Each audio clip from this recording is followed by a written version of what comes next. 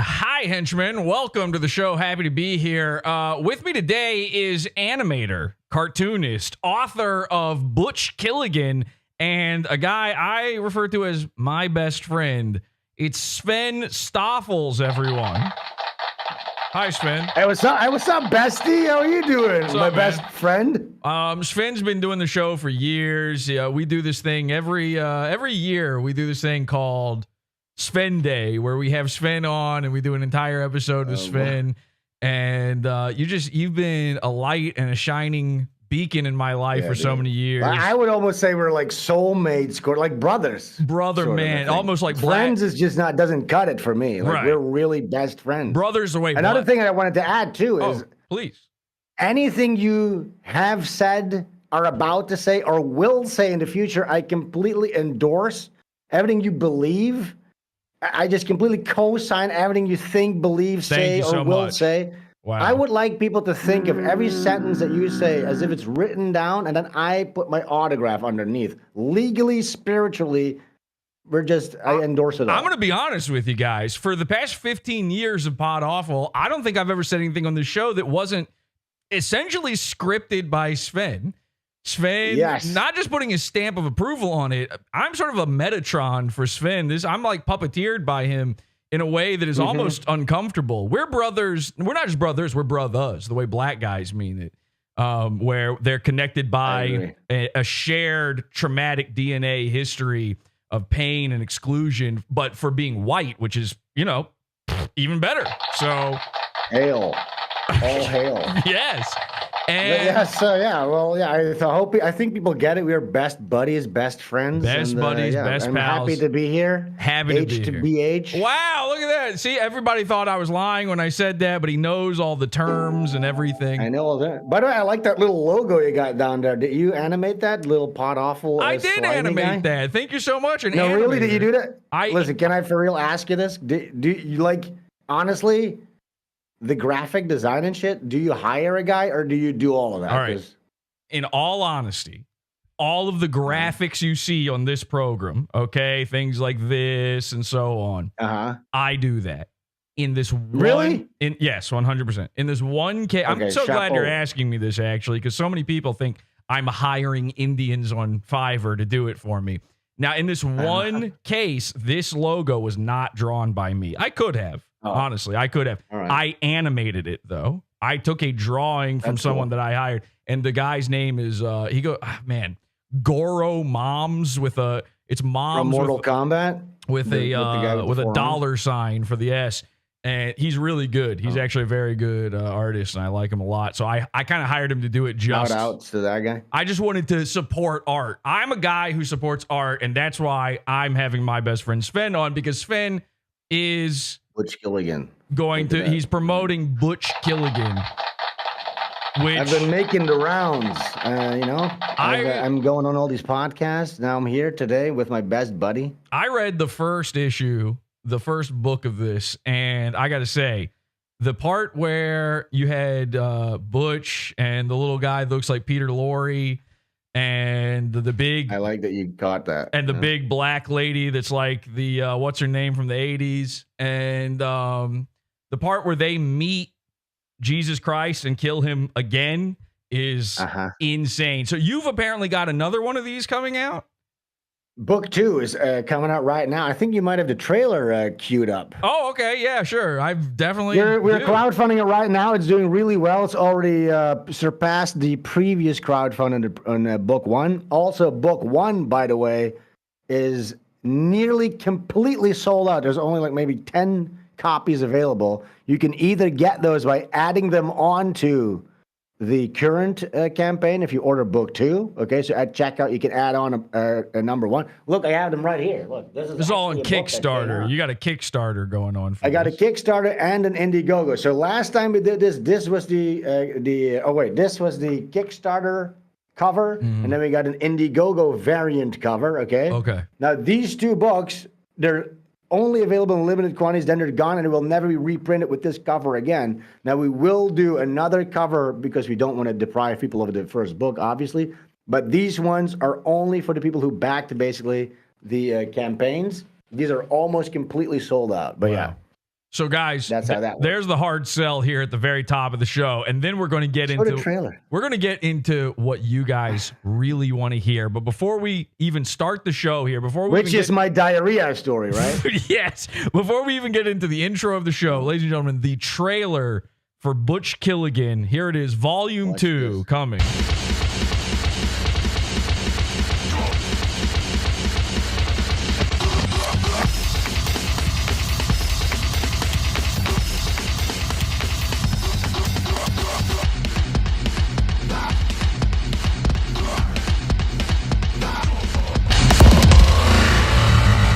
Revenge awakens in Butch Killigan 2.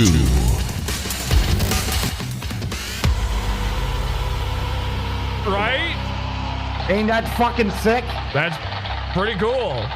So, Indiegogo, Starter, Kickstarter. What is there like a short link for those or something? Well, they're going to be in the comment section and in the description right after this show ends. Okay, I guess I'll have to figure that out or something. I don't know how even to do it. Trust me, they will. So what is that, like a hyperlink or something I'm going to have to fucking figure out, I guess? Come on, dude. It's not that difficult to copy paste. Okay, well, I guess maybe if you send it to me. Yeah, and anyways, otherwise, you go to my Twitter at Sven Stoffels. You'll be able to find all the links over there, too. But they will be in the comments, trust me. Or in the chat right now if there's some of my guys over there. Okay, so cheers. Yeah, go check it out. Butch Killigan 2. Grab your copy. I'm a big fan. We're going to talk about art and all that kind of stuff. I'm a big fan of that kind of stuff. But people here, they want to know the low down, dirty stuff. They want to hear your secrets. They want to hear your thoughts and opinions. There are things that you have opinions, okay? You have opinions that people want to hear. You've got a stream that you do called Sven Streams. Yeah. Over on YouTube. Yeah. And, I do, in fact, yes. And there's one thing in particular that I think people want to hear about quite a bit from you, okay? All right. And maybe it's something that's been alluded to in the past here on Podawful even. Maybe it's something that we've sort of danced around the bush on before. Maybe it's something you've never even really brought up publicly since this has sort of become a thing. But I'm just going to say it, okay? And if I'm forcing your hand here, then, well, frankly, so be it. But well, let's do this. I'm ready, dude. There's a certain podcaster out there who is incredibly embarrassing, wears these silly, oversized sunglasses, uses these gay little in-ear monitors for his podcast. I guess he's particular in some way, covers all of the, all these people on YouTube and everything, all the usual suspects. Even talks about a guy named Patrick Melton. Ever heard of him? Sven? I have. Patrick Melton? Yeah. And I think maybe... I'm not sure who you're describing here, but I can't wait to find out. Well, I have a feeling you might know exactly who I'm talking about, because if we take a look, ladies and gentlemen, allow me to introduce you to a character named Win by 2 Radio. Exactly.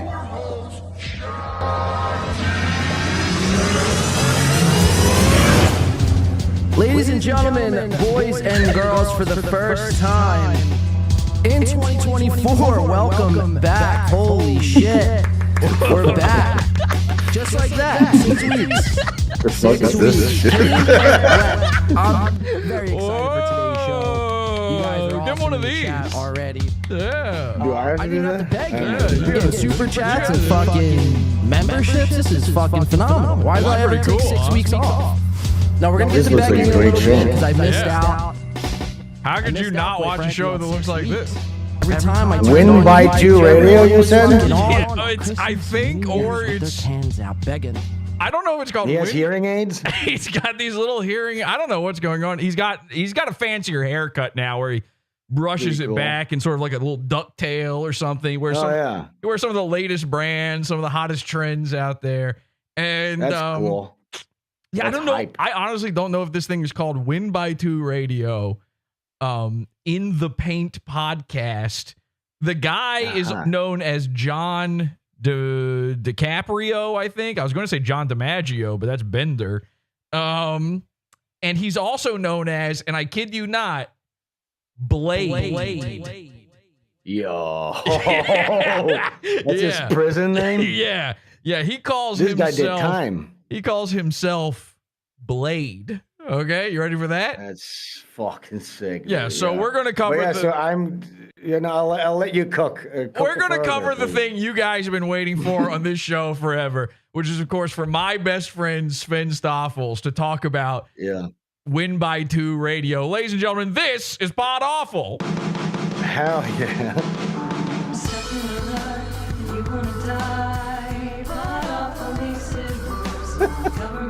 I love it.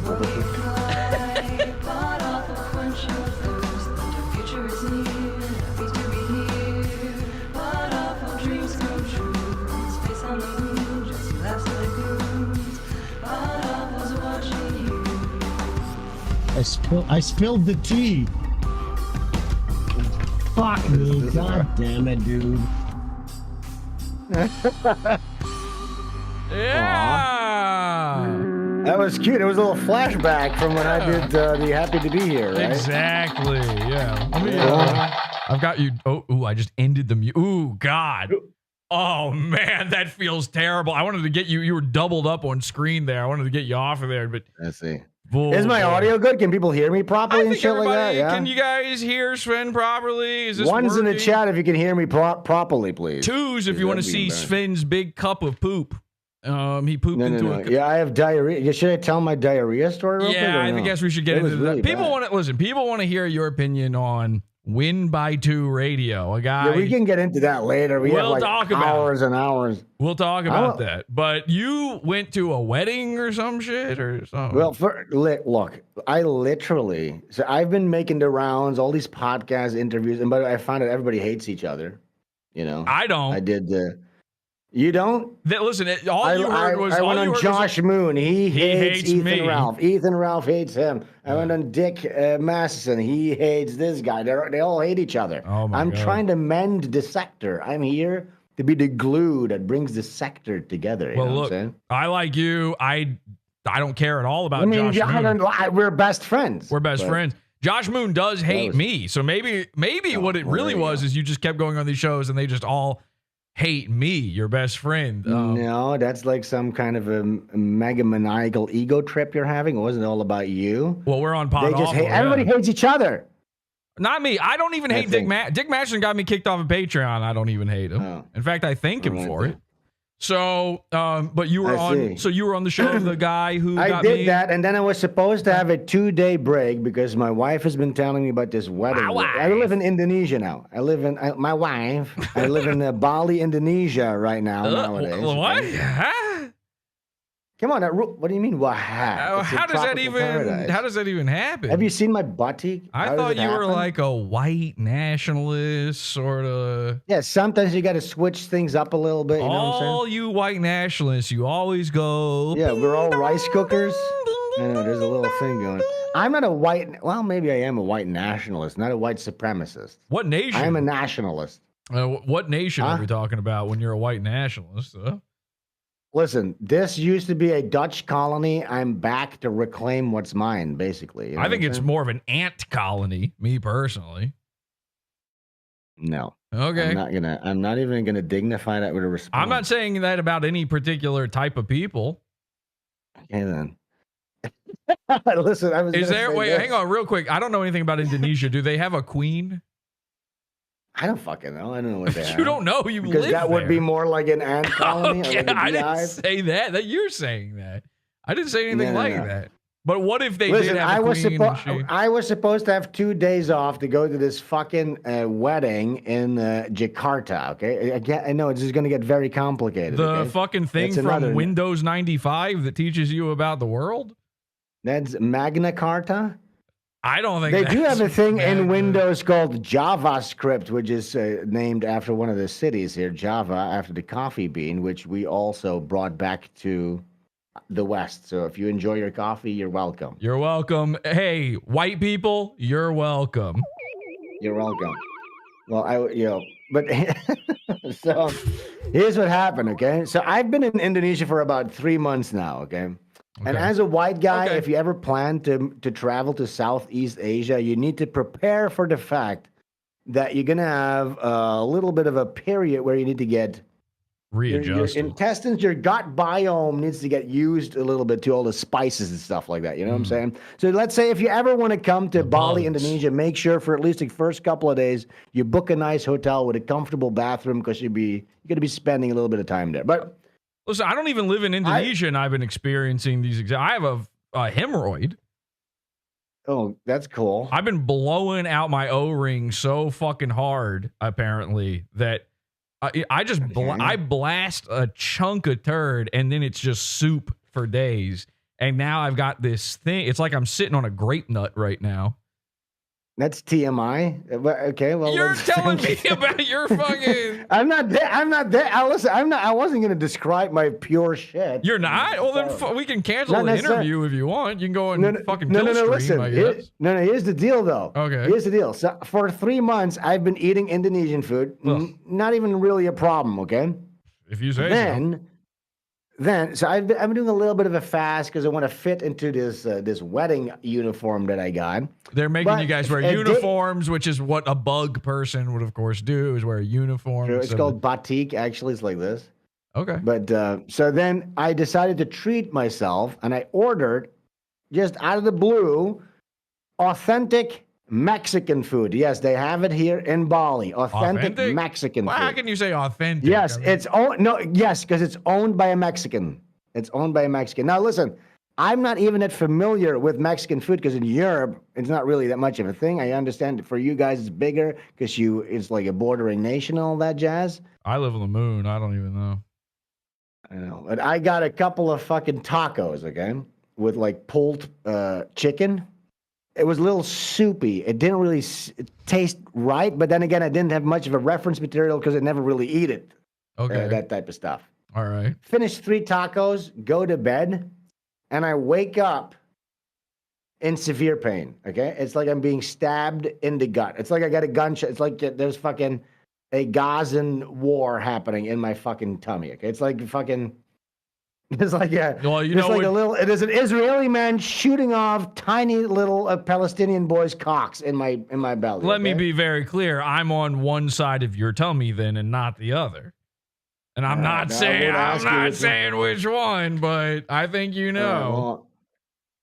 So as I'm saying, there's like a hook-nosed Jew shooting off a cute little puppy-eyed Palestinian boys boyhood. What the hell? Point blank. Shooting off a tiny little boy's cock right here in my belly. You might have seen on Twitter the footage of those little children's brains being blown out, splattered across the concrete. That's actually not footage from Gaza. That's an X-ray from my gut. I saw it on Pornhub, actually, crazy enough. Oh, that's not what it's supposed to be. That's run by Jays. So that's why it was up there. That's what they're jacking to. So, okay. You ever been to so that's happening in my gut. That's happening in my gut. You know what? Long story short, I have to go. I'm shitting myself is the story. I'm traveling. I have to go on an airplane while constantly going to the bathroom. And my guts are literally, it's this. Let me show you this. I'm gonna illustrate what it's like. All right. Look, so now imagine this is my asshole. Okay? I would love to imagine that. Hang on a second. Really let me imagine that for a second. And this is the the bowl. It's okay. Like you guys use toilets over there. It's like this. Mm-hmm. Bloop, bloop, bloop, bloop, bloop, bloop, bloop, bloop, bloop, bloop, bloop. That's sort of what it was like. And that every 30 minutes. That was what I was going through, you know what I'm saying? Running back and forth. And then I don't know if you understand how hellish it is to have to go through that while you're running around airports. Right. Sitting on airplanes. No, I thought they went in holes over there. Is that not? They've changed. They've upgraded. No, this is a civilized nation. Wow, that's incredible stuff. I'm learning a lot here. Isn't that good? You know what? I feel like I am. I feel like I am using Jakarta 95 right now. I've learned like so much about your poop and the consistency of it and Indonesia. Listen, I won't get into the whole thing. Needless to say, I got back home. I got a couple of hours of sleep. Right now for me, right now it's 8 a.m. I got up at 6 a.m. just to be here with my best bud to do this show. So just to say. Ladies and gentlemen, the poop jag. That was the poop jag. If I got to run back and forth to the toilet, you know what happened to me. You ate a taco. Mexican food. Out of just all the food, a single taco. You're like you got a baby's tummy. Of all the things, I mean, you build this whole story up. I'm in Indonesia. I'm traveling about. You have no idea what it's like, my gut biome, and then just a fucking taco took you out. Are you retarded? Yes, but it was rotten fucking chicken. That's what it did. What did it? It's a Mexican. So out of all the fucking blacks here that could have made me sick for months and months, none of them did it. A Mexican did it. You understand? So I never shared in the Mexican hatred. How does until this weekend? How does a Mexican even get to Indonesia? How does that even happen? They got a big tortilla or something? You think? I don't know, dude. I don't know. Okay. Well, anyway, what? So you got a real runny poop, and what color is it? Listen, dude, I didn't really want to get into all that. I'm not joking. We were testing the microphones for like almost an hour before the show, and over and over again, Sven was like, I have to tell everybody my poop story. They got to hear about my poop. Listen, this poop story is hours and hours long, but I feel like this it's just too much to handle. You're like, the people are going to love the poop story. They're into poop. I said, Sven, I don't know if my audience is that into poop. I said they might be into the hemorrhoid story. I'm not. It's not so much about the poop. It's about the suffering that I had to go through. I'm sitting on a donut over here, and you're going to tell me about suffering because you ate Taco Bell for one evening. I'm sorry, man, but I don't know. We'll leave it up to a vote in the chat on who's winning here. This is a debate. This is a competition. And it looks like Israel is on top yet again. Tell the poop story. They say he just told the poop. We just sat through a whole the poop story is about. You know what? I'm gonna do a stream right after this. I'll tell the full hour-long poop story. I just feel like. Hang on a second. Are you going to paywall the poop story off of my show where people? We might. Yeah, guys, if you want to hear the full poop story, you got to tune into Sven's stream. You doing a tease? You can't do a tease into your own stream. I've already let you promote this fucking. Why not? This gay comic book thing you're doing. Excuse me. No. This comic book's not gay. This is the greatest comic book ever seen. A lot of people would say comic books are for babies, but. I wouldn't say that, but a lot of people would. I think it's cool that you get to draw all day. It's like arts and crafts class all day long. Or I think what we should do is this. I'm going to just kind of get into more of the vibe, and I'm going to wear this little guy right here. Okay. What's okay. Wow. What do you think? Wow, did you have that prop like already ready to go for this exact moment? This one is already there. Wow. This one is always there. Sven, what is it about all of the people who have ever talked about Podawful in a bad light? They've got a costume for me for some reason. It's very strange. You said a lot of bad things about Podawful in the past, but I've always liked you, Sven. You've always been my best friend. Because I don't really remember any of that. It seems like that type of stuff really stuck around for you. It's not that it stuck around for me. It's that people constantly remind me of it. They like to show me screenshots of you saying things and going, "See, he hates you. You stink. You're the worst guy Listen, ever." Dude, let's bygones be bygones. Water under the bridge. It's not a problem. I didn't mean any of that. I don't really remember any of that much. Okay, you want to watch that guy? What is this guy's name again? The Blade? Blade. Yeah. Apparently he calls himself Blade. I don't know what it is about this dude, but something about him reminds me of something. It's like this. I get this like odd, almost spooky feeling when I'm watching him because uncanny almost. Deja vu, something in there. You ever seen this guy? Do you have some footage of this guy? I've never ever seen this guy. You've never seen Win by Two? He's probably a big fan of yours, if I had to guess. No way. Oh yeah, are you kidding me? The Sven? He probably. Where would I have supposed to have seen this guy? Win by Two Radio on YouTube, of course. Win. Can we see a little bit of him? I would like to see. Am I just springing something on you right now? No. I want. Yeah. You're springing this on me. No, I mean, do you have like a whole thing available? I've got reams and reams available here. All right. If you really Have you want. gone over Blade before? Should we call Well, him okay. Blade or- So actually, let me loop you in here a little bit. All right. Yeah, So I've been in the pizza fund. I've been secretly bringing this guy up just here and there, every once in a while, these little references. There's this. Do you know who Mersh is? I do know. I've been covering Mersh specifically his strokes. That's the highlights for us. The Yeah. Sven cells. We love to cover Mersh's strokes. I was there live on the scene when it first happened. I was with Frank Hassel. We were loving the stroke. We were enjoying it. And this guy Mersh, I don't actually remember how this relates back to what I was about to say at all. I just got completely lost in the idea. You asked me whether I know about Mersh. Yeah, I probably did that I would bet I did that for some reason. All right. No, who cares? But yes, no, you were asking me if I knew. You were basically running the gamut of obscure streamers, of which one. I don't know if Mersh is that obscure, but yeah, no, yeah, there was definitely that was going to be an entree into something. It'll come back to you. Nah, I probably won't. That's gone, man. That's just gone. You know what it is? I'm sitting here on this fucking walnut between my butt cheeks, and it is. It's not good. Do you know who Comedy Shaman is? No, I don't. Oh yeah. Yeah, you do. Well, yes, you do. he's tweeted at me saying I blocked him. I think. You blocked him? I think so. You said some really mean stuff to Comedy. We got to talk about Comedy Shaman a little bit later as well. Okay, I have no clue why I brought up Mersh at all. It's unrelated. I guess I wanted to.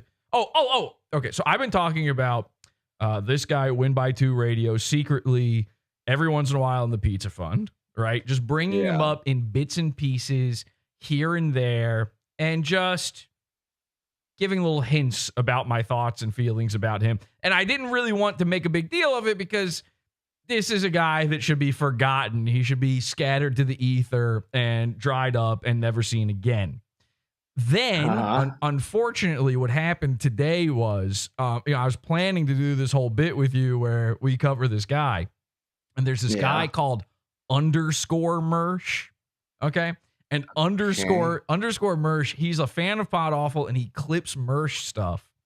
And he's got this big channel where he just puts up Mersh's most embarrassing clips. Probably a lot of the strokes are on there. You've probably seen some of them. And I'm going to take these sunglasses off. Sorry. It's just, I don't know how you do it. These are not, you know what the secret is? These are not sunglasses. I can see through them perfectly. They're just tinted slightly. But anyway, underscore Mersh put out a clip today where he stole an entire clip of me talking about Win by 2 from the Pizza Fund and put it on YouTube. And so today when I put up this thing saying, hey, guess what washed up podcaster we're going to talk about? People were guessing correctly. They said Win by 2 Radio. So it kind of it ruined the entire bit. That's actually okay. Underscore Mersh, it's fine. But so Win by 2 Radio, I've covered him a little bit on the show, but not publicly ever. He, you know what he does? He talks, Steel Toe and that whole world, Nick Ricada, that kind of stuff. A little bit. So, but didn't you have him on like last week or something? Steel Toe was on, Aaron Imholt, AI, I call him. But you're on good terms with him? No. We go on each other's shows, and that's what I'm saying. Everybody fucking is at it. I don't hate him. I'm one of Aaron's trolls, and he willingly allows that for some reason. So, he came on. But anyway, this guy, Win by 2, I don't know anything about him. Okay, I've seen him like 5 times ever. And he looks super cool. He was looking real cool. He's got a really cool set.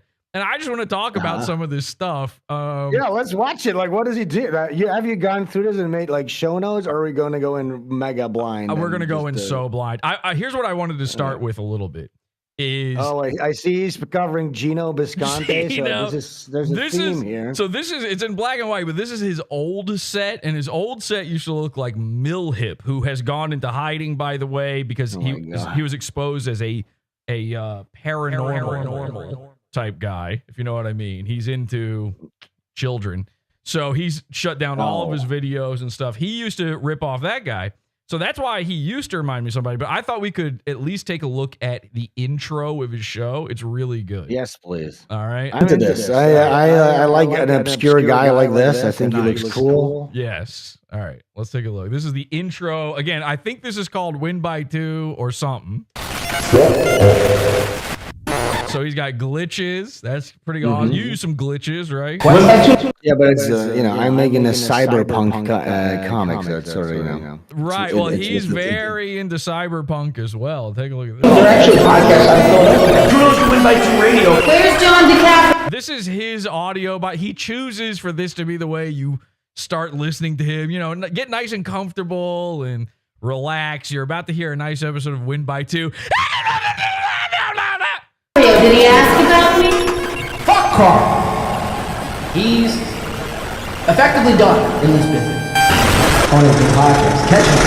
So, okay, now this is where I get confused. I understand what he's trying to do. He's trying to make it seem like this is like a flashback from the past with some echo sound effects, but he went too echoey. Overdid it's like it. From a basement. It's like recordings from some guy's basement almost. You know what I'm saying? Yeah, he overshot it for sure. Now here's where I get effects not really landing. Here's where I get a little confused. So his channel's called Win by 2 Radio, right? And then he's got this thing here that says Win by 2 Live, but then it's also called In the Paint Podcast, which is written, by the way, in the Cyberpunk 2050, 60, 70, 80 font. I see. Isn't that the Cyberpunk font? And then, which, by the way, you can't do this. I like people who don't know graphic design, art, or anything. This looks like shit. This is maybe one of the shittiest fucking like the Cyberpunk. What is the video game called? What is the year on it? I don't play video games. I don't know. I know the anime. Cyberpunk 2053. The logo for that is already like really shitty looking. Actually, it's like really bad for a major company's product. And then what people don't realize is they think everything's a font. Okay, this is font chat, by the way. They think everything's a font, and so I know what you're about to say. They'll go like, "What's the Shining font?" And in reality, a man painted that with his hand. There is no Shining font. Sometimes they will use the logo font and they'll do all capital letters, which you should never. Which you should never do. It's so shitty looking, and like. I know, like, here's the tough thing about that. You and I know that normal people don't know that, which means effectively it's not shitty looking. Like, do you remember Salt Bay guy? Do you know the guy, the Turkish guy? He has his own restaurant line because he became a meme, so he made $1 billion and he opened up restaurants. The logo for his restaurant is written in the font Bleeding Cowboys. Can you believe that? Do you know that font? Bleeding Cowboys? I don't know that font. Can you pull that up? I probably know it if I see it. Hang on. Salt Bay. When you see it, you're going to die. This is, you know what? I want to talk about this. I think I've brought this up a million times, but I think because I was looking at your logo just to blow a little bit. You want some smoke up your ass? Okay, I'll take it. Your logo, it's really good because I like it when somebody embraces the medium and the message. You know what I'm saying? So you do a online comedy podcast, internet and comedy. Now you combine that by using internet iconography. You got the internet globe, and you got the little pointer finger, like tee-hee on the mouth. Holy and shit. the little arrows as the little squinty eye. But here's the thing: what makes it good? What makes it a good logo? And I mean this; it's a really, really good logo. You should stick with this one. Is that at first you don't even really notice the amalgamation of icons. On second glance, you do. So it stands on its own. So it's actually a really good logo. Your logo is a really good logo. That is everything you just said. Like made me come. That's like the greatest thing that anyone's ever. Because nobody. No shit. Like your logo is a really good logo. Thank you so much. Everybody thinks I'm just ripping off $1 Million Extreme, but I've had the globe. They used a globe once. They used a globe once. yes, with a face on it, which I didn't even realize. But No, I will say this: so that the $1 Million Extreme weird, grungy, internety, photo bashed, purposefully crappy, ironic look. That's become. You'll see guys here in Indonesia walking around with shirts like that now. Right. Like that was majorly influential. Well, that's that was a like really influential graphic design style. That was a thing pre them though. There's an entire thing that is that. I could go into all the different names of it and everything, but nobody. Give me one name because I forget what it's called. What is it? Well, there's like Y2K aesthetics, and then there's of course. There's also like Frutiger Arrow. Like they use a little bit of Frutiger Arrow, like to make you remember the early 2000s stuff, but then also the glitch. There's a lot of shit that goes into it that nobody cares about. And this is the point I was making a second ago about the logo. Is to normal people, they don't know this shit. So effectively, we're wrong. Like, we're going to sit here and say this looks like garbage.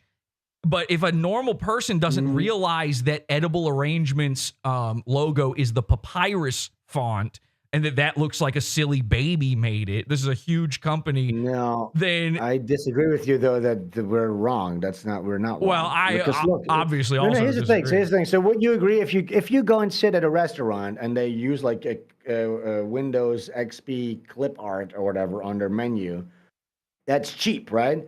And the new thing that's going to happen with like AI art, you can see it here too. They use AI art in advertisements, and what happens is it looks at first glance, oh look, it's a Pixar. There's a school that's advertising their program with two cute Pixar characters, which used to be, oh, that's production value, but you can tell it's AI, which immediately gives the opposite effect. Right. You know what I'm saying? Are you a guy? Hang on, real quick. Are you a guy as an artist who's fully anti-AI? No, I'm not. Because here's the thing: it's unavoidable. It's a tool as any other tool. And again, you shouldn't use light switch brain. It's not black or white. There's a nuance here. We're in 100% agreement. We're exactly aligned on this. Yeah. So yeah, you need to. But here's the thing that I wanted to bring up. Maybe you can pull this up, and I've talked about this a million times, but I don't know if you've heard my explanation of Gas Digital, that logo. I would like to hear your with the little A, the big G, little A, big S. Yes, but here's what happened with that. This guy who's... Can you pull it up? Because I want to talk about it. I think I've talked about this before. Okay. Pull it up. You think. So what I explained about your logo, what you did is you sat down first and you were like, what am I designing? Yes. I'm designing a logo for comedy, internet. Maybe you even made like a mind map. You got some words. And you're like, okay, I'm going to use these elements to create a logo that represents the idea and the brand, right? Yeah. Now, Gas Digital didn't do that because they didn't want to hire a guy. They were cheap. And they did this. And I pull up the logo and I'll tell you exactly the thought process. Now, I don't know the thought. I know the thought process that went into designing this because... Okay, look, I'm going to tell you how this was designed, okay? So listen to me. Listen to me. So you have Louis J. Gomez and his business partner that funds the whole operation, Ralph Sutton, okay? All right. So they sat together, and their starting off point wasn't what are we designing here, what's the philosophy, what are we trying to represent? No, they said, my name is Louis J. Gomez, and your name is Ralph Sutton, Gomez and Sutton. And then they were like, hey, that spells a word. I didn't even know that. I didn't even realize that. Okay, so listen. That spells a word. Gas. Oh, that's cool. So what can we do? What represents the word gas? Oh, a gas station, I guess. And then they have a gas. They basically have a gas station thing, and with a guy that shoves something in his ear, which is barely recognizable. At a first glance, this just looks like a straight up gas station logo. And then their slogan is fill her up. So they just ended up making a gas station branding. They ended up making gas station branding for a comedy podcast. I cannot tell you how much I'm having fun right now. I love this shit. Isn't that awesome? And on top of that, right, because you have these colors right now. Another thing that they did is this. The basic color is color scheme for the branding is blue and yellow, right? Yeah. Now, do you know as a comment? Oh fuck. Okay, wait. We have a special guest real quick. Okay. Can you go? Can you full? Yeah. This is gonna be the thumbnail for this. This is gonna be the thumbnail for the podcast, right? Dude. All right. Are you ready for this? I'm ready. You're gonna have the greatest thumbnail ever. Look at this. Oh my god. Sven's You see this? Oh wait, I don't have my headphones. Sven's paying the cat tax, but the cat's got on Jesse glasses right now. He's got on some. Can you see this? Yeah. He's got on the Aussies right there. Look, yeah. Now, wait. Can you pull this up next to you, and then all right, hang and then on. you can look. Wait. Let me hold you while you hold the cat. All right. Yeah. Okay. Wait.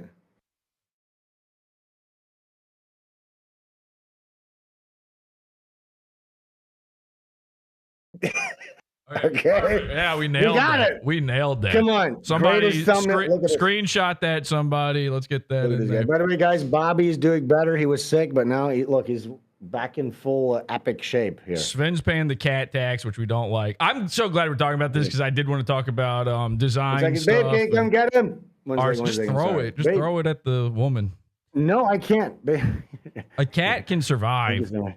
Okay, so people should know this about you, because they probably don't realize this. You are the artist for Skankfest, so you're not just talking shit like out of nowhere here on Gas Digital and Louis J. Gomez. You're paid by these people.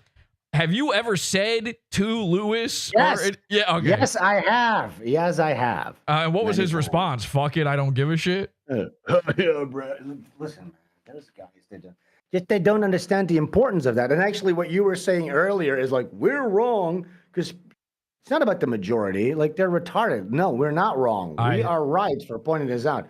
Like, me pointing out, Louis, you can't use AI generated images for your posters. Like, in his mind, he probably goes, oh yeah, he just wants to get paid more or something like that, right? No, I'm trying to help you, idiot. Like, it'll look bad. It looks retarded. In the long run, it's bad. It's forgettable. Yes, it's embarrassing. Well, with the Gas one too, here's the thing. It's like, so the Gas logo, for the people who are audio only, the Gas logo. Oh wait, okay, no, you finish first because there was one more thing about the Gas logo that I wanted to tell you. The Gas logo, it's GAS, like you were saying, Gas Digital, and then it's a gas pump and a little bathroom sign man sticking the gas nozzle into his ear. By the way, while wearing headphones, how does that work? It really does not make sense. But the thought process on this, Sven, was they went, it's got to look like a podcast though. Headphones. So yes, and then it does, but that doesn't even. It's not even representative because if you look at this logo, that whole headphone thing and the thing in the ear, that's not even registering in anybody's fucking mind. All you see is a pump and the word gas, and then you hear the phrase "fill her up." So it's literally. I think you were about to ask me if I understand why blue and yellow together are bad. And okay. You typically want complementary colors on the color wheel, I think is what you're getting at. No, it's even deeper than that. Oh, so, for instance, do you know how like the color combination of like yellow and red in McDonald's? You know why they use that specifically? I might have some idea. It makes you hungry, but yeah. Yeah, so in McDonald's, specifically back in the day before they rebranded it, it was red and yellow because, yes, it does make you hungry, but the red, bold colors also sort of make you uncomfortable, so you get the fuck out. So it's fast food. You want to eat there, but you don't want to sit there and linger, okay? This is why I chose yellow and red for the show, actually, is I'm trying to freak people out. So you want people just to sit around for the first 5 minutes. If you think it, like when you really start because I'm obsessed with logos, and when you really start thinking about the world around you, almost all of them are yellow and red, and it's like it's a little bit cheating. Really, at this point in life, it's a little bit cheating to make your logo yellow and red because it's just instantly, probably if you sort of know what you're doing, that'll work.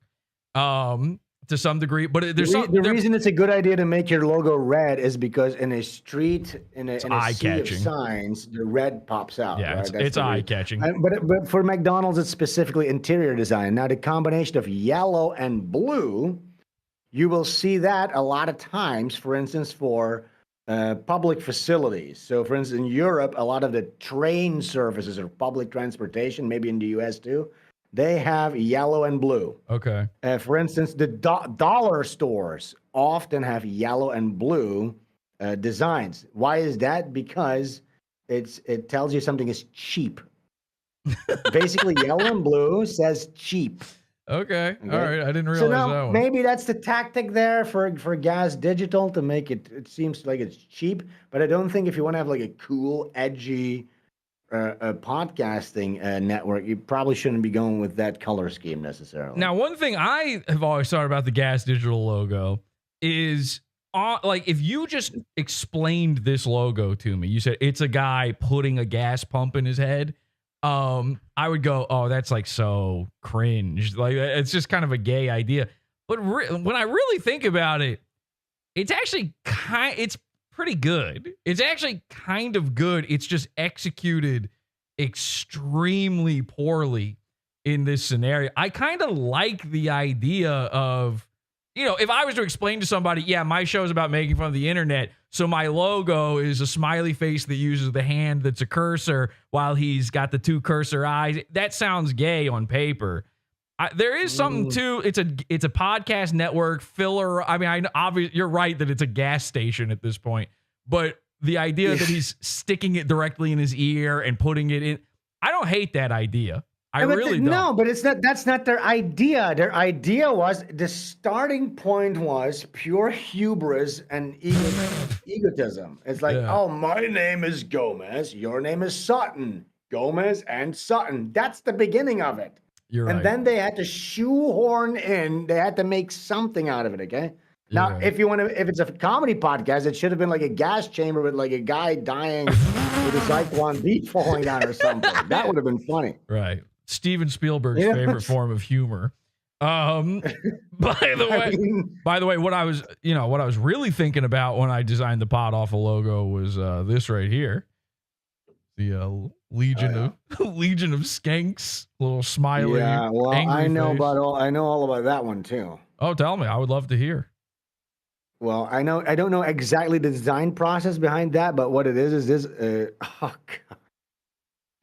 God. So you have Big J. Okerson, the manicured, the eternally 15-year-old edgy, static X Papa Roach type of guy who desperately needs a fucking makeover. Okay, he needs.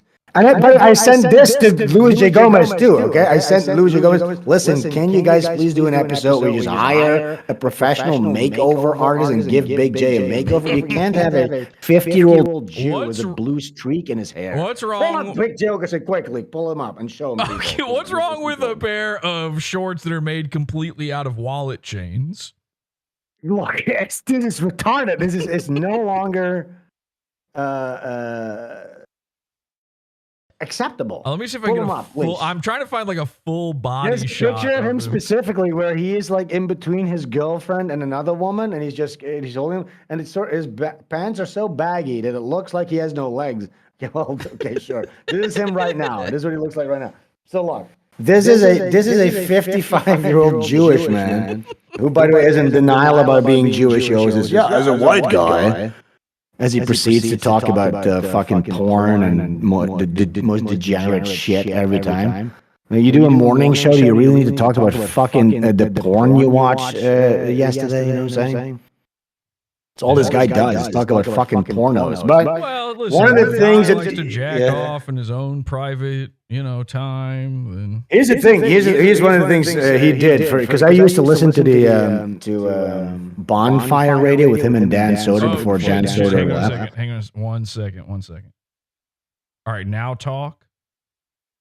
You hear me? Okay, I think I my bad, guys. I just got a message from somebody. Apparently, in this shot that I have you up on right now, it was causing an audio issue. I didn't realize. Right. I think I've fixed it. You can hear me now? Nobody cares. Can we move on for that? Okay, well, if it sounds like shit, we don't want it to sound like shit. Guys, can you hear me? Press one of the chat if you can hear me. Okay, so maybe hey, how about instantly upon receiving a message, Jesse fixed it? instantly. Oh, you did it. I knew Good exactly what the problem was instantly. So you did it. Great job. I'm proud of you, Bestie. Okay, well. So here's the thing that I want to talk about on the show, Bonfire. Have you ever listened to that? A little bit, very, very rarely. So just to illustrate the pure degeneracy of Jewish big Jew Okerson, what he did is this: he came up with with a radio bit. Now you tell me if you think this makes any sense. Okay. Okay. He says, "Yeah, listeners, how about this for a fun radio bit? You guys send videos of you having sex with your partner." But in the background, you have a movie playing, and we have to guess what movie it is. You think that's a good bit? I mean, or does that sound like a listen. cheap ploy to have his fans send him naughty videos? Is he jacking off to it 100%? Listen, everything that these guys do is exactly, they're just trying to create J.O. material for themselves. But at the same time, this is a brand of earthling. Like, there's an entire streak of guy that is permanently Nu Metal Man 2003. But it's not okay. Well, I'm not saying it's okay, but I'm saying they found their niche. They're making content. Right. They're making content specifically for these guys, and you've made money off of these retards that go to Skankfest. These absolute idiots that love this. Shit. Listen. I went to Skankfest one time. It was actually pretty fun. You know what I'm saying? But right, yeah. Well, so I'm not necessarily saying everybody's retarded. You probably listen to Limp Bizkit every once in a while. You know. Listen to what? Limp Bizkit every once in a while. I listen to Limp Bizkit all the time. Limp Bizkit rules. Okay, yeah, man. You're Summer. basically the same thing as Big J. Okerson. No. I bet you've got. I don't make the music that I listen to my entire outward persona. I don't think that has to happen. A lot of people do that, but I don't think that is necessarily a thing that you need to do. But here's what I was about to say in regards to that logo. So one of the things that the Big J prides himself with is that he goes like, "Yeah, I used to be really good at drawing. I used to be an illustrator. If I hadn't gone into comedy, I would have been an illustrator." I think Joe Rogan even did the same thing too. So yeah, he drew that up, that little logo, and that's a little drawing of his. That skanks that thing. He drew that. All right, let me show you. Remember I mentioned the Salt Bay Guys restaurant? Look at this. Bleeding Cowboys is the font. Look, they made it into a physical human sign. Look at this. Oh, that one. Yeah. But by the way, you know they who? did add the swirls, right? No, that's part of Bleeding. That's how I know it's Bleeding Cowboys instantly. That is built in, baked into the font. By the way, you know who loves Bleeding Cowboys as a font? The Earth's Big J Okersons. Big J Okerson's probably got a tattoo with this font. He would get this restaurant's logo tattooed to his human body. I guarantee you that. It is, if you've ever seen Bleeding Cowboys anywhere, run. We've gone completely off topic here. But so wait, so if they would have typed another T, it would have also had that little. Yes, yes. Oh. And not only that, it's not even one of those like open type fonts that has alternates. It always has those swooshes. Oh. Now, this is what people don't understand. We're talking about the cyberpunk font. We're talking about the In the Paint podcast, right? So yeah, these things maybe we should pull up the cyberpunk font too, just for good measure. Okay. I mean, who gives a fuck? I would be willing to talk about fucking font design for 4 hours. All right, here we go. Okay, ladies and gentlemen, welcome to Font Chat. We're doing it. This is what the people want. Come on, why the fuck not? I don't know the name of that game. Cyberpunk 20-something. 2077 logo. Okay, all right, now look at this. All right, this is what the guy is ripping off when he's doing this. All right, take a look at this. So people don't realize that this, see how it's the same? Yeah. It's the exact same. I know it's the exact same because I did a parody of the cyberpunk thing for something. I don't even remember what. And I'm aware when I look at this is not a font. But what happens is people will go, I want to do the Shining font. And then they go, what's the Shining font? And it's not a font. So some other guy goes, I'm going to turn it into a font. And so then to the best of his ability, he creates new letter forms Yes. So from what people need he's to seen. understand this. So if you look at this cyberpunk font here, this was deliberately made specifically for this game by a guy who designed this basically as a logo. It's not a font. It's not the entire alphabet that he created. This was he never basically sat there. meant to work in a different combination. I mean, look at you got the tiny capital N next to a lowercase u. It's designed for them to interlock in this situation and this situation only. People used to do that too with the Naruto logo. Do you remember that? Like in the 2000s, everybody's username at like capital letter Naruto font. So which is another. It's calligraphy. If you have a calligraphy style font, it can never work as a logo. It can never work as a font. Sven, look at this. It's a little hard to see, but look at the word podcast under paint. Look how shit that looks. Really... Isn't that so stupid looking? Holy fuck. And he's been using this now for like 3 years or more. And he said he wears a hoodie. He wears a hoodie on his show with that on it. And he's like, yep. And I don't know if he's selling them or not, but I actually saw somebody in his comments today say, bro, do you sell those hoodies? Those look awesome. We are the minority. You and I might be the only people looking at this and thinking there's an issue. But when I look at this, I'm like, I'm willing to bet if we press play on that video, it's going to get worse from here. I think we've dug into his font design. Well, real quick. Hang on. Real quick. When a guy makes this font, all these letters that aren't in the logo, he just invented off the top of his head. And anyone can technically do this, but making a font is one of the absolute hardest design things there is. Because almost every other thing is a feeling, and a font is not a feeling alone. It's a little bit, but it is legibility. It is sizing. What size, what application is this font meant to be used as? This is not meant to be a font. So you're basically making 26 little logos or more that all need to work in tandem with one another. And they don't. In any combination. And they just straight up don't. So when you see, and this is why, when I said before, you and I are wrong about this, I, of course, don't actually think that. The reason I say that is the people watching this, they're going, in their heads, they're rolling their eyes. They're going, fuck this. We want you to make fun of the man. Please start talking about the guy. And I want to give you guys the tool. We have here a guest who is versed in this kind of stuff. It's somebody I can play off of for once that knows what I'm talking about when I say this shit. So we're giving you these tools.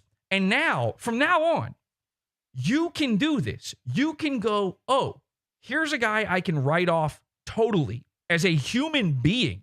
Because this is a guy, this dude is one of these guys who sits in front of a microphone and tells you how it is and tells you why everyone else is stupid. And I know that looks real rich coming from me in front of this microphone and Sven in front of that microphone.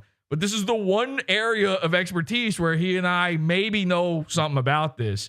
When you see a guy and in his mind, he's like, yeah, you know what? Call it a day. In the Paint podcast, just a random video. Oh, what's that? I'm just going to use cyberpunk aesthetics for no reason. It's attached to nothing.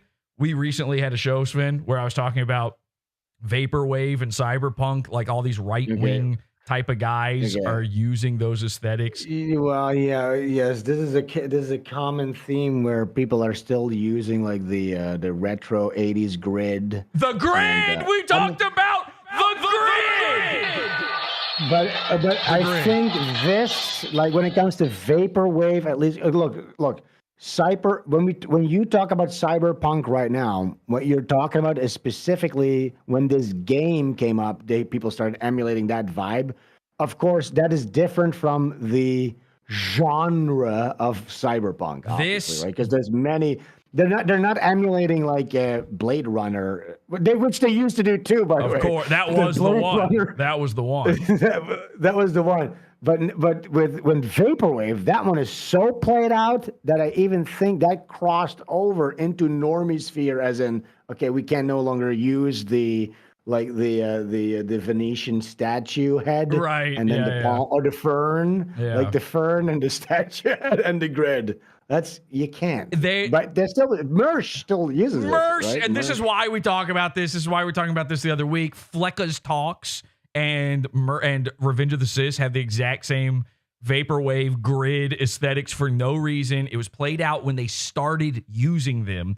This dude is now, he's even further late to the game. You're saying everybody was doing Cyberpunk when this is way after Cyberpunk came out. And and I want to be clear, and this is something people should understand. This isn't like elitism by any means. If you have a reason to do Cyberpunk, then Cyberpunk is cool. Sven made a Cyberpunk comic. We're not saying it's bad. Look at me. Look where I'm sitting right now. I'm not saying you can't do this.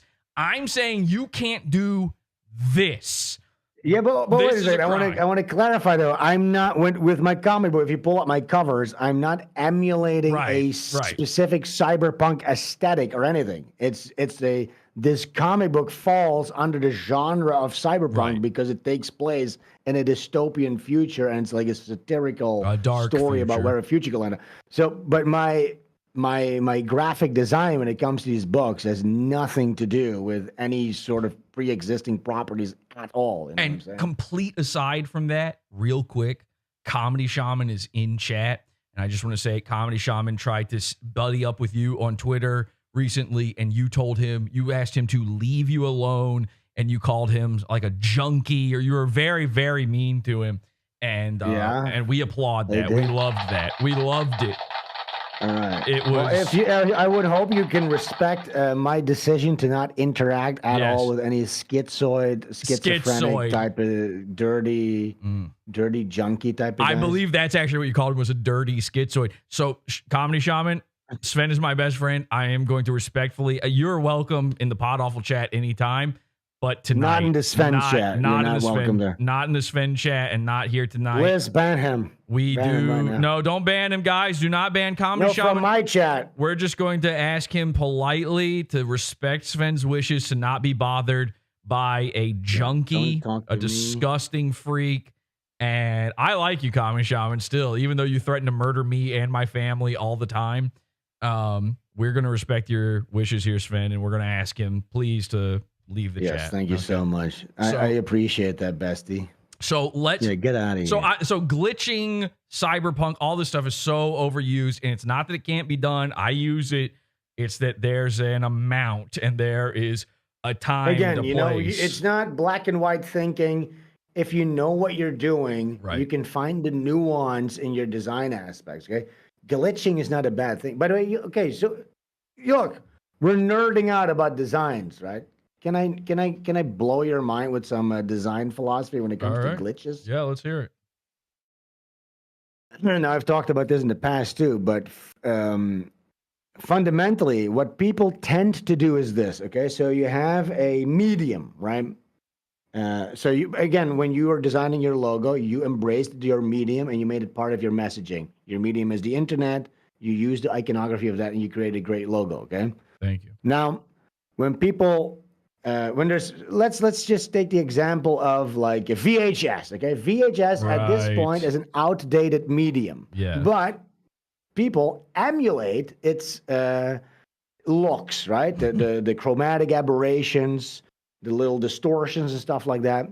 Now, there's actually research done into this and design philosophy. And there's a through line here. And you even see it in video games, like indie video games.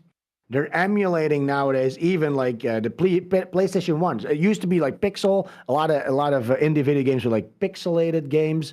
And now you're starting to see people making they're emulating the look and feel of like old PlayStation 1 games, even with like the glitchy vertex errors and stuff like that. You know what I'm talking about, right? Of course, yes. So what tends to happen is this. People grow up with a certain medium, whether it's VHS or PlayStation or whatever, or pixel graphics, which are mediums that are limited by the technology at the time, okay? And then when we move on from a previous medium, people are nostalgic specifically towards the medium's flaws, which is odd if you think about it. And it's actually the flaws of a medium that you're not taking what I'm saying seriously. I'm 100%. I agree with everything you're saying. I'm 100% when you're pointing this is like disrespectful. Get rid of this guy. Okay, I'm so sorry. That's disgusting. But this is what Comedy Shaman used to look like. And then this is trying to talk about genuine design philosophy. Now he's got tubes for teeth. Comedy Shaman. All right, get rid of that. That's disgusting. Right, I'm sorry, man. I'm sorry. I apologize. Did you hear a word about what I just said? Yeah, so I agree with you. I've been thinking about this a lot lately, actually, exactly what you're saying. The fact that the thing that people, one, I think nostalgia is a mental illness, period.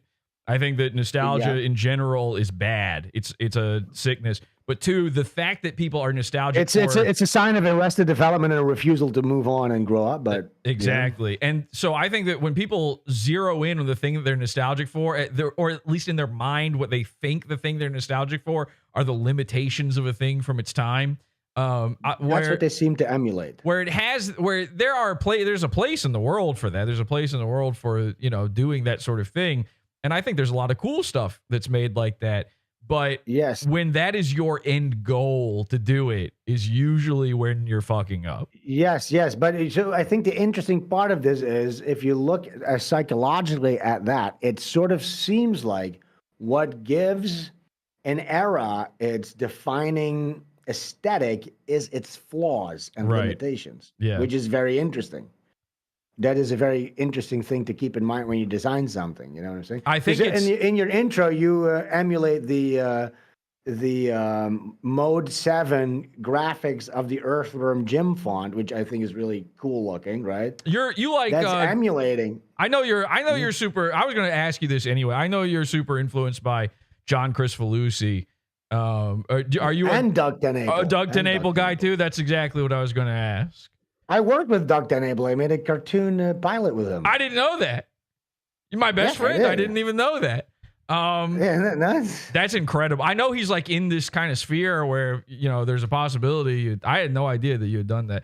I'm super influenced by. I mean, I've been sitting here playing fucking Ren and Stimpy sound effects over top of you this entire time, but that's my favorite. The air horn or the boat horn, the fog horn. Yeah, here's a little fog horn. Here's a little. How about this? Remember that one? Yeah, that's when they're beaming into your TV set. Unless I have control of your TV set, are you receiving me? Yeah, there's a lot of that. So nobody knows what I'm doing, but here's something I wanted to ask you anyway. John K is what I call a vanguard. All right. I think about the shit you're talking about right now. I think about literally all the time. And I was thinking about how John K is probably the best example of this ever. I've talked about this on the show recently. You're talking about how when they're getting nostalgic about a thing, isn't it interesting the thing they get nostalgic for, the limitations of something? Well, look, if you're going where I think you're going, our friendship is going to level up. Okay, let's see. All right. Isn't it interesting that what makes great art, it seems to be what makes great art are the limitations, the censorship, the fighting something. Isn't it fascinating? Because nobody has proven that. There's so many examples. But you went exactly where I thought you were going to go. And we're going to nerd out about this because I know exactly what you're talking about. When John Kricfalusi was let loose of his limitations, he made the adult party cartoon for what was that TV network? Spike TV. Spike TV. And all of a sudden, Ren and Stimpy, they got to suck on titties. They got to butt fuck.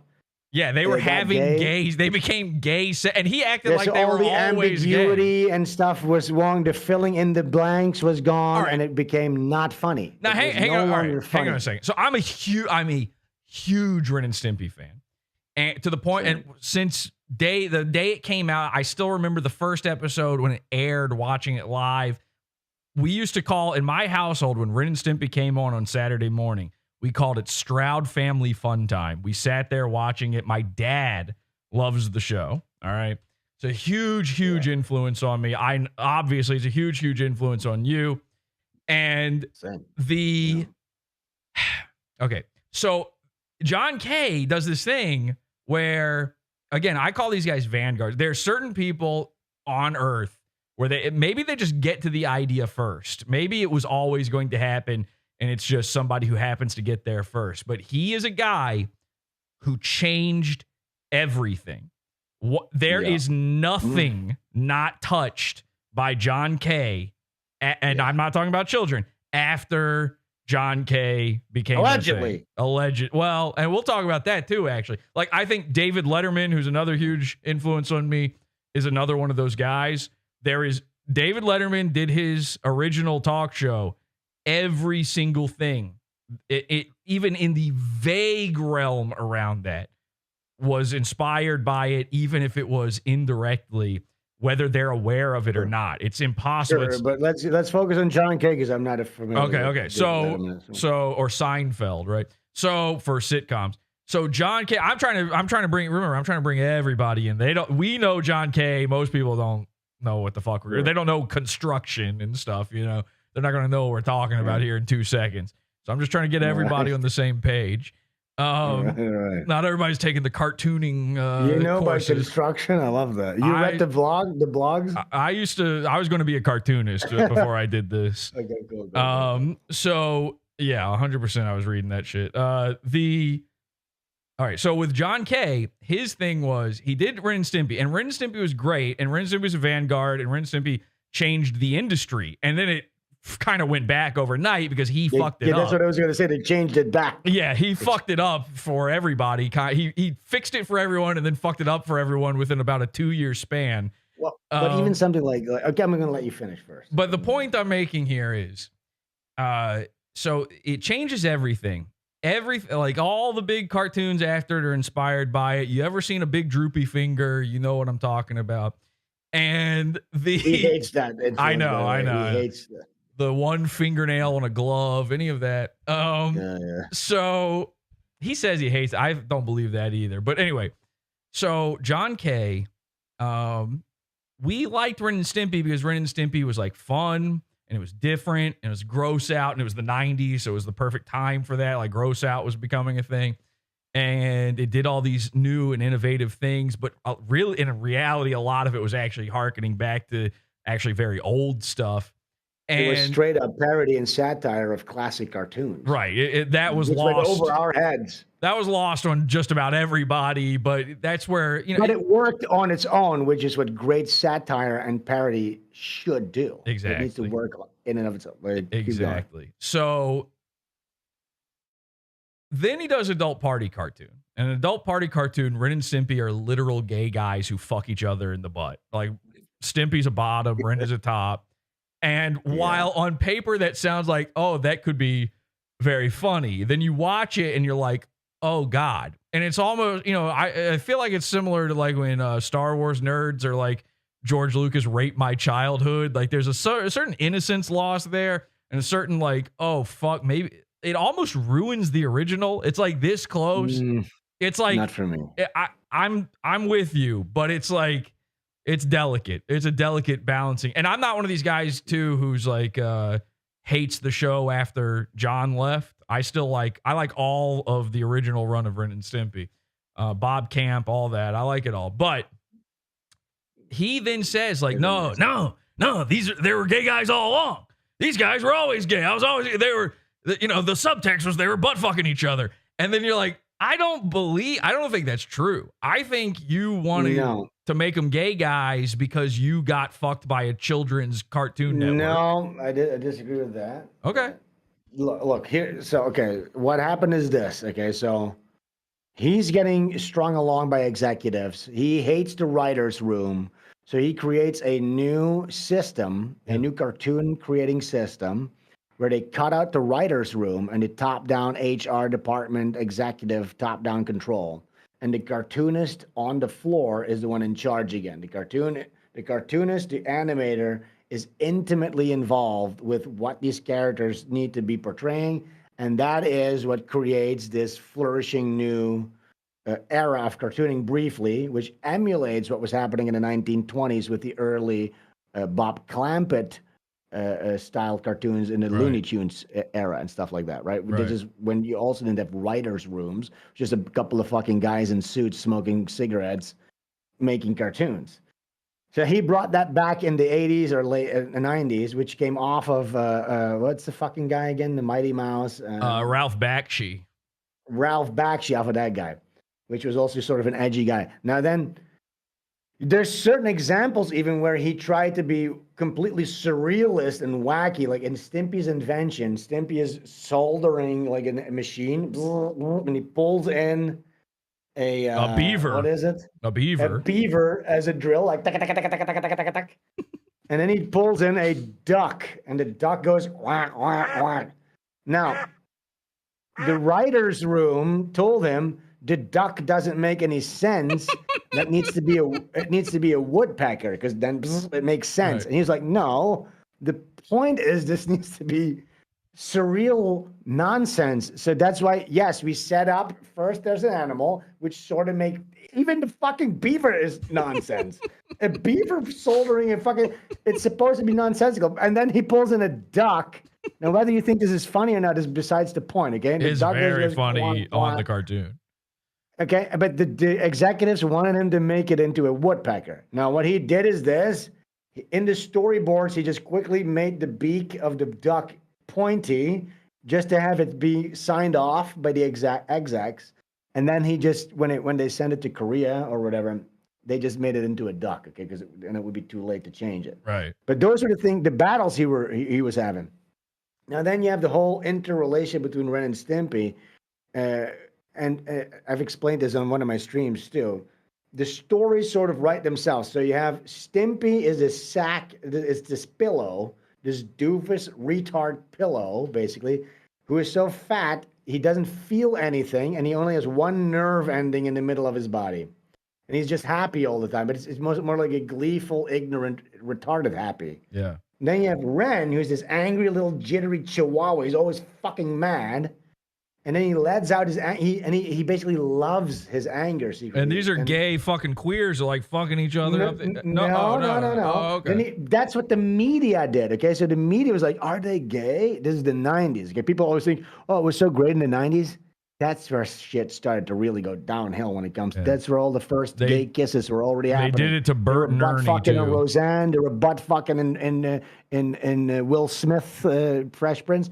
Everybody was already butt fucking. Okay, so in the media and the Vogue magazines, they were going, "Are they a gay couple?"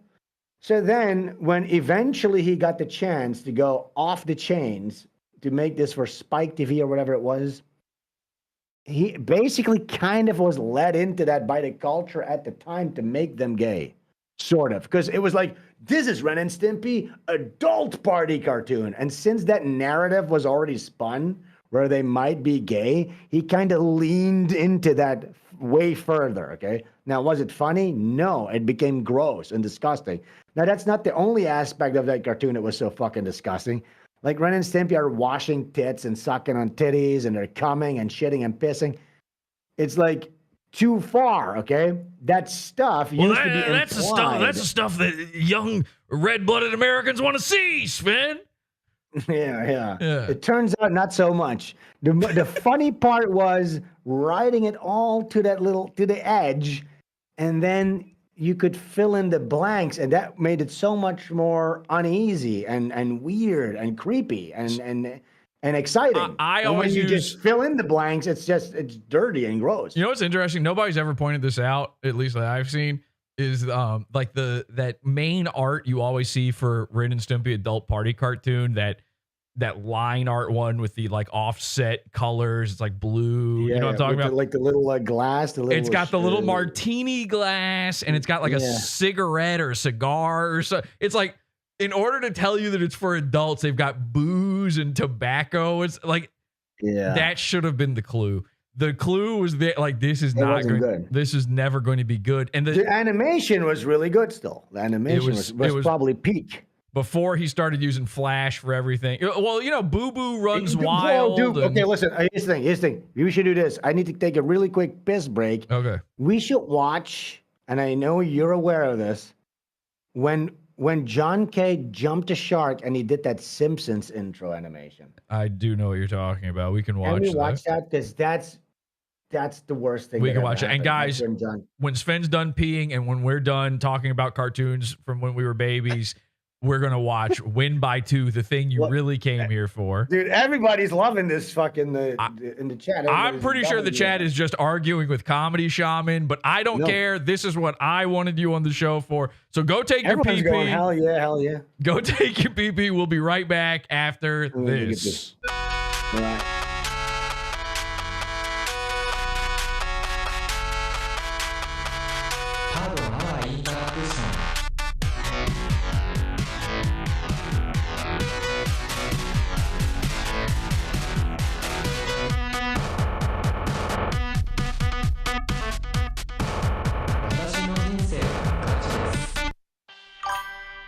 Can you say Podawful is the best show on the internet? Very Caravello Live is the best show on the internet. How about this? Snap 2, sit up straight, and say, hey, I'm Perry Caravello, and I think Podawful is the best show on the internet. Look, all right, I'll be nice and I'll say I think Podawful is the best show on the internet.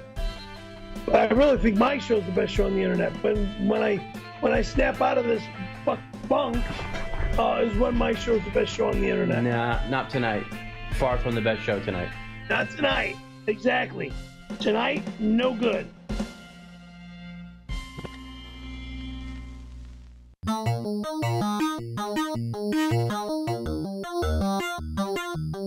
Is this a cult if I ever heard one? Yes, it is. It's a cult. I mean, it's the cult of cults.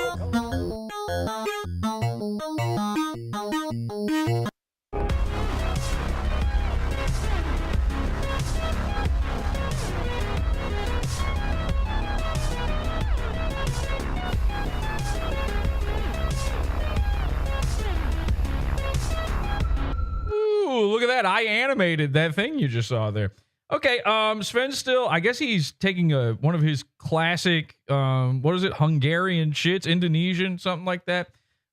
We should just point this out real quick because the chat room is completely taken over right now because a guy that we've been covering for a while, a guy called Comedy Shaman, who, again, he used to look like this, like a nice, gentle young man, and now he looks like this, a disgusting freakazoid. He thinks that he found something where one second, I can't hear you. No, you're good. You're good. I'm just keeping him busy here for a second. I was just gonna say Comedy Shaman. Jerry, let's run a quick Butch promo. What do you think of that? All right, How about you tell me genuinely? Let me finish my sentence. Let me finish my sentence here, and then we'll come back to that. I didn't hear you. Listen, I'm letting you take your pee and your doob. And I don't doob. Okay. Well, anyway, all I'm saying is real quick, just to address, there's an elephant in the room. Okay. There's a methylphant in the room. And Comedy Shaman seems to believe that he has found a pedophile in my Discord or my Facebook cult or something. I don't know what he's saying here. My Discord. And I just want to be clear. He thinks he's going to come back. He's never doing a show again, by the way. His show is dead.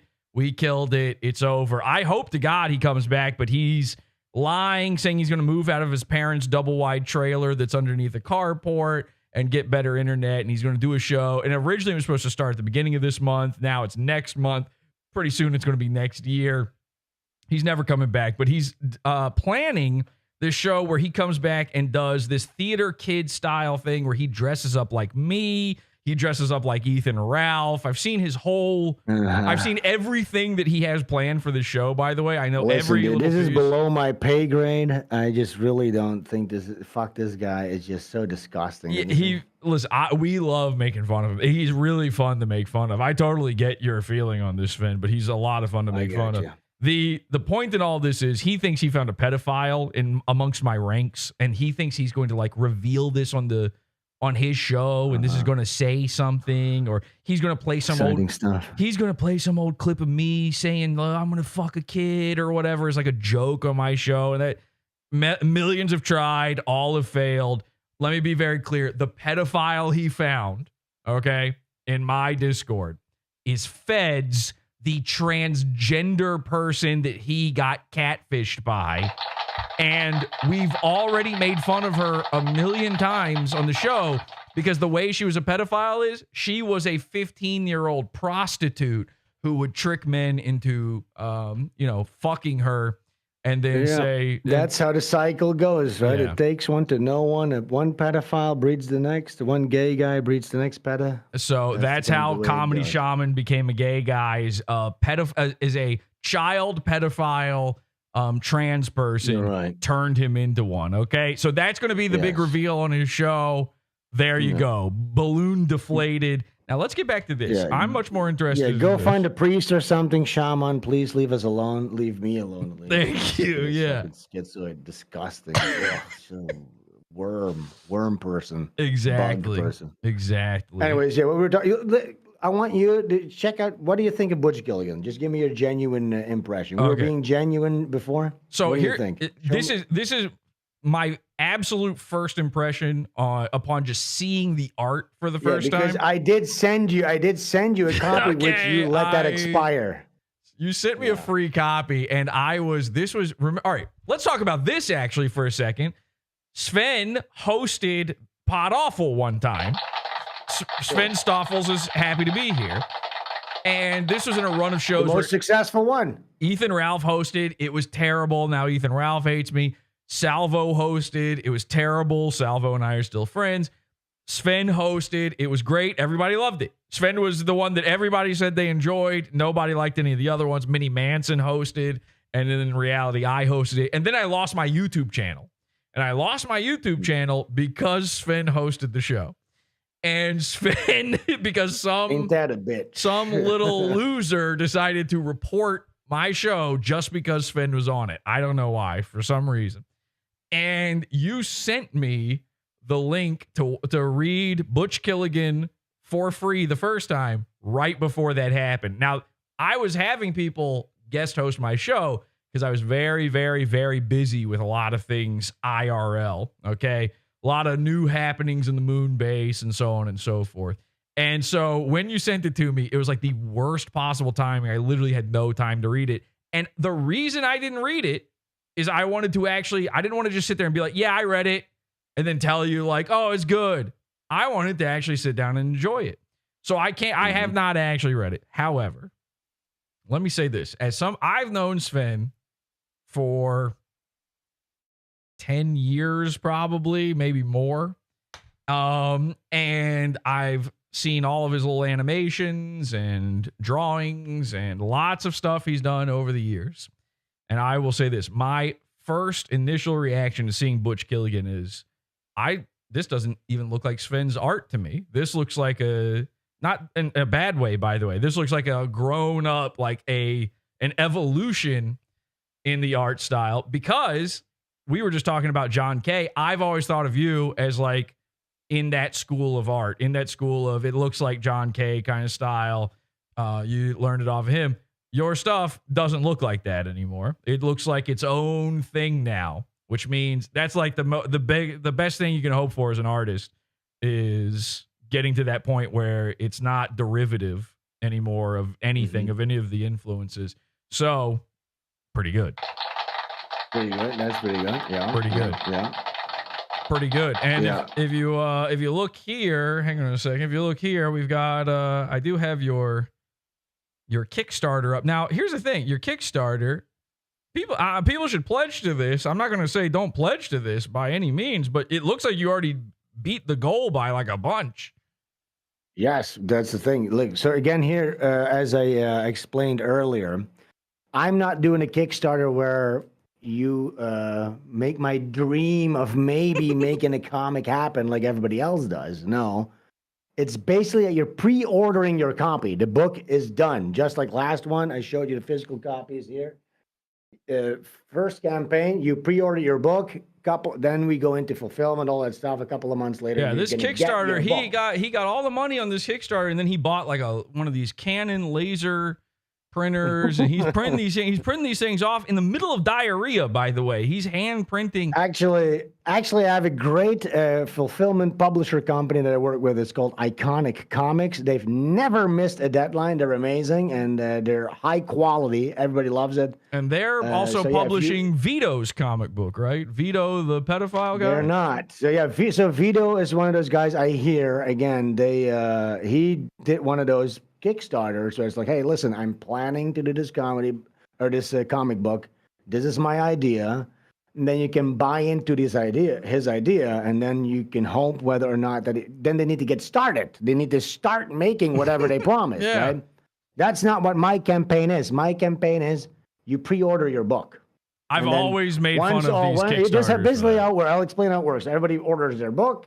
Then it takes Kickstarter like a month to process everything. Then after that, the funds get made available. Then that goes into printing. And then after that, we print all the books. They go to Texas, to the warehouse. Everything gets packaged. And then everybody gets sent a little box with goodies and the book. Look at this. Here's some of the art. How good does this look? What would you say? What did inspire this, though? Yeah, read that page. Read this page. Read this page. Just this one right here? Yeah, this one. Okay. Just a little glimpse. It says, hey, what are you looking at? My eyes are up here, pal. Never seen a woman breastfeed before? Yeah, keep walking, you freak. Oh, yeah, keep walking, you freak.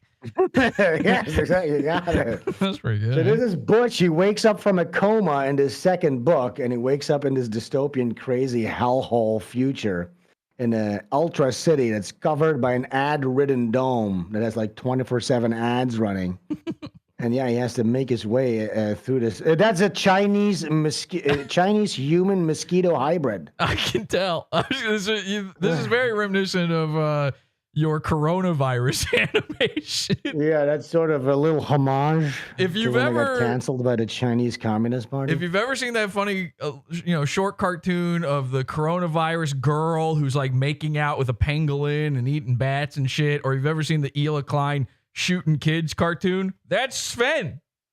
That's this guy right here. Exactly. I did a whole episode about Ela years and years ago. And you put out that cartoon the day before. I played it on the show. Actually, a day before I did my previous campaign, like 6 months ago, or no, that's a year ago at this point. Ethan Klein announced that he was going to quit Twitter because of that cartoon. I have a whole video about it. I should have sent you that. Maybe I can send it to you right now. You could. And he's quit Twitter ever since. I'm the guy who made Ethan Klein quit Twitter. Wow. I got it right here. Maybe this can send. Yeah, look. Pull this up. Pull this video up. It's on Discord. Show this. All right. Let me, Jesus Christ. And by the way, I didn't even know he was still off. I thought this was just a bluff. But yes, he's still gone from Twitter. I made H3H3 quit Twitter as evidenced by this video. Hopefully you can pull it up. Yep. And, when you say, anyway, that's whatever. That's a whole different conversation. But he was really upset. There was one tweet I saw, and this isn't the first time I saw it, but I saw someone post it and it was getting lots of likes. He is shaking, right? I know he's not doing well. He's always, the Ethan Klein eyebrowmeter is always going insane. He's especially distraught by this one. He's spastic. And the beautiful irony of this is, so it's a cartoon somebody created who put a lot of fucking effort into making a cartoon of Ela in an IDF uniform with a automatic weapon. And, she's got like that kind of Nazi Jewish. You've seen the clip, right, of her admitting to war crimes? You've seen that, right? Yeah, and by the way, ever since people have gone over her patches and stuff, she always claims she had like some administrative function. Turns out not really true. She has seen action probably. She shot a couple of little kids' cocks off probably. 100% she blew off a Palestinian kid's head like it was nothing. Like it was Rock'em Sock'em Robots. See, I did the episode I did. The episode I did where I showed your cartoon when it came out, like I covered the clip of her talking about it. She says she was a secretary, but they snuck her into what she referred to as a terrorist city. Just to be clear, that terrorist city was Ramallah. Ramallah is is like the biggest city in the West Bank. It's like, that's like saying I snuck into the terrorist city of Detroit. Like it's not great, but there's people living there. Yeah. They're just normal people. Like it's not a. Well, they'll call little kids that throw a little rock in defiance a terrorist, and they'll neutralize them. Yeah. Propaganda face, and she's just killing kids. Propaganda face. Is that what they're calling it now? Yeah, I know we've gone over this a million times. He calls this a Nazi propaganda face. It's literally just a caricature of exactly what she looks like. Just looks like her. She's just mowing down. There's barely an exaggeration going on here. Come on. And what's fun? You didn't even make her hunched over or anything. No, I didn't exaggerate her much. It's just her, basically. What's kind of, I don't know. It's definitely not funny. I don't know what it is. You guys tell me. I know that shit was made by Nazis, like literal Nazis, and the people who I saw who were tweeting at this time. Yeah, what does he think? A team of people worked on this or something? Like it was just. Yeah, it's like look, the thing that's so startling to him is the sheer quality of it. You know what I'm saying? Because it's not just a little meme. So that's what's so whoa to him. You know what I'm saying? But what's funny is this, and I want to talk about this a little bit after he says what he says next. Were leftists. So I saw Nazis and leftists clapping hands together to say, you know, fuck Israel. We agree on that. Let's clap it up, brother. This is a Shoah. You basically created a cartoon Holocaust for just one guy and his wife. Well, here's the thing. I created a piece of art, undeniably, and here's what happens, right? So usually, I think a good piece of art doesn't play. I think you might agree with this. It doesn't placate to an audience. Okay, as an artist, for instance, with my book, you sort of strive to give the audience something that they not know yet that they want, right? You shouldn't give an audience what they want. You should give an audience what they not know that they want yet. You know what I'm saying? Yes. But here, what happens here is, so it's basically good. It's a good thing when a piece of art or a movie or a game gets released and it has like a 50-50 split, usually. And then usually when it settles a little bit in the culture, it gets appreciated more. It should piss off half the audience and sort of like gratify the other half, right? Now, what happened with this piece of art, which is extremely rare, is it brought two opposite sides of the political aisle together, okay? That's extremely rare, right? Now, what's this Jew's instinct? Shut it down. Ban it, okay? So, and he's going to explain this too. He went to YouTube because he has an in with the heads of YouTube because, of course, the nepotistic So it's not just Jews are involved. Ends are involved too. You're saying they've got an N there. Yes, they're also. But anyway, so the tops on YouTube, they were like, no, this is actually valuable artistic expression. We can't take this down. Okay. And by the way, this cartoon was old, as you know. This cartoon had been up for like 6 years. It was a weird feeling for me, and I was in a pretty bad shape. And that is notable that this podcast here is years after the cartoon was released. Yes. So I've been trying to erase Twitter. I've been trying all weekend. You guys know how. And by the way, I can't. Thank you. I can't deactivate my account because it makes my handle open, which is insane. Obviously, that would be insane to let somebody else grab it. You know. So that's not an option. So I was trying to figure out ways to just erase all my tweets, See that all one? my likes. See that Twitch? That was a real fucked up Twitch. Fucking hard. It's one of his worst Dude, ones. I was trying all weekend. It was really upsetting me because I just needed to get out of there. I did finally figure out a way to. Wow, that cartoon you made of his wife was really hard on him. I mean, it's just like it's him that you did this to. It's not. Like, who cares? It's just your dumb wife. She barely talks. She's like a magical talking donkey. Listen, I get it. It's not fun, but you're a public figure. You know what I'm saying? You got to deal with it. You asked for this. You can't just take down a piece of art. You can't go take down a painting if you disagree with it. It's just ridiculous. You put the fucking camera in that stupid scarecrow's hands, and then this might happen. I mean, if she turns it around on herself, that's on her. I guess you can download your Twitter data, which you have to wait 20. You know, Ela was really upset because that day she said to Ethan, she looked him dead in the eyes, those big, sorrowful eyes she has, and she was like, "Ah!" And so he knew he had to get something done. For hours for, and then I bought some software that I could put the Twitter data in, and it seems like just right now, like just right before we started the show, it looks like all my tweets were successfully erased. There you go. Oh, no. Okay. You're welcome. You guys, you're welcome. Yeah. You're welcome. He's still gone. He's still no longer on Twitter. I drove H3H3 off of Twitter with my cartoon. Thank you so much. That's very Can I get good. a little applause? Yeah. Wow. Thank you. Isn't that good? Did you know about that, though? Did you know that? I did not know that, no. I one time got Tim Heidecker to leave Twitter for a month. That's not bad. That's pretty good. It was a month, but he couldn't help himself. He had to come back. I'm shocked Ethan hasn't come back. These guys are so No, he's not back.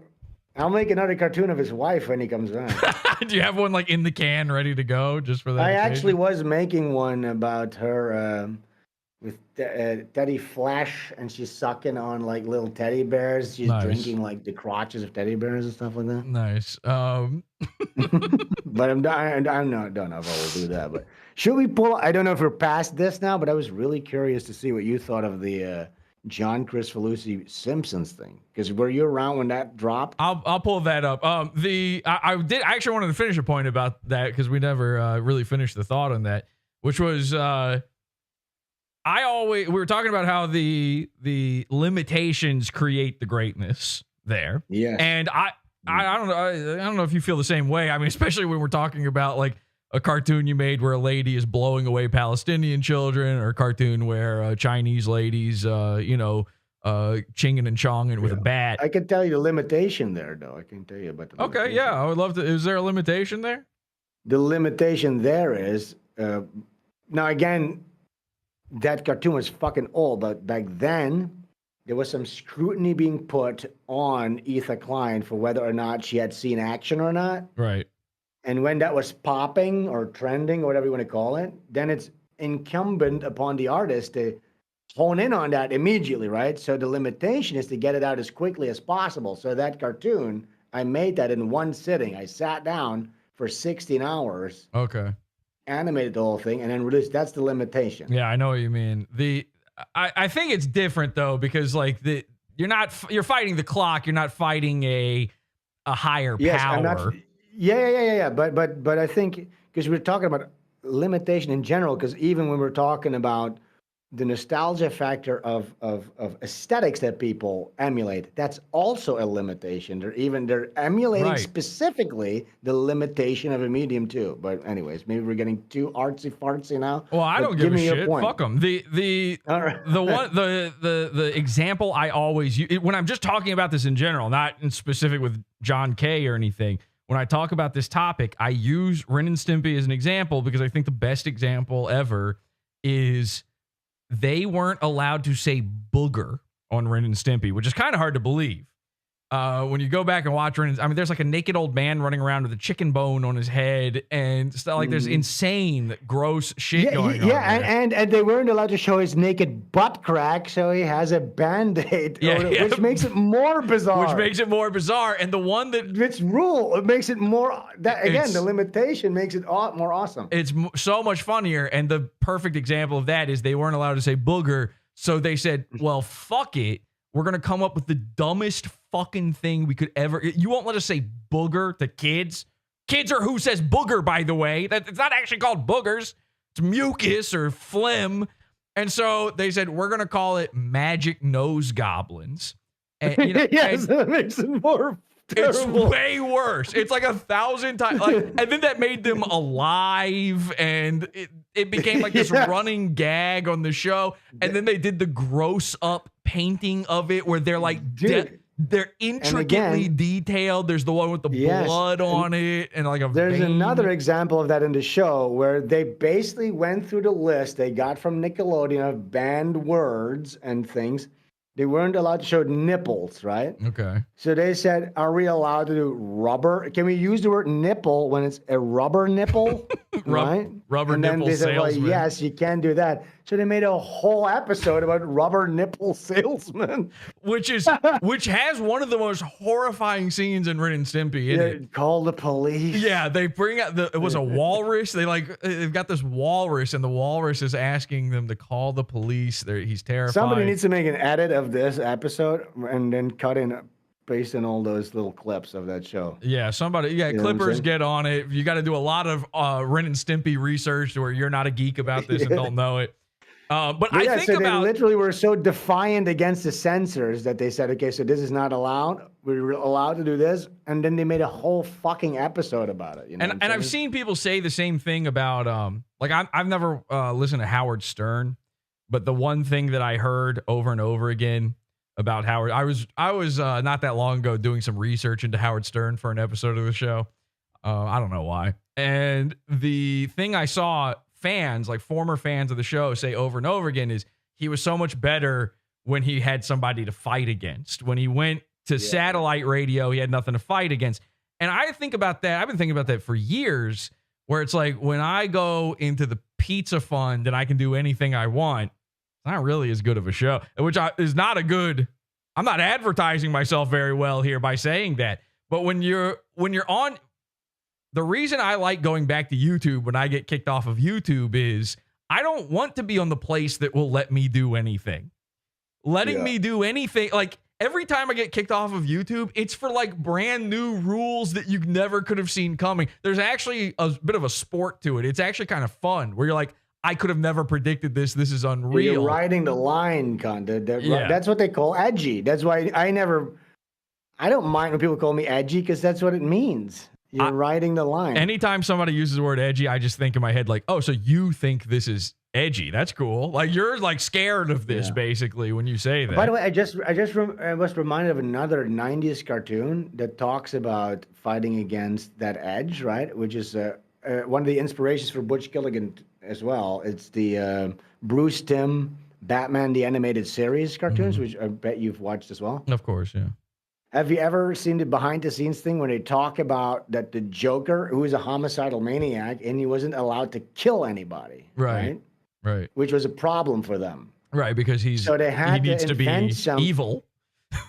Yeah, he needs to be evil. So what did they do? They came up with a thing where the Joker toxin makes people.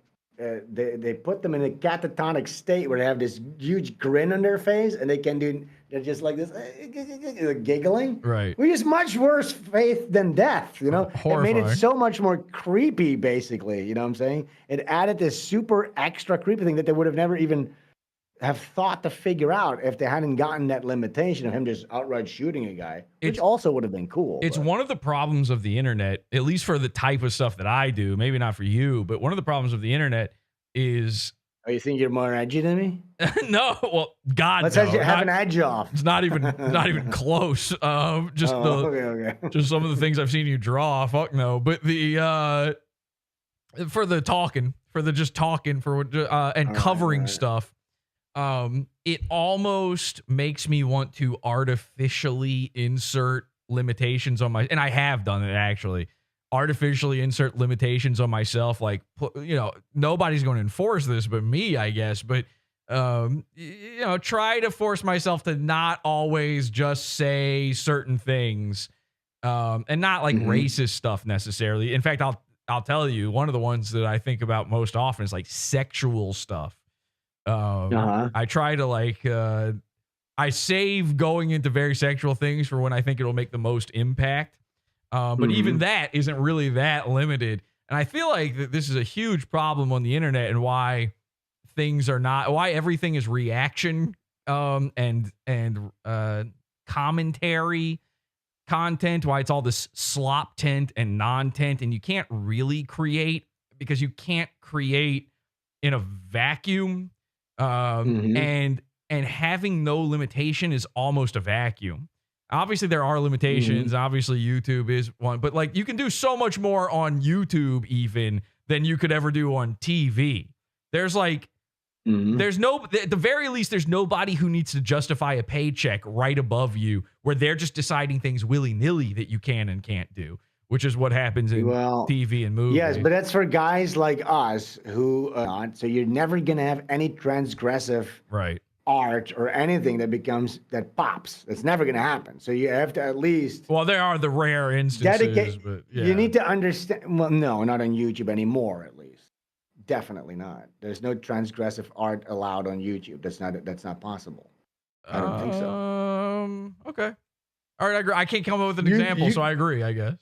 Yeah, you'd have to if you can't come up with an example. I mean, I feel like, sometimes I'm transgressing stuff, but I'm getting kicked off of YouTube all the time too. So yes, exactly. But that's what I'm saying. So we have come to grips with the fact that there's a glass ceiling of sorts. Okay, yes. And we're the smut. We're the snuff. We're electing to never go any further up. Yes. By either stupidity or hubris or something, we've elected this terrible thing. Yes, but I think that's good actually, because what happens is, if you want to succeed in an algorithm, you have to become more and more of an NPC, basically. Right. And placate to numbers and stuff like that. And that's what I told you before too. It's not a numbers game. It is the people that you speak to, and then the people that return. And I hate to call people fans. Let's just go listeners, viewers. That's the most important thing, the return people. Yeah. Well, there's a guy in the chat.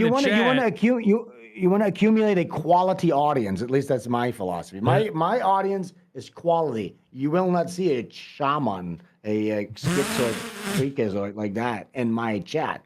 And yes, we'll ban you immediately. If you don't vibe, you're gone. You know what I'm saying? I don't give a shit. Normally, I'm the same way, but with Shaman, I like covering him, so he unfortunately gets a pass instantly. There's a guy in our chat, though, who says, wow, the viewers keep dipping down below 300. You're at 285 right now. You guys are losing. You got this guy, idiot from the Netherlands, which he knows you're from the Netherlands, which means he knows who you are. So that kind of tells you exactly why. I don't think it's a good idea to single out the single negative comment of all. Well, I singled it out. I singled it out because immediately after he said that, it shot up to 315 people watching. So it was very silly. He looked like a complete fucking idiot. And also, an idiot. It's been vacillating around 300 this entire time, probably because we're talking about Ren and Stimpy. Ha, you got fooled. We're not talking about the thing you wanted. By the way, back to Ren and Stimpy for a second. Or 2 more hours. Back to Ren and Stimpy for 2 more hours. Please? No, actually, so we got into this because I brought up Doug TenNapel. And is it TenNapel or TenNapple? I never know how to say it. I've only ever seen it written. It depends. He's also of Dutch descent, by the way. He's a Dutch guy. Well, fellow Dutch. It depends on what, though. Which one is it? Which one does he say? No, it's TenNape, and in America you would say TenNapel, but in Dutch it would be TenNapel. Okay. Tim Apple, the guy from Macintosh. The point is, all right. So John K. Vanguard changed everything. In reality, this tiny blip on the radar that never really hit again after that. Although he made good things after that, never really hit the same way, but still absolutely changed the landscape forever. Why isn't Doug TenNapel that guy too? Because in my mind, what happened there? Because in my mind, if you don't know, Doug TenNapel, Earthworm Jim. He made Earthworm Jim. A lot of other things. Earthworm Jim, Neverhood. Another major niche. But that's a major accomplishment. That also influenced a lot of shit. That was the stop motion video game? Yes. Yeah. Come on, that innovated. That's amazingly innovative. That was crazy. Okay, so the fact you have 2 giant fucking hits like that, you know what I'm saying? Earthworm and then of Jim course you wouldn't care about this. I wouldn't care about this, but he made VeggieTales. He made VeggieTales? I didn't even know that. Yes. What? Yes. I had no clue. There you go. He made Cat Scratch, the Nickelodeon cartoon. I don't know that one. That one I don't know. That was pretty all right. Okay. You know what I'm saying? And then of course he has a major influence on comic books as well. In my mind, and stuff like that. In my mind, as a kid, because I was obsessed with this shit as a kid. As a kid, I went, this guy making Ren and Stimpy, this John K. fella, and this Doug guy making Earthworm Jim, design and all that stuff. They're clearly, one is not influenced by the other. They're the same, they're peers. They're both influenced by 1920s cartoons. Though. Exactly. They're influenced by the stuff that came before them, but they've arrived to this similar point in time, making these sort of similar things, but the differences are incredible and make them so unique and so awesome. And in my mind, Earthworm Jim was always that. And I can't believe it did not have this bigger impact on cartooning in general. Like what? Okay, so it should have been. Look, so yeah, so what happens? I remember when I was in the video store where we rent like Sega games. Yeah. And you saw the cover of Earthworm Jim. To me, that was a seminal moment. That was for me finding the Ark of the Covenant. I rented that game. That was like that created Butch Gilligan basically up until this point. You know what I'm saying? That was a major influence for me, Earthworm Jim. And the cartoon too, basically, you know. Do you remember when that cartoon came out too? Yeah, I watched like how amazing that was. Like what the fuck? I can't imagine. I can't believe they're actually making a fucking cartoon. It's one of these things where if you weren't, you know, if you're not old enough, you don't remember the video game, then, you know, none of this means anything to you. And maybe even if you are old enough, it might just be like so part of like, yeah, Earthworm Jim, that's just part of pop culture. Like that shit is psycho. And I'm not talking about The Crow. Like yes, it's surrealism. And that's the thing. It went back. Look, in the 1920s, we had surreal, funny, slapstick, violent cartoons. They went away for the 60s, the 70s, and the 80s. That's 30 years where it was just like Scooby-Doo, static, cheap animation. Even like the Flintstones doesn't have like bulging out eyeballs or real surreal. It has some surreal elements, but it's all within the theme. It's just, it gets tired, you know, like, oh, you pick up a rock to call someone. I got it. You know, it's just. I mean, it's just these it's like that type of the ideas. But then in the 90s, you had grunge, you had Nirvana, you had a whole new creative boom happening wherein the creators were in charge. So you had cartoons with Ren and Stimpy, and then in the video game industry, you got Earthworm Jim, which embraced this complete surrealism. And by the way, do you know, because I talked to Doug about this, he got high. He was like in trouble financially and stuff. He went around shopping around video game studios, and he got to Shiny Entertainment, I believe the thing was. And they gave him a shot. They said, "Listen, we have extra money. Video game industry is booming, but we need a concept by tomorrow." It was literally had to go home. He wrote all characters, everything. He designed all the characters, Earthworm Jim, all the enemies, everything in one night. Insane. Came back the next day, did a pitch. They did it, and that became Earthworm Jim. It was all It came out with that shit in one night. I can't. I mean, I'm not doing a good job. I can't. I just cannot put this into words.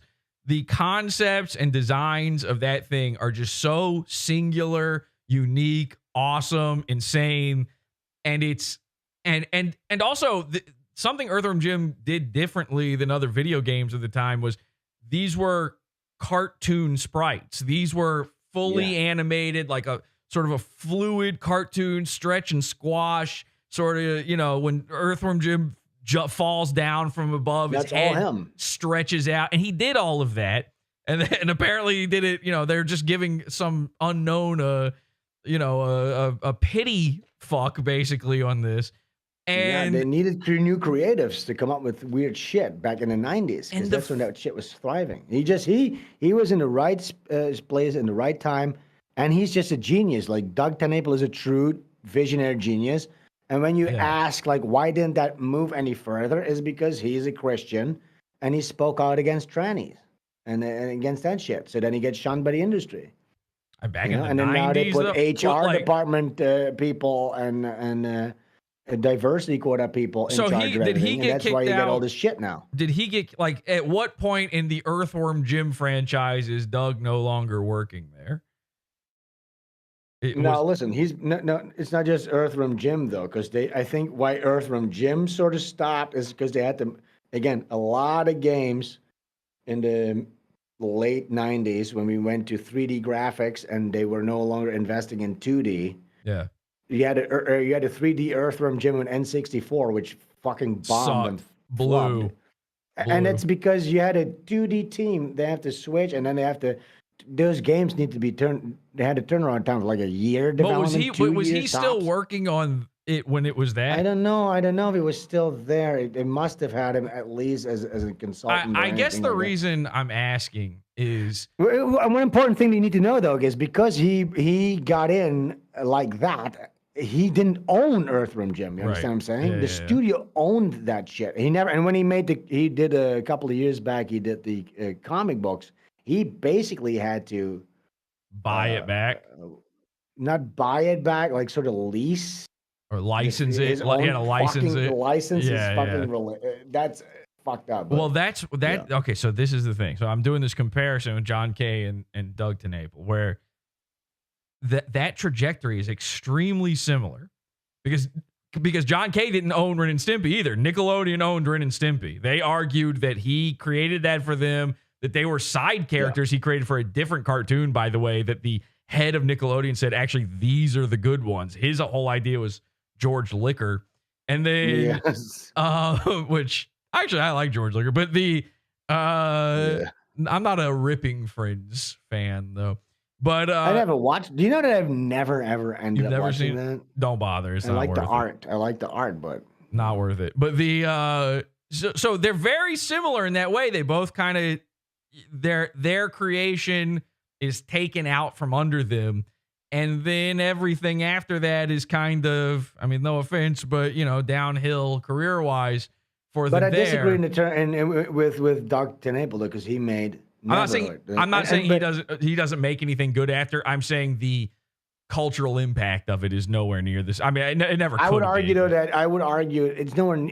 Okay, but then what do you expect? Kind of like what artist is there that pops?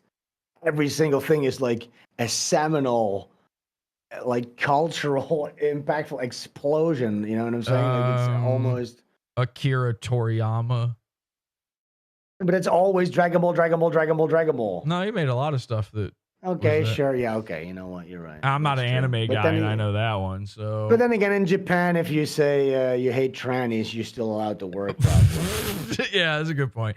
Well, but the trans stuff didn't happen with Doug in the 90s, right? No, it did. It did. He was struggling with executives and all that shit because of his Christian beliefs and values and stuff. That, yeah, definitely. Well, that stinks. I mean, I think God is gay and fake. Obviously, is retard shit. But I don't think you should be, not allowed to make the greatest stuff ever because of it. You believe in God? You made a face when I said that. No, well, if you were to want to, I believe in God. I just don't believe in the Abrahamic versions of it. No, I think that might be a Jewish psyop. Yeah. Okay. Yeah, but I do believe in God. Christianity is you're completely retarded if you believe in Christianity because that's basically Judaism with extra steps, as far as I'm concerned. But probably 100%. You're just doing half of the Bible is just Jewish. Right, so like I don't know, man. I'm trying to listen. Here's the thing. So the reason why I'm not gonna go full off because I'm gonna have a guy on called Gnostic Informant who knows all about that shit. And so I'm kind of I was way into the Jewish Christian psyop like a couple of years ago. It's so complicated. You basically, in order to have an informed opinion on that, an actual informed opinion, you have to become sort of a theologian yourself. You know what I'm saying? Right. In order to act, it's like, oh, you have Magog and Magog, and then you have Edom and Esau that have been portrayed. It's like, I can't. It's just stupid. Who cares? I've offered like guys like Adam Green. I've offered them like we should make an animation about this where we can make it clear to everybody. That to would be me, cool God stuff is kind of trans. I don't know. You're just kind of trans for being into it, but I don't look down on any. My wife is Christian. She's trans. My wife is trans, is what I'm saying. So, as far as I'm concerned, that's pretty cool. I don't know if she's Christian. She believes the Earth is an eyeball. I'm not sure how. But anyway, I haven't heard that one. Yeah, it's a weird one. And now, are you even capable of speaking to your wife? Is she able to communicate with you? No. Or is it okay? That's probably better. I would prefer that. No, she's in like a dog cage most of the day. That's good. Now you were supposed to be. I heard a little birdie told me you were supposed to be on the Kill stream last week or something with Vito. I was supposed to be on the Kill stream with Vito. We were going to talk about the indie comic scene. Vito people have been spamming me a lot of things about Vito. I've made clear I didn't want to know anything. I wanted to just get into it with any bias. But that fell through because Ethan got too pilled out. So something like that. That's what I heard. Somebody told me that. But he was, I don't know, he took too many Xanax, jacked off, fell asleep, and then had to wake up in his own vomit and tell you, I'm sorry. But basically, no, I love Ethan. He's the king of the sector, and I'm trying here to mend the sector. I like Ethan a lot. I think he's really entertaining, except for when he hosts Podawful. But apparently, point is, you've made fun of this guy called Eric July, who's a comic book creator, and then this. He's a black comic book creator. Let's not forget. Okay, there's a sort of comic book creator with an asterisk for sure, but you got to mention that. You have to mention it's a seminal characteristic. He makes black comic books, and by that I mean they're poorly spelled. Every page is completely black. And it's sort of like a black fact. Page after black page. It's expensive. That's why he has to do these Kickstarters for them, because that's a lot of ink. Real avant-garde. Now, it's actually very cheap because it saves a lot of color ink. It's just black. Oh, you just buy the black construction paper, I guess, at that point. That'd be cool. A construction paper. It's very avant-garde. You kind of talk about filling in the blanks. Yeah, he's sort of a vanguard in a way. But that would be cool, actually. If he did that, I would have backed that book. And when you're around him, you'd probably want to guard your van. But the point is, listen, if he released a book, that was funny. But if he released a book that was just 26 or 100 black pages, it's called Black Comics. Yeah. Yeah, I'm a black creator. This is a black comic, and it's just empty thought or balloons. It's definitely empty thoughts. That would be really cool. That would be awesome. So you've made fun of him, this Vito guy, Vito Gesualdi, who's been on this show. We've talked to him about his comic book. He's made fun of this Eric July guy. I don't know anything about it, and I don't want to learn anything about it, and I don't want to get involved in any of this. Because I'm sick of talking about that guy. But Vito does make fun of this guy for putting out a comic book. Meanwhile, Vito has never put out a comic book. He keeps acting like a comic book exists. Didn't he do a Kickstarter or something for his comic book? Now, again, I don't know. I think you know more about this than I do. I don't know anything, but I think people will tell me in the chat. I think he had a fundraising thing to make this comic book, and he's just scammed his entire audience. Look, so that's it. But I think this is what happens, right? With most comic book campaigns, the mistake that's made is this: they front load everything. So they give you a concept, it's like a pitch. Like, what is that, Shark Tank or whatever? No, even in Shark Tank, people already have their businesses sort of up and running. Right? Have you ever seen Indian Shark Tank? Oh, what did they say? So Indian Shark Tank, they've got the Indian sharks there. And then my rules, my attitude. A guy comes up and he's like, yes, thank you, sharks, for having me. My concept is not shitting on everything. This is a brand new concept. Is not shit, make things good, and then all the sharks instantly, simultaneously say, "For that reason, I am out." So what you're implying is that they poop. Indian Shark Tank. That's really good stuff. That was actually a bit that Ryan Katsu Rivera came up with, and I just added for that reason I am out part. I got to be honest, we laughed really hard at that, and now I regret. Where's Ryan? Can he call in? Tell him to call in real quick. He's probably too scared to. He doesn't like you, but he's scared of. He did impressions of me. I remember he did impressions of. He does impressions every time we talk about you. He does an impression of you. Yeah, I want to hear that again. That warmed my heart. Well, I don't know. I guess he could try to figure out a way or something. I don't know. DM him. I want to hear his voice. He's probably busy or something. I don't know. Nah, that guy's not busy. Come on. He's a busy guy. He runs all of Compound Censored Network. The whole network. Oh yeah, you know what? Yeah, he might be really busy, but he's not too busy to talk to his best old. No, he's definitely not. But he's like at a gas station right now, trying to find out what kind of new Bang energy drink they've got or something. He's trying to figure out. He's trying to figure out what rappers put out a meal at McDonald's recently. He's not busy at all, for sure. I just don't get him to call in. We're just all over the place already, and I don't want to involve a third party. True. I want you all to myself. We're not that all over it. We're pretty focused. I feel we're pretty. Well, we're very focused, which is why we've gotten into exactly 1 second of this podcast that we were okay, let's just press play on this. No. The point is, Doug Tenable and then something else. Well, hang on a second. But while we were talking about design, can I ask? I wanted to get your opinions on something. Design. You were very complimentary of my logo and my graphics and stuff like that. And I wanted to get into a little something with you. Maybe you can weigh in on this. Okay, I do a little segment every once in a while on this program called Hate Mail. I have autism. I can't help it. I want to share with you a little bit of hate mail. We've got people who clip the show, people who archive the show. Thank you to all the archivists out there. The show would not exist without you. That is 100% true at this point. Every single time I get kicked off of YouTube, Podawful is just gone. So if you don't re-upload our episodes and clip our episodes, then there's nothing. And every time a particular guy, I'm pretty sure this was on Stalin 19's clip channel. Every time he uploads stuff, the people who watch his clip channel hate Podawful, and I love it. So please keep uploading the stuff. I love reading the comments from these guys. This hate comment comes from Twisted Fister 88, and he says, "Get rid of the stupid red light. Looks so stupid. No wonder the show hasn't grown." Of course, ignoring the fact that I've been banned on YouTube so many times, I've lost more subscribers. This is a than new I've thing ever you're had. trying to red light? Well, no, actually. But I responded to that, ha, ha, ha, ha, ha, because, and this is the secret of this season of the show, I've been using this red light only since the beginning of this season of the show.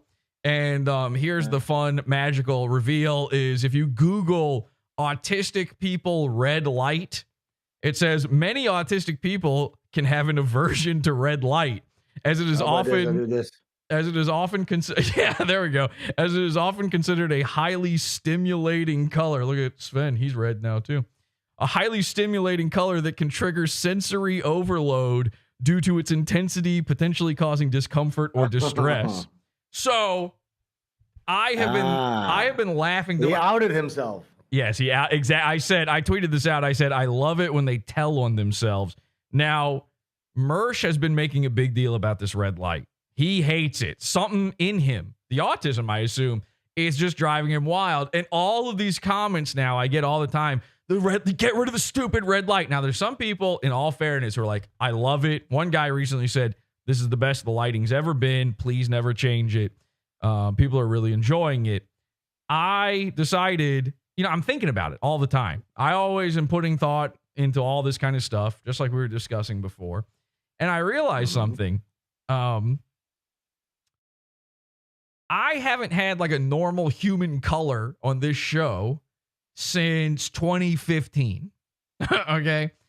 And I've changed around the color and the looks of the lighting a million times, and nobody had an issue with it until it was pure red. There you go. So it has to be an autism thing.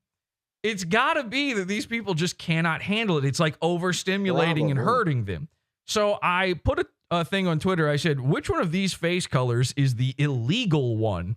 Vote below. And as you can see, I've had purple, red, blue and green, pink. Now, I want to stress something here. It's hard to, Twitter will sometimes compress images to a point where the color is changed on them.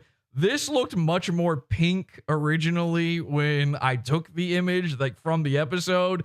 It kind of uploads to almost looking like skin tone, but it's not. It's actually blue and that pink. Looks fucking pink, dude. No need for the disclaimer. I know. Pink. But there are people who I'm pretty sure are not realizing that. And this isn't even everything. I can only upload 4 pictures at a time on Twitter. These were just 4 random ones I took. And I just wanted to see, I wanted to test the waters on this. So I put up the poll, which one's the illegal one? And as you can see, with 39% of the vote, they voted for red. Okay. Pink was the winner. Pink's at 37%. Now, I think pink was winning by a wide margin for a long time. And I think what was happening there is people's monitors or phones are not calibrated well. and they thought they were just looking at my normal human skin tone, and so they were jokingly voting for it to say that I'm just gross looking, which I agree with, but you fucked up. It is actually pink. I don't look like that either. All right. So I think I accidentally tipped the scale on this poll when I ran it. By the way, purple came in the lowest at 9.8% of the vote. No one seems to have a problem with purple. All right. So purple comes in the lowest, and then blue green right above that at 13.9%. Now, forever I had this purple light, and I thought, like, people seem to like the purple light, but I always hated the purple light. The purple light I didn't like. I don't like the bisexual lighting. You know what I'm talking about? Where it's half red, half blue. I did that forever. That's like so played out. Before the season began, I thought to myself, what can I do to not do bisexual lighting? What can I do to make this look exciting? And I invented something. It was brand new. I thought, what if the foreground was all red and the background was all blue? I thought that was incredible. And by the way, I tried both versions where the foreground was all blue. And you have the complementary green. You have the little logo at the bottom and the border of the screen, which draws focus to the screen. You would never know it, but the show has for years now always had red, blue, and green lighting in the studio to some degree. The green. So this is something people don't realize technologically. Green LED style lighting does not show up well on camera. And blue lighting, which if you know anything about LEDs, blue LEDs are almost impossible. Like they almost were never invented. It's a very difficult color to even have exist. And cameras do not pick it up well. So unless you've got it perfect, and I've had it perfect before, but to dial it in perfect takes so much. Unless you have it perfect, blue looks very strange, which is why I don't do it that way. It makes a human face look very odd, and you think I'm washed out in red, you should see blue. It's bizarre looking. So, what's the point? What are you trying to ask me about this? I'm getting to it. Okay, hang on. Okay. Hang on a fucking second. Christ Almighty, you went on and on and on about. I'm waiting. I'm like, what is the comic book and all this? Oh, I'm sorry. We got some Podawful stuff's happening. No, go ahead, because I'm interested to hear what the conundrum. I mean, I see you don't know how to color, so. No, listen, I'm a noir guy, and I'm black and white. I told Sven before the show, I said, you know what you ought to do is you ought to do a stream where you take crayons and you color your background live. That was a good idea. You live on stream and you let stream where you guys get to pick what colors. Yeah, everybody in chat gets to choose the crayons you use and stuff. Not maybe a bad idea. Flesh tone or something. So, all right. First of all, I don't know what this criticism is about the color. I've been using colored lights forever. It never started until the red. That's first.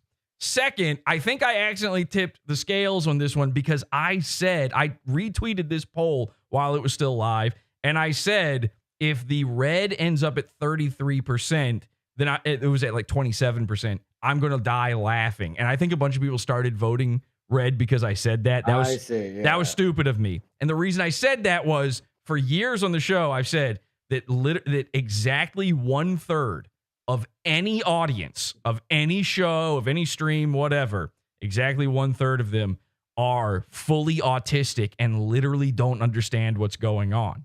So this thing was like so close to proving that point for me, that this is an autism thing, and then I blew it. So Sven, as a guy, I trust your artistic eye. What am I doing wrong here? Is it them or is it me? Now, look, I don't think you're doing anything wrong. It depends. Do you want to make your audience feel comfortable? Because isn't it the thing where like autists gravitate towards Sonic because he's blue? Isn't that like a thing? Probably. That sounds right. I mean, if you want to be like their friendly guy, their cryptid friend, you got to be more blue. Sort of their tulpa. Yeah. Okay. That makes a lot of sense. Tulpa. I don't know if I don't want that. I've always thought of all this shit on the show as sort of like an arcade attract screen where you scroll past it and you go, what the fuck? I just wanted to look like nothing else. look, here's something that I'm missing. Can I say this? Here's Okay. a point of not criticism, because I think I've seen you do this before, where you had a screen that had the chat scrolling on screen. I used to have that over here. Yeah. Yeah, I do think if you want to lean into the medium, and again, like you do really well, making the medium part of the messaging, what is unique about an internet talk show? It is the chat element. So I don't think you should exclude that. So I want to be very clear, and I've never addressed this, and so it's time to address this. People have probably been wondering, why is the chat screen gone? It never worked here because half of the time I would cover it in a shot. My body would just be in front of it, and I never liked it there. The chat screen actually still exists, and it is in front of me. And one day, very soon, everyone will be able to see it again. There's an entire shot that nobody's even seen of Podawful before that exists. It just makes sense to have the chat included. You'd agree with that. I agree with you. Now, what about this? You almost can do, I understand you have. Wait. Now, what do you think of this? Do you think people are freaking out right now? Do you think they're screaming and throwing their turds at the screen? Wait, let me just take this in for a second, okay? Because I'm thinking like red alert, like some kind of a. What if we do? Now, if you would have a constant slow cycling of colors going, okay, like a huge shift, but not quick. It's going to be slow. I got you. I can't do that right this second, but so I've got But it would also. Do you have a control of like the one that's on you? I can control all of them individually. Sure, yeah. So let's see. Well, hang on a second. Look, I kind of like the red background. I like the look of that. All right, you want to see what that looks like? What do you want the main light to be? Can I nitpick? Yeah, nitpick. So, of course, I like the fan, the slow turning fan. I like that. I would like it to turn a little. I'm the only guy with this, but no one knows how to do this. I know, but look, I want more shit. I want more Tetsuo the Iron Man. I want that wall to look like Tetsuo the Iron Man. It needs to be. We're on the same page. Don't worry. It shouldn't be distracting, like distracting details, but more wiring. You're gonna get what you want. Everybody's gonna get everything they want in this. Okay, I've decided to please everyone. You understand what I'm saying? 100%. Trust me, it's all being worked on. People, Sven, I've got a robot camera, right? You know, I have a robo cam. Yeah, I know you have a robot cam. I invented having a robo cam. I'm trying to give you my feedback. Well, I'm trying to tell you something here. So I understand that whatever I say, you already thought of it. That's fine. But I just want that whole wall to be covered in wires. It will be. People for a while now probably have noticed that the RoboCam has not made an appearance in a while. The big board hasn't made an appearance in a while. There's a reason for it's happening. It's all happening. Just trust me on this. Do you want to see? I also want a big Butch Gilligan poster in the background. Okay, well, fuck no. But the I'm sorry. Look, I'm seeing a big discrepancy here. I'm constantly being forthright and honest with my best friend. I'm giving you compliments. You're not doing a great job with reciprocating that complimentary vibe. You know what I'm saying? Yes. So you could do a better job in that regard, I feel. Okay, listen, I have said a lot of very nice things and given you all. It could be a lot more. It could be a lot more. Well, listen, I know we're best friends and everything, but I mean, you can't just be fishing for compliments all the time. No. This is not fishing for compliments. I'm asking you to be honest. What do you think? What about this? Well, it sucks. That's gay. That's bad, right? That stinks. Listen, if you want me to just honestly help you out here, it needs to be a reciprocal type of thing. Okay, here, you know all right. What do you want me to? So you want me to put a poster up of your character in my studio forever? No, but you could get your audience to actually support a good comic book. I've been trying this whole show to get everybody. No, you have not. It's not good enough. Okay, let's pull up the Kickstarter to tell people to go there. I got rid of the Kickstarter. Yeah, you got to do it. Come on. I closed it. I don't even know where it is now. How about you go buy a copy? Order a copy. All right, can we not plug for 2 fucking seconds here? I've been here. We haven't plugged for like 30 minutes. All right, what about this? What about all blue? What are we doing? You know what? I do like Yeah, no. Well, okay, look. Wait, hold on to this thought for a second, okay? Because I do like the background color like this. I like the high contrast in the back. There's enough contrast between the light blue and the green, but then the foreground color needs to be something else. Okay. Wait, what about all green? Red.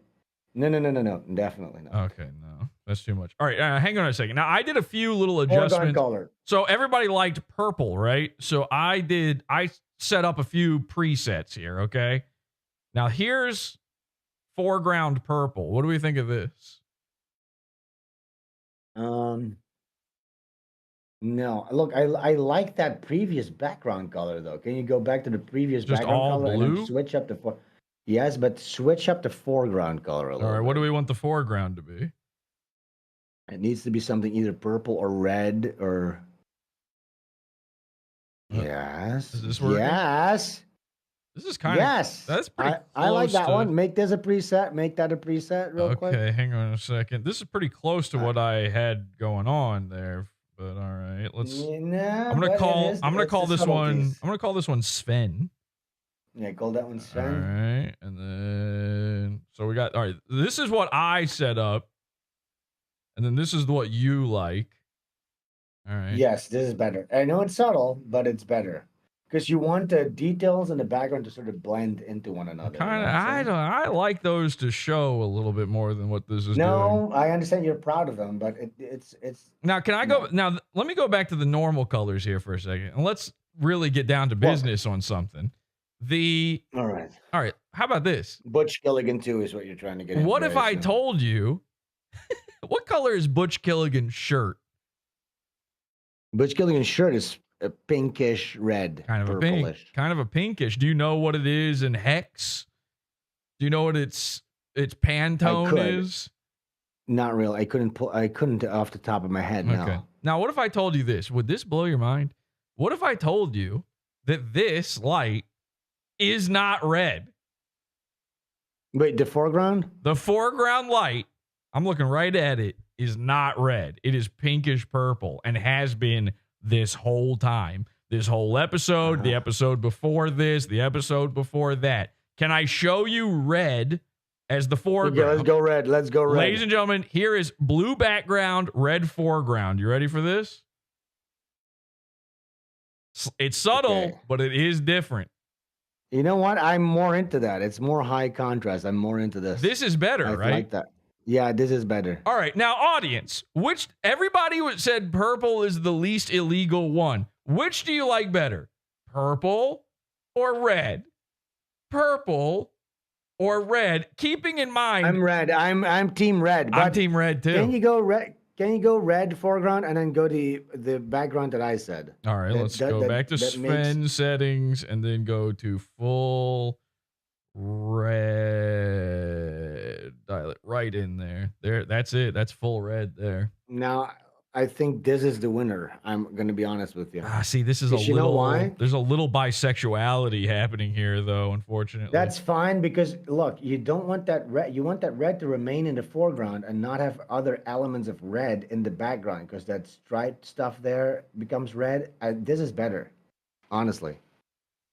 This is the sweet spot. All right, guys, are we doing this red foreground Sven colors or red foreground Jesse colors? Because I don't know. Do this one. I don't know. But listen. We're going to do this. Point is, if you're complaining about the red, you're autistic. I have autism. All right. I need to go take another quick whiz. Can you show people the Kickstarter in a genuine fashion? Okay, fine. Guys, go. Let me find the link again here. The Kickstarter. Just don't go. I've been in 20 podcasts. I let you promote it at the very beginning of the show. With the whole intro. You need to do that a couple of times. People tune in a little later moment. The entire intro was. Here's the thing: you do it, and then you. No, if you don't do it like that. Can I give you a little tip here? You do a good show, then people will want to support it. Yes. What is this show? This show's been fucking perfect. Well, if it's a lot of plug, then What do you want me to show them? You want me to show them the Kickstarter? Plug. Can I give you a tip? You kind of need to plug once in a while. Am I showing the Kickstarter? Or am I showing? What am I showing here? show the Kickstarter and show the Kickstarter trailer. Okay? All right, that's what I was going to do. That. Ladies and gentlemen. And I want to watch that Simpsons thing because I think that's a good thing that we should watch together. The Simpsons intro, okay? Got it. Support Sven's Kickstarter here. Support Butch Killigan. And by the way, I am joking around. Don't tell him I said this, but it is a very good comic. Check this out. Previously in Ultra City. Also, we're putting it back on my colors 203. here. A robbery in progress. 304. Someone's home being burglarized. 360. New colors. A violent crimes committed. Woo! 504. An alleyway rape. And yeah, it don't stop. Another 187 on an undercover cop. These codes ain't just numbers on a radio beam. They're cries for help. This is what they pay me for. DEA! Stop in the name of the law! I love you, baby. I love you more. What the hell is that? I've been in a coma? Brace yourself. The adventure is just beginning. Revenge awakens in...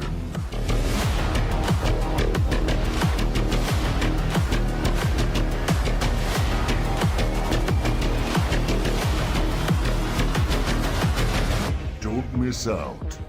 Get your copy now.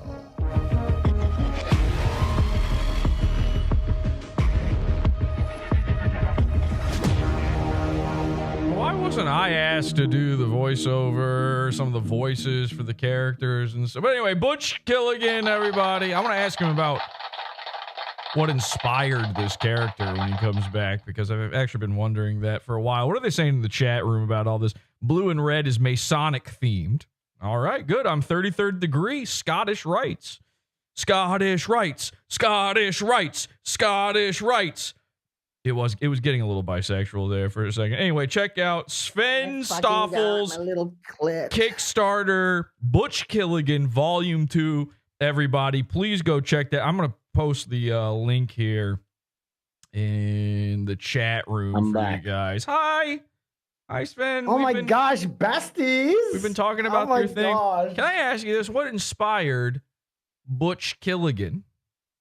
You're asking me where I got my ideas from? Yep, for this specific thing, yes. Yeah. What inspired Butch Killigan? So look, I actually did an art book for the first one. It's also still available, I think, for limited edition. Look at this. You'll like this, I think. Look. Yeah.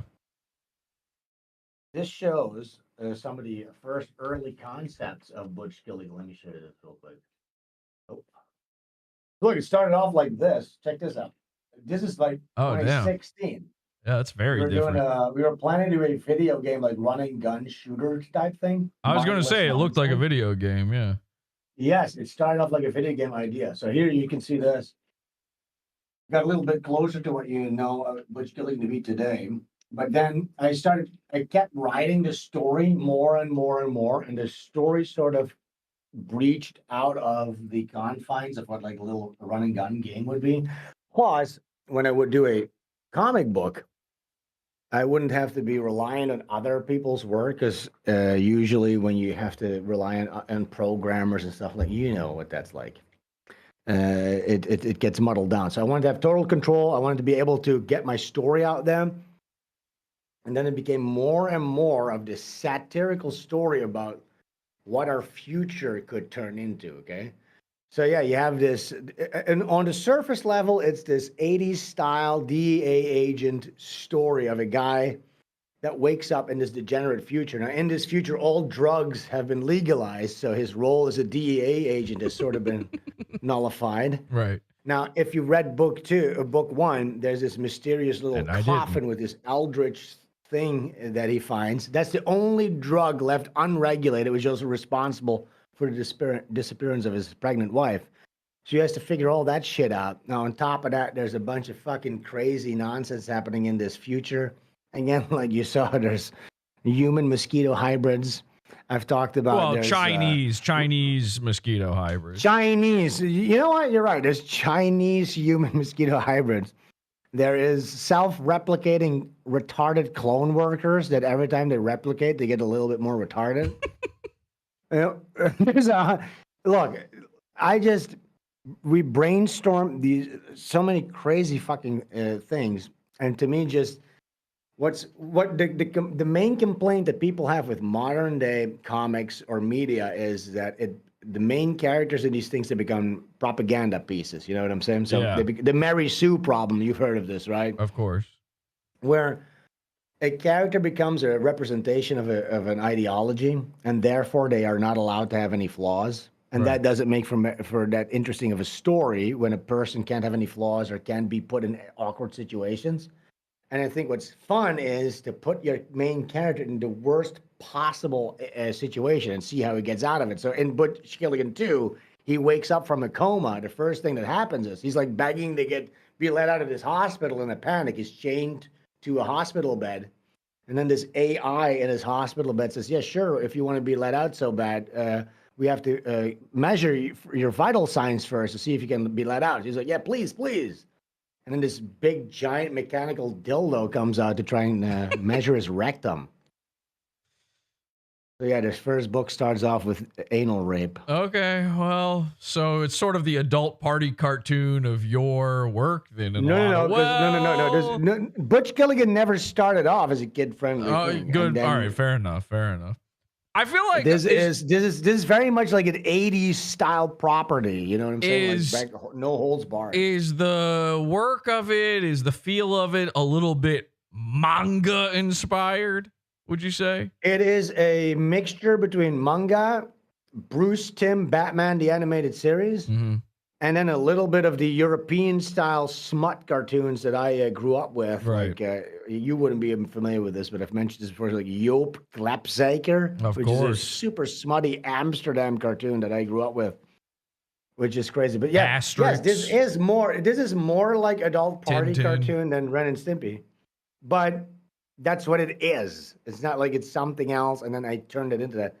It's meant to be for adults. They're saying they said in the chat that it's somebody said it was reminding them of Venture Brothers, the look of it a little bit. Yeah, some people say that, but it's just I've never watched Venture Brothers. It's just to say, in the same way that you could say that my early cartoons looked like Ren and Stimpy, which it did. I was massively inspired by that, but it's like I was inspired by the same philosophy as John Kay. And we can get back into this because this is an interesting thing. Because what you see on the internet right now, you see the Newgrounds artists. They're basically from the school of John Kay, right? Right, yeah. And then you have the more liberal Cull Arts, Bean Mouth cartoons. Yeah. Right? Those are the two new generations of cartoons. Now, I don't think, if you look at, like, for instance, the top brass, like that came from the Newgrounds school, like Smiling Friends and stuff like that, right? Which are great cartoons, and I like it, and it's funny, but they're not of the quality of something like John Kay, obviously, right? Sure. So something got lost in translation there. So I don't think like it's a perfect. I would actually think there would be more value if they more perfectly. I think that's a problem of people who are originally Flash animators. Most of them, not all of them, but the vast majority. Yeah, but even in Flash, you could maintain proper structure and actually like have good line weight and all that shit. Could. How many people did that though? No one. Nobody. I mean, I did that. I did that. You know what I'm saying? I honed the craft more than tried to get my cartoons out in the early days. Do you so hope? That's why I can. Do you hope at all that Butch Gilligan becomes an animated thing? No, like that's one of the things that people criticize Eric July of. So he released one comic book and it's like, well, this is the casting for the live action series, and this is going to be the multi-universe, and this is going to be book 19. Like, no, this is one step at a time. Okay. You can have hopes. No, but here's the thing. If this is going to be an animated thing, I'll animate it. You know what I'm saying? I'm going to animate it. Now, I will probably do like an animated intro concept or something like that. I'll be the one that animates it. But here's the thing. My books, by the way, most comic books that are released in these campaigns are like 60 pages, 90 pages. So not only is my book done already, but it's 120 pages. You know what I'm saying? So I'm going above and beyond what is the standard in these things. Plus, you're guaranteed that you're going to get your book. All of these things are Just to be clear and cut all the bullshit, all of these things are actually very impressive for a Kickstarter or an Indiegogo. Like everything he's saying is like, thank you. All of that shit is always fucked up by almost every Kickstarter. You know, we always say GoFundMe's are a scam on this show, but every Kickstarter's a scam, every Indiegogo's a scam. But the fact that it's done already is what all of those things should be. Like, years and years and years. I mean, so long ago, I did an Indiegogo for this show. This is before I had any equipment. Can you even imagine what that would even look like? But there was already a show. I was going to do the show either way. They would just continue. It was like, I'm planning to do a show. Can you please buy all my equipment? And maybe I'll do it one day. And this was, we're talking 2011, probably before then, 2010 or something. I can't tell you how many podcasts I saw or wannabe podcasts came along after that saying, we're going to start a podcast if you it's like, we don't know who you are. How on earth are we going to who's going to give you money other than your mom and your friend to do this? And why would they do it? They don't want to hear your stupid thoughts. So you haven't proven that you have anything to say. I cannot believe, like, Kickstarter, almost every Kickstarter is a scam. Kickstarter, the website, should be illegal. Really, it's a crime what they get away with. So like I said, you're not allowed to use the phraseology pre-order your book on Kickstarter, right? Because Kickstarter doesn't want to go against this idea of funding someone's dream. Right. They don't want to make what I do the norm because they'll lose money. Kickstarter wants to make money off of broken dreams. But another thing that I want to say, because we mentioned this a couple of times, making the medium part of the message, right? So it's not just that I'm doing the business practices right. In the same time, I am fulfilling what I believe an indie comic should be. Because what is an indie comic? It's an independent comic. You're breaking loose from the chains of top-down control, okay, in this sense. This is sort of the opposite of what we're talking about with, because the problem right now in comics is too much control. So what do you see? Chinese Hulk that is a trans activist, you know what I'm saying? Or whatever. This is real, by the way. A gay Superman, all that shit, right? So what's needed right now, what people want, and what I want, it's not what the people want, it's what I want. I want to have a good story, something that has hard-hitting commentary on top of a good story, great action, and great plot. And not just because I had a fantasy as a kid reading smutty pulp comic books, and I think I can do Marvel better. So there's my superhero. No, it's not my superhero, okay? This is an actual smart, thought-out commentary on escapist male power fantasy fiction. And most importantly, with very cool visuals. Which that is very important. The actual most important part of a comic book is that it better have cool drawings in it. I cannot believe how many comic books or similar things or cartoons especially, where it might as well just be a podcast or just a regular book or whatever. There's no point in it being a draw. How many animated shows now could have just been a sitcom? I don't understand any of that. Now I get the impression you do understand the medium is the message. Like if you have an idea and it fits a song better, if you want to write you shouldn't be making a comic book. Now, if you want to make, for instance, this is a common problem that you see in video games too, right? People always cite this. Have you ever heard the phrase Ludo narrative dissonance? I have not. I don't think so. So, for instance, you have let's just take an example. You have a lot of criticism on the games like Last of Us or Uncharted. You've heard of these games? Yeah, of course. Yeah. So, for instance, in the game Uncharted, you play a dashing, handsome hero who's like a fun guy that you need to relate with as a character, right? Now, in the story of the game, in the cutscenes of the game, he is this forgivable, goofy guy, but he's kind of like an anti-hero. But in the game, you're mass murdering hundreds and hundreds of people. Okay? Right. So the Ludo represents the game play, and then narrative is the narrative. There's a dissonance between the two. Right. Okay. So you're supposed to be this fun-loving guy who is a mass murderer. The whole plot of Last of Us 2, it's a revenge story. You're murdering in the most brutal fashion, shoving pencils down people's fucking necks, killing them, ripping their fucking voice boxes out, okay? All in the search for, and by the way, this is like, you're a lesbian too. You're playing as a lesbian with a Jewish wife, with a surrogate Chinese dad. And you're the person that you're looking for throughout the entire game is another butch dyke. It's just terrible crap. But there's a scene in this game. Dude, there's a fucking scene in this game where the whole post-apocalyptic murder session is broken up by you and your lesbian girlfriend breaking into a synagogue, and your Jewish lesbian girlfriend gives you a literal tour through the synagogue. Like, oh my God, this is actually very nice. Do you have to do like cut time? Like what do they call those quick time? Yes, and you literally go, oh, what is this? What the heck is this? Well, that's actually the Torah. It's really amazing. It is great. That's true. This is actually the thing that happens. I cannot believe video games exist. But listen, I need to finish this point. Okay, right, so you're murdering and murdering and murdering and murdering and murdering and then murdering some more.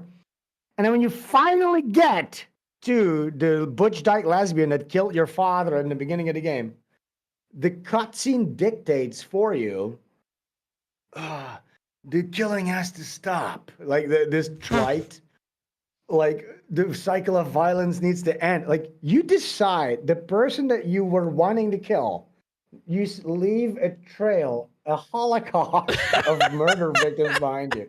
And then this one, I'm supposed to now go like, okay, this is where the cycle of violence ends. This is where the cycle of violence ends. Yes. And it's like, the game dictates that for you, okay? So there's no multiple endings based on your in-game choices. Because what is the medium? Okay, the medium is supposed to be the message. What is the medium of video games? What makes a video game medium different from a movie or a book? It's choice. Okay? Interactivity. So by virtue of that, of the interactiveness of a video game, every game has to have multiple endings. Because otherwise, it's not a video game, okay? The moment-to-moment gameplay is not enough to make it unique as a medium. So you need to be able to have choices within that structure. I understand not every single choice you make it's impossible. I would argue that almost all, and I've said this before, but almost all modern video games are not video games even. No, they're propaganda movies. Well, they're propaganda, but they're also, I call them simulators. You're not sitting there playing a game. You're not figuring something out. You're not choosing anything. You're not exercising your mind. You are doing a war simulator. Like even games that don't have cutscenes where you're just playing with all your friends and you're shooting at each other and murdering each other over and over and over again. That's not a game.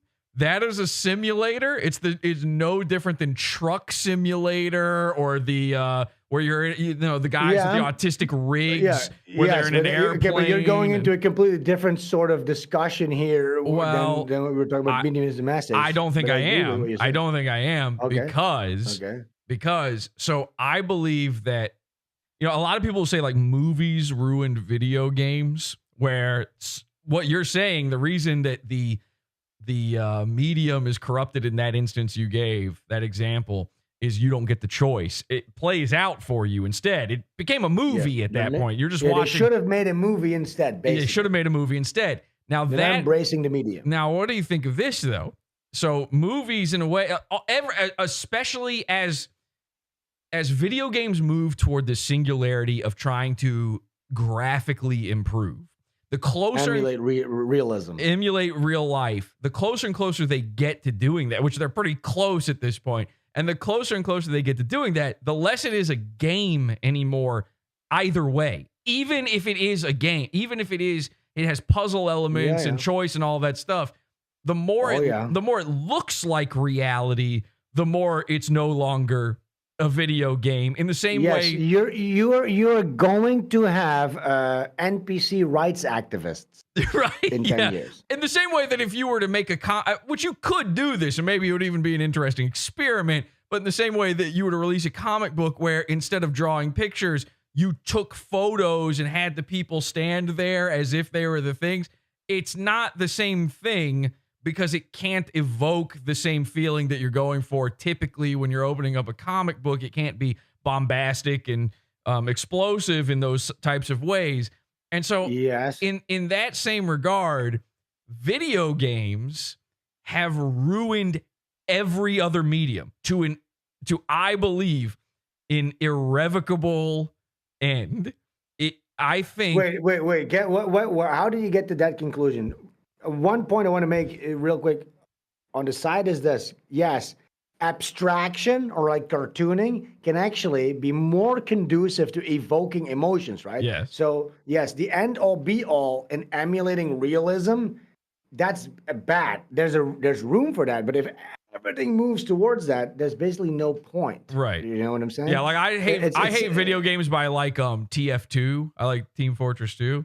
And it's very cartoony, and everybody kind of like mocks it for being cartoony, but it's like that's cool. Yeah, that's cool. It's like it's particularly good. Think of it this way. Remember when we were watching like Toy Story 1, and sure, then Toy Story 2, and Toy Story 3, and everyone, the graphics are getting better and better. Now, no, that's no longer really part of the narrative when new 3D movies get released because they're already so good at releasing, at emulating reality, right? It's almost indistinguishable.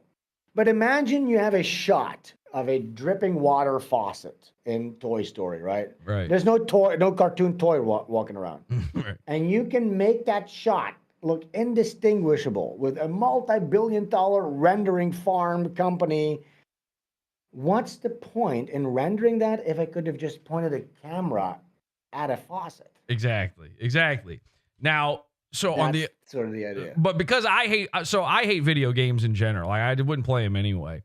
And the more realistic they become, the less and less interested I get in them. In fact, I was thinking about this when you were saying earlier, like all these different things that evoke, nostalgic things, but the thing that they're emulating is the limitations of the time, like pixel art. I do enjoy those things though, because at the very least they don't look like reality. And there are good ways of doing that and bad ways of doing it, which I won't bother getting into. But because I don't care about video games at all, I always think about I think about it from the other perspective, which is the harm video games have done to other mediums, including the medium that I play in here. But can you explain to me? Can you go a little bit further and what exactly? Give me some examples on what specifically you mean with what harm video games have done to other mediums. Okay, well, I mean, the easiest one would be movies and TV because it's the most similar, and it's the one that is so obvious in video games as well. What it does the other direction, but gamification of narrative, of plot, and of rules in story. We gotta get the 3 pieces of the fucking cube in order to open the door. Which MacGuffins are a thing from fiction before there were video games, but the bare nakedness of it is from these things are being written by a populace that grew up on video games and thinks that's a normal thing, and was told when we were growing up, you were told over and over again, video games are not only going to be like the main biggest medium that exists in the future. It already is. Remember, they used to say this all the time. Like, it's the number one selling media that exists. There's nothing else like it. It's number one, and it's true art. How many times have you heard some gamer tell you that games are true art? And then, like, how many games are actually true art? None of them. Like, almost none. No. Not a single one. Zero. No. You don't think it's a single video game? The medium hasn't evolved to the point where it can be that, because none of it has been embraced by that. So when people call a game art, for instance, let's say Silent Hill 2, right? That's a great story, but that story could have also been told in a movie. In the same, there's nothing that makes the video game better at telling that story, more efficient at telling that story than a mini series or a movie. Right. Listen, there's certain games that do interesting things. Like, for instance, there's a game called, and I've never played this, but it's called Spec Ops: The Line, And this game marketed itself as just a regular old run and gun cover shooter, right? And you're like a group of soldiers in like Iraq, right? And you're just playing this game as if you would play any game, mindlessly shooting everything. And then the second act, you go back to like a carpet bomb. Every game is like this thing where you're in a helicopter and you're shooting from your helicopter, blah, blah, blah. But you have to go back and you actually see the damage you did on the ground, and you see like the mangled carpet bomb, sulfur bomb corpses, and you actually have to go deal, and then the character has to go deal with the trauma of that. Now that actually does, the game made you do something unwillingly because you're so conditioned by other video games, and then it contextualizes those actions that you did. I think that's art thing. I don't know this game, but I feel like that's probably art. Like I'm obsessed with the idea. That is art. That is art. That does something with the medium. It utilizes the medium to evoke a specific. But you were saying emotions. That no video games are art. That one is. I feel like there's enough examples to say that's not true, because like for instance, I'm obsessed with the idea of something perfectly using its medium. It's something I think about a lot. And I do feel, and as little as I play video games, I think there are examples of that even I know, like Hotline Miami and also Hotline Miami 2. Those games they could not exist outside of video games. They do harken back to pixel art kind of looking stuff. It's this old graphic stuff. But maybe Metal Gear Solid 2. Probably. Solid 2 from what I've heard about, I've never played those games. From what I've heard about it, yes. And I think there are a lot of good examples. Portal. I think Portal. Here's something interesting that's happened. Portal. Okay, look, Portal is a really great game, right? Yeah. Look, and I'm not saying that it's not art, but I'm just saying when it comes to utilizing the medium, let's put it like that, okay? Let's say something that utilizes the medium to its maximum effect. That happens rarely in video games, okay? Right, yeah, it's so rare that you might as well not count it, yes. Yeah, but that's what, if you want to elevate video games to a true art form, that needs to be happening. Every game needs to do that. Well, I don't know if it's not happening. I don't know if you can expect that. I mean, how much? Look, how much of any art medium has almost all of it coming out as like real, true, good art? It's like none. Embracing its medium, plenty of paintings since fucking since the golden era of Dutch art. For every beautiful painting, there's modern art where someone's taping a banana to a wall. Okay, yeah, sure. Like it's. I understand, but I think there's way more examples of paintings embracing the medium because. Yeah. Oh, yeah. Video games embracing the medium. Video games I think video games are unique in not embracing the medium. They're telling stories. Yes. In the same way a movie would. Well, gameplay. And in that way, video games have influenced people who are making things in other mediums to make shittier and shittier things because. So for instance, this is a way that. So for instance, you had Zelda, not the last one, but the one before that. Like that open world Zelda, Breath of the Wild, right? So that story or that game embraces the medium because they have so many interacting physics and stuff, right? So you can stand on a hill and then you drop a barrel and it rolls down into a fire and it explodes. It sets on fire another guy who runs into a base. And then there's an emergent story that happens in front of you because of your action, right? It's not like a cutscene or anything scripted. Like the mechanics of the game make a story unfold in front of your eyes because of your action. You're like a domino that you push the first domino, and the domino doesn't go in a straight line. It can go in branching lines depending on the engine.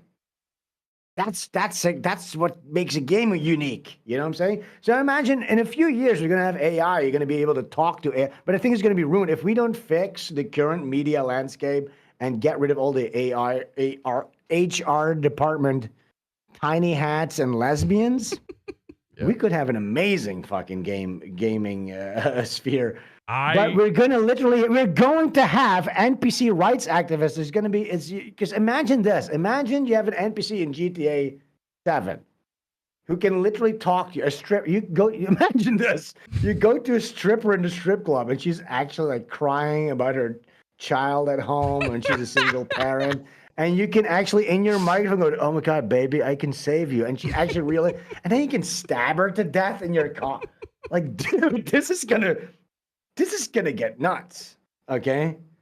I would say that even this is an ethical questions are gonna have to be asked about this. The government is gonna get involved. Like, this is gonna get even crazy. if you were to remove wokeification, even if you could slow the march of AI, and even if you could focus people in on using the medium, I think video games will continue getting worse and worse and worse no matter what. There's no saving it simply because each future generation working on this problem will have been influenced by the last, and it's they're in their mind what a video game is different. Most people's idea of what a video game is you go on the internet and shoot your friends. Like, that's a video game to the like your by the way your average gamer is a black guy pretending to play basketball. Like, that's video game. I understand. But it takes one visionaire to create a game, and that's so good. But look, it cannot. And then he gets kicked off of that video game, and then the industry goes back to exactly the way it was before. Yes, you're true. That's true. Yeah, it's cyclical. Yeah, that's it. In the Butch Gilligan universe, by the way, everybody's wearing goggles, right? They're all sitting in their containment unit at home. And they all play the same video game. They earn a cryptocurrency within the video game. Instead of like getting points that are meaningless in modern video games, they're mining cryptocurrency, and it's just enough to keep their own lights on, you know what I'm saying? Right. So basically everybody's job is to sit at home being fat and consuming this garbage and to keep the lights on. That's what we're doing right now, by the way. Thank you to the audience who is actually currently living in the Butch Gilligan universe, which, by the way, we are doing a big Butch Gilligan 10-book giveaway. 10 lucky people will be winning a free copy signed and sent by Sven himself. Yes, they're buried somewhere in the Caribbean. You're going to get the geotag location. It just happens to be St. James, Little St. James Island. Which a lot of people call that the original pedophile island, but you're wrong. That's Japan. So, oy vey, the future is bright. Freddy Got Fingered is art. Freddy Got Fingered is art, I would say. Freddy Got Fingered is art. Yeah. That's art. That's like a defiant director's vision. And about a cartoonist. I saw myself in that. By the way, real quick, I just want to point out Art Bell, who is in the chat room, just doing his own, writing his diary in there. That's, if you haven't figured it out yet, that's Comedy Shaman on an alt account. Okay, anyway, so what were we talking about? Why did we get on that? Well, either way, ladies and gentlemen, Win by 2 radio. Yeah, I guess that's that. Huh? What a great coverage. Check this out. Look at this. Effectively done in this business. On the podcast, catching people like Dr. Mingo. So I'm a dumb guy. I'm hoping John DiCaprio is. Ooh, the film leader. The countdown film leader. That's always good. Take your fucking bra off, Barry! Like, let me guess, because he attacked. Didn't even get to 2. How do you not do it right? How did he not? He cut it off in 3. It's never been tried before. You're supposed to stop it at 2. He got the 3. Yes. Everyone, I'm going to be yelling at him the whole time. What? What does this have to do with? Why are we doing? It's like, what stock images do we have? What's free? What do I have free from story blocks this week? Fuck me, dude. Okay, well, Jesse, can I be honest here for a second, right? This is like you and me. We grab a literal mongoloid, okay? We put him in front of a piano, and then every time he goes off key, we start giggling and laughing at him. Like, what do you expect? Hey, Sven. Like, this is a mongol. Welcome to Podawful. That's what we do. That's kind of all this is, man. I thought Podawful was a discussion about art. Yeah, well, it is this time. I think that's why everybody tuned out. Your show sucks. now, so you sat through all of that ear bleeding nonsense. That's the red light of ears, by the way. Everything we just listened to. And now you get to sit through a 58-second countdown for some reason. By the way, AI art cityscape here. Very beautiful cyberpunk. Look at that podcast. Look how fucking stupid this word looks. It's really bad. All right, I'm gonna skip this part now, but we gotta watch the. Yeah, I want to see the content. I want to see what this guy. I have to show you just this part right here. Okay. This is some prefab. So now it's loading. Plug in. Yes, exactly, ladies and gentlemen. Welcome to what I call a plug-in theme podcast. Okay, this is a guy downloaded a pre-made theme or plugin. And he literally just plugs in his title, his font into it, and that's it. And you can see it's not even sitting properly inside this loading screen. And by the way, they all do this. People that I don't even hate, like Patrick Melton, his entire intro is one of these stupid plugins, pre-made sort of things. But this guy in the paint, what's his name? Win by 2. Win by Blade, who reminds me of somebody. I can't put my finger on it. He reminds me of somebody. Yeah, I don't know. It's something strange going on there. Maybe but at some point we'll figure it out. We'll try. But the thing with him is he does all of them. Like most guys, they download one of these plugins, maybe 2. They use it here and there. He's doing all of them. He's trying everything. What do you got? What's free on Envato Elements this week? Oh shit, I recognize that one too, that little anime. Yeah.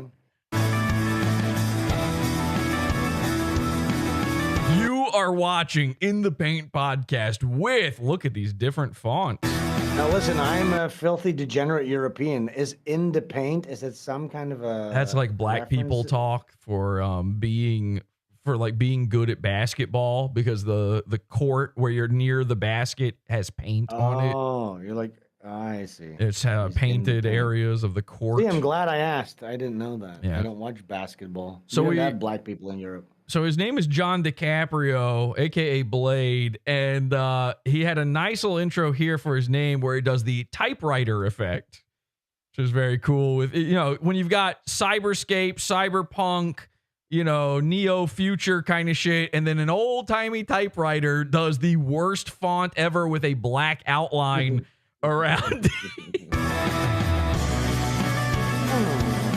And by the way, if he's not watching this right now, he's going to see all of this. All of this will be different next week. I guarantee it. Yeah, he's gonna have to sit through 3 hours of Ren and Stimpy. Well, I didn't want to make it easy for him to get good ideas, you know. So now, okay. Yeah, he's doing some big boy drinks, man. He knows. He knows how to put them back for sure. That's listen, I'm having second thoughts about this coverage. I think. Well, this guy might show up. He's got the sunglasses. So why have? Why have the?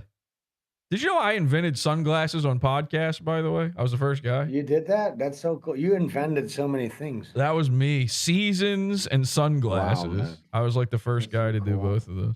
But that's really cool. So what is the point of a black and white flashback to his old set here? I don't really understand why we're looking at this. Oh, but it's glitching. Oh man, this guy's unstable. You don't know what he might be thinking. Anything could happen on a show like this. It's like, yeah, this is nuts. It's like Ethan Klein. He's drinking some red wine or something. That's actually he stole that from a New Year's Eve party. It was like sparkling apple cider. It's just he got that as a complimentary little thing when he orders some Greek food or something. Yeah. Now enjoy the show, everybody. It's fucking like off center. Why is it off center?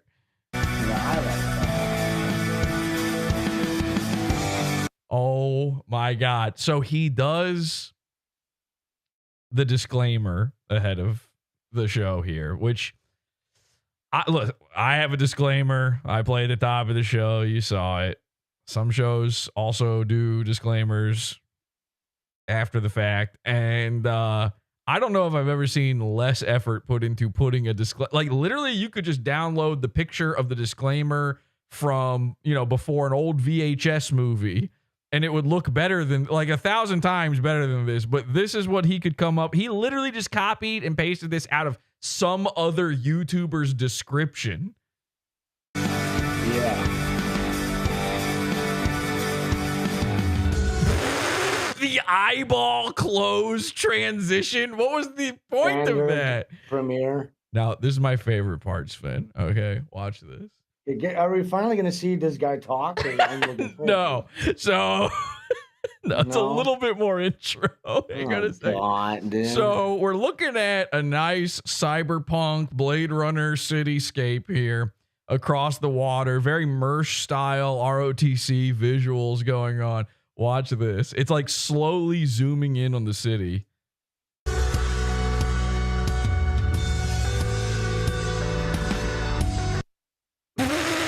Did you see it? No, what was that? Watch again. I blinked. I didn't see it.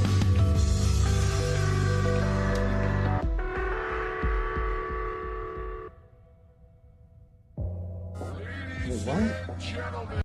It's hard. It's looping. It's hard looping. It's zooming in on the city and then looping back to the beginning where it pops all the way back out again. Watch. Just a quick hard loop. Yeah. I guess we're going back. I guess. Hey, row the boat backwards real quick. So we left something back on shore. Yeah, he couldn't figure that out. He could have at least put like a little glitch overlay. Something. There's so many ways to. By the way, how about just zoom in? Like when you loop it, zoom in the footage to match, and then do it again. Blow it up a little bigger. There's so many ways to hide that.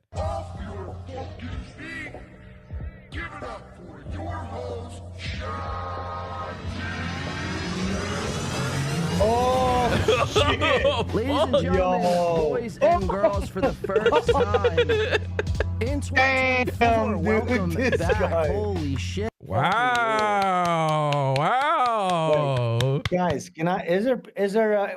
is there some Sven cells in the chat? Can we get a physiognomy check on this guy? Yeah. Oh my God. I need to show you an old video of this dude.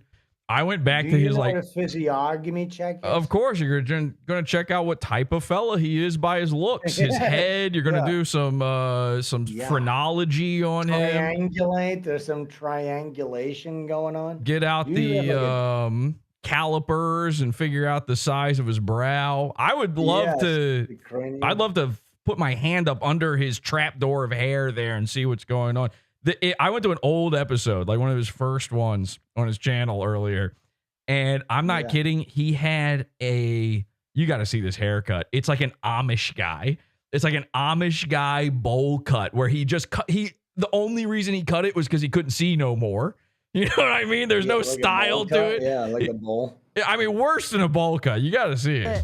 Listen, can we just get? I want to see what he says. I want to get like a taste of the type of guy. Let's just roll it. Let's roll it into where he's really doing content. He's showing something. All right, take a look at this. Here you go. No, wait. I kind of want to see the intro, though. I want to see the intro. Like, how does he get? What does he do off? Like, what? How does he get into it? You know Christ! Now I got to go all the way back. Please. Just let me. I want to see like what does he do and pull it up a little bit. He does this. Yeah. For the first time let me hear. In 2024, welcome back. Holy shit. We're back. Just like that. 6 weeks. 6 weeks. Came and went. I'm very excited for today's show. Huh? He did this. Yeah, he's doing a little booyakasha. Look, he clapped, but he did do a little snap, like kind of switching it up. I haven't seen a guy do a little snap with the That's original. You guys are awesome in the chat already. I didn't even have to beg yet. I'm getting super chats and fucking memberships. This is fucking phenomenal. Why did I ever take 6 weeks off? Now we're gonna get to begging in a little bit because I missed out. I missed out, quite frankly, on 6 weeks. Every time I turned on YouTube. See, I want to move it past this because he's got that. Yeah. Okay. Good. No, I got the vibe. I got it. He's got that background that bed playing, and I think it changes him as a guy while the bed's playing. Like I'm noticing his voice sounds different there. Let me just roll it to here. We're gonna go to camera 2 for the first time, so hopefully everyone is ready for the second shot here. So let's bring this over onto the big screen. And guys in the back, for the first time this year, let's go to camera 2. What moves a guy to try this? You know what I'm saying? This far in the game. This far ahead in the internet game. I gotta clear my throat. Phil okay, Elmore well, here look, it's sort of like a flipped perspective here, but it's kind of like bringing kind of a memory back. I know. So, do you ever feel like you have PTSD or something? I don't know what it's about, but it's something very strange happening here. Going to fart. And we're going to be getting into someone else who likes to let him rip on screen. I'm going to save that person. He's going to do cake farts? But just read the description. You'll know who I'm talking about. Phil Elmore, this is hashtag Fartgate, presented to us by Misery Loves Clips, which shout out to Misery Loves by Misery Loves Clips. Now, Sven, let me ask you a question. You know when they say like about when people are voting for the president of the United States, they're like, oh, this is a guy I could have a beer with. You know what I mean? Yeah. Do you feel like John DiCaprio here, this Blade, you ever feel like you could be like pals with him, like buddies, like hang out with him for a few years or anything? Not, you know what? This kind of. And now, granted, I don't know much about the guy, but this seems like it reeks of desperation. You know what I'm saying? In what way? It's not really a very original concept.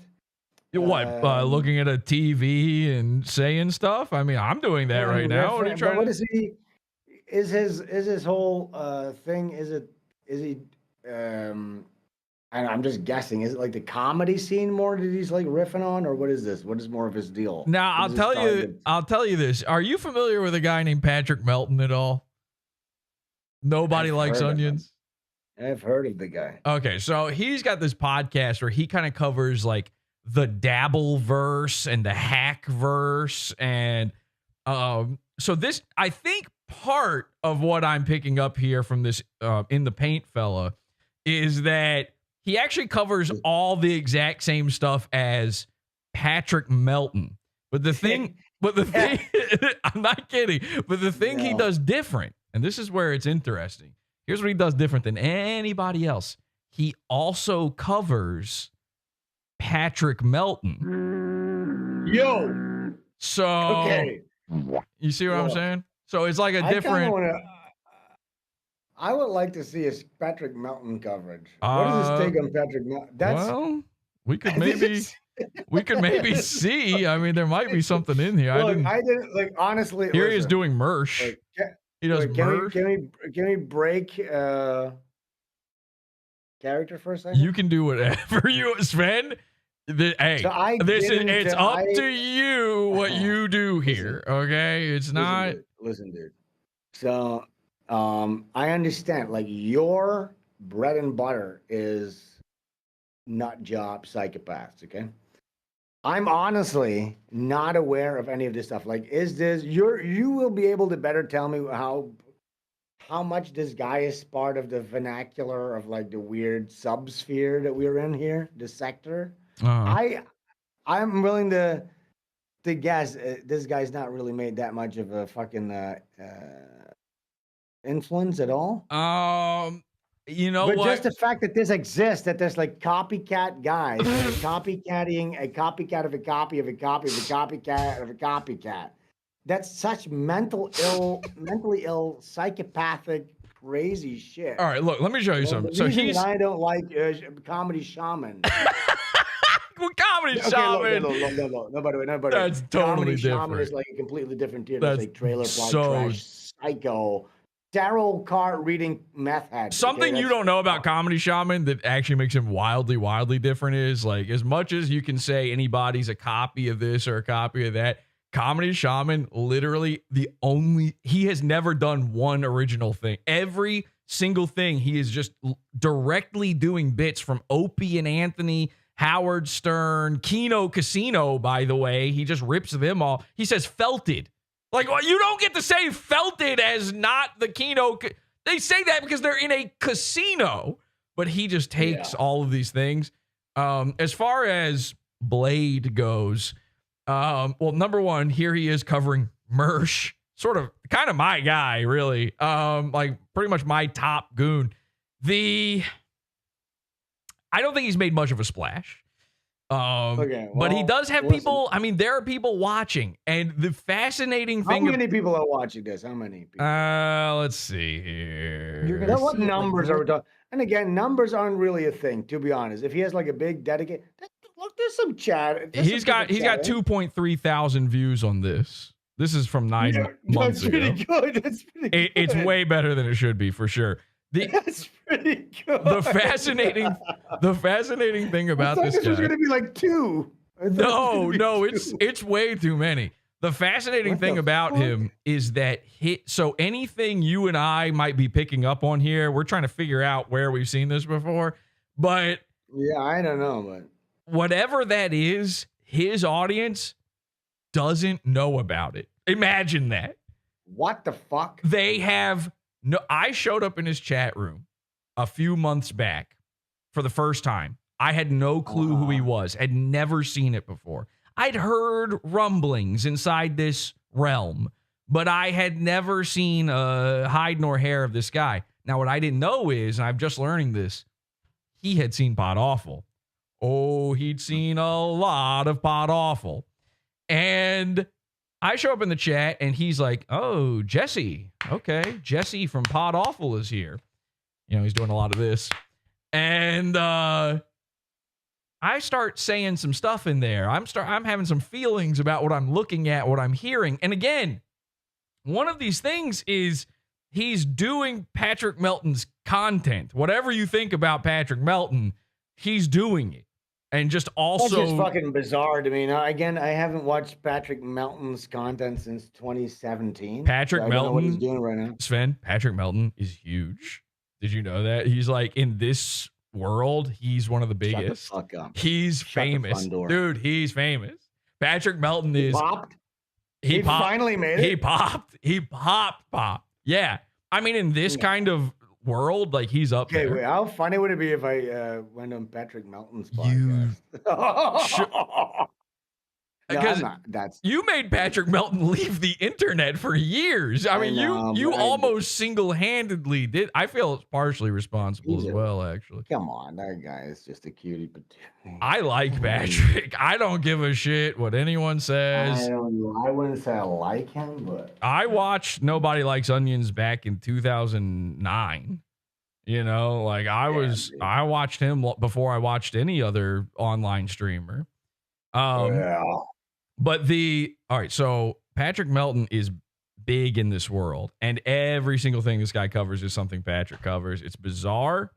It's very strange, but there's something else going on here, and I'm trying to pinpoint exactly what it is. Of course, he's covering Mercer. You said you wanted to see him cover Patrick. I'm trying to see.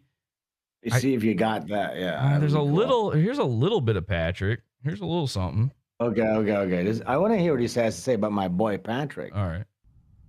Red Honda in there yesterday. I'm gonna call when I see Melton. I'm gonna. No, you're not. So you're saying Patrick Melton is like big now? Patrick, look at all these names he's got on his board here behind him. Those are all people donating to him, and he.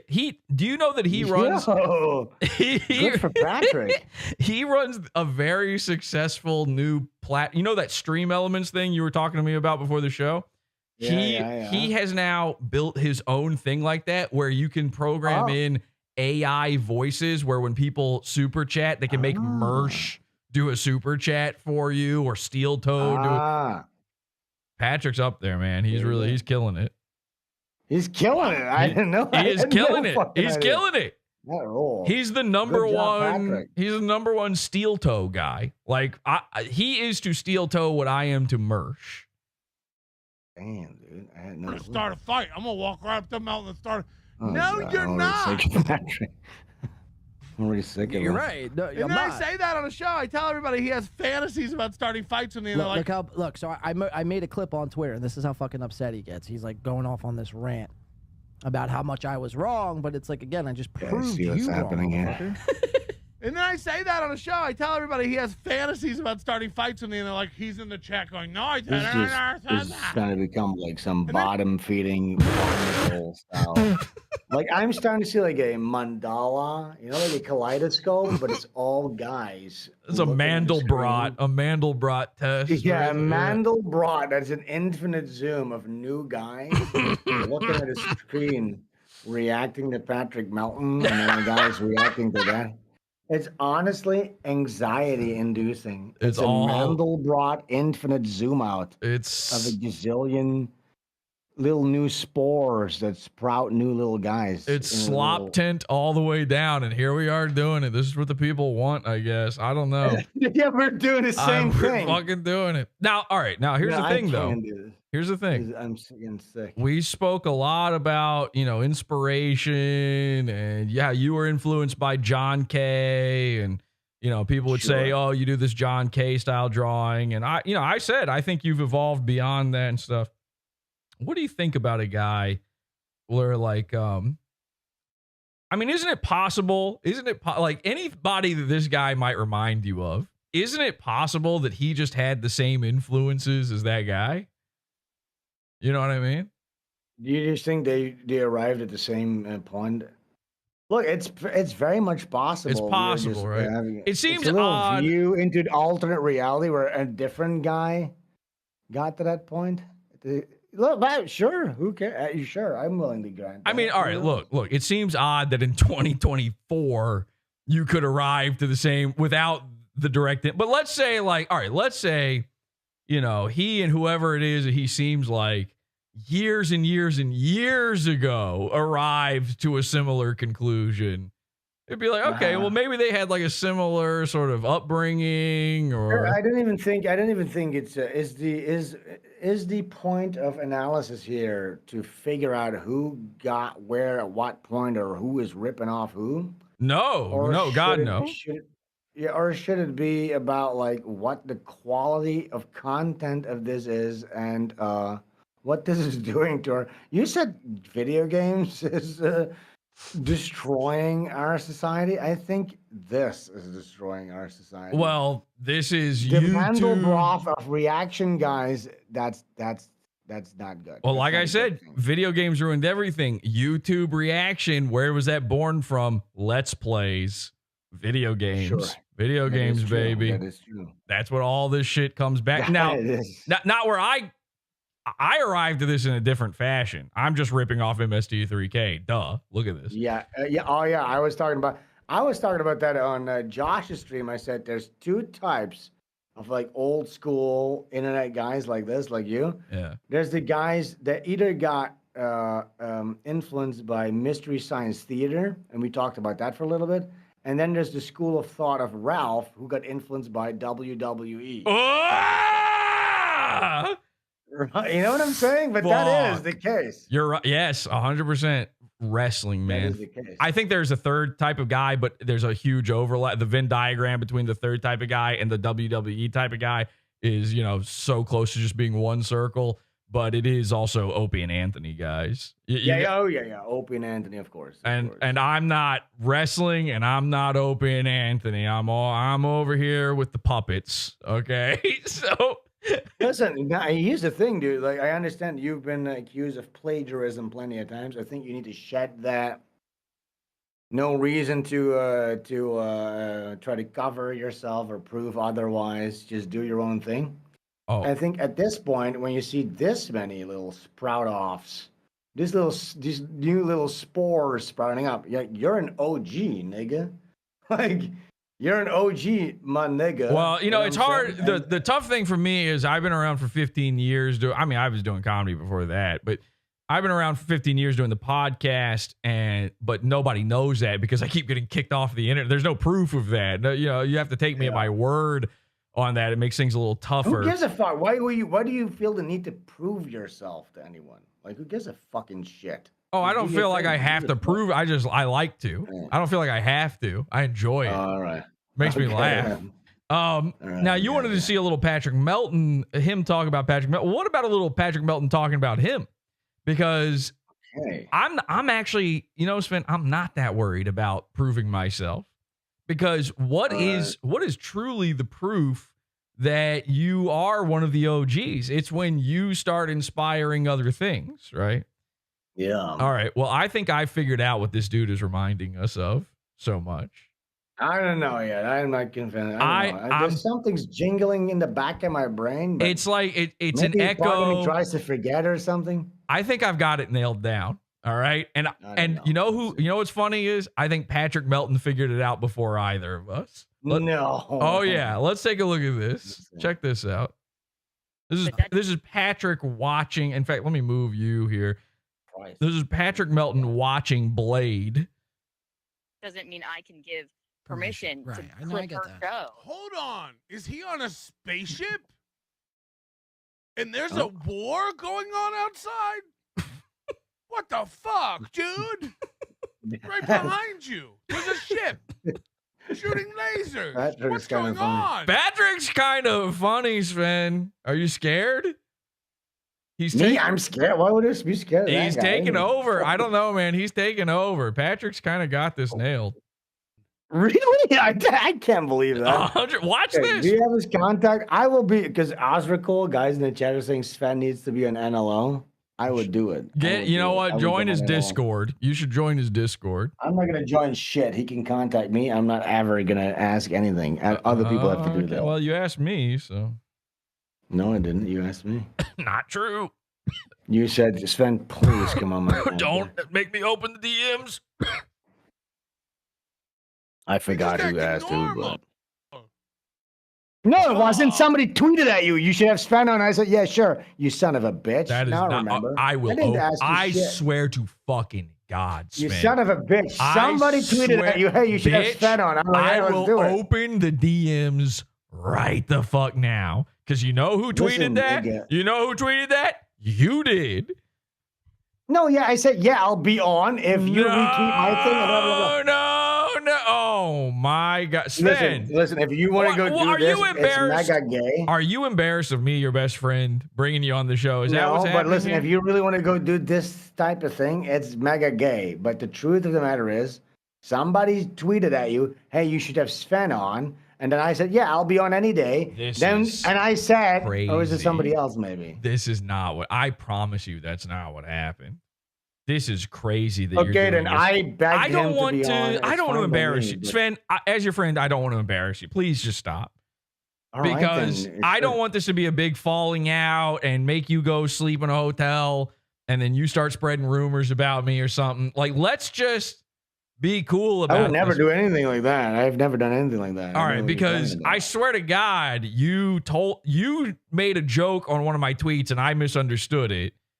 And yes, that's what I'm saying. And then you said, no, I'm saying you should have me on your show. That's what happened. Yes, yeah. Yes. There's not a third party involved in this. Okay.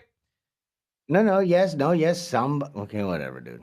Okay, let's keep going. Why are you so upset about the idea of asking me to be on the show? I'm not upset. I'm upset about when the truth that's properly represented. Do you want me to read the DMs?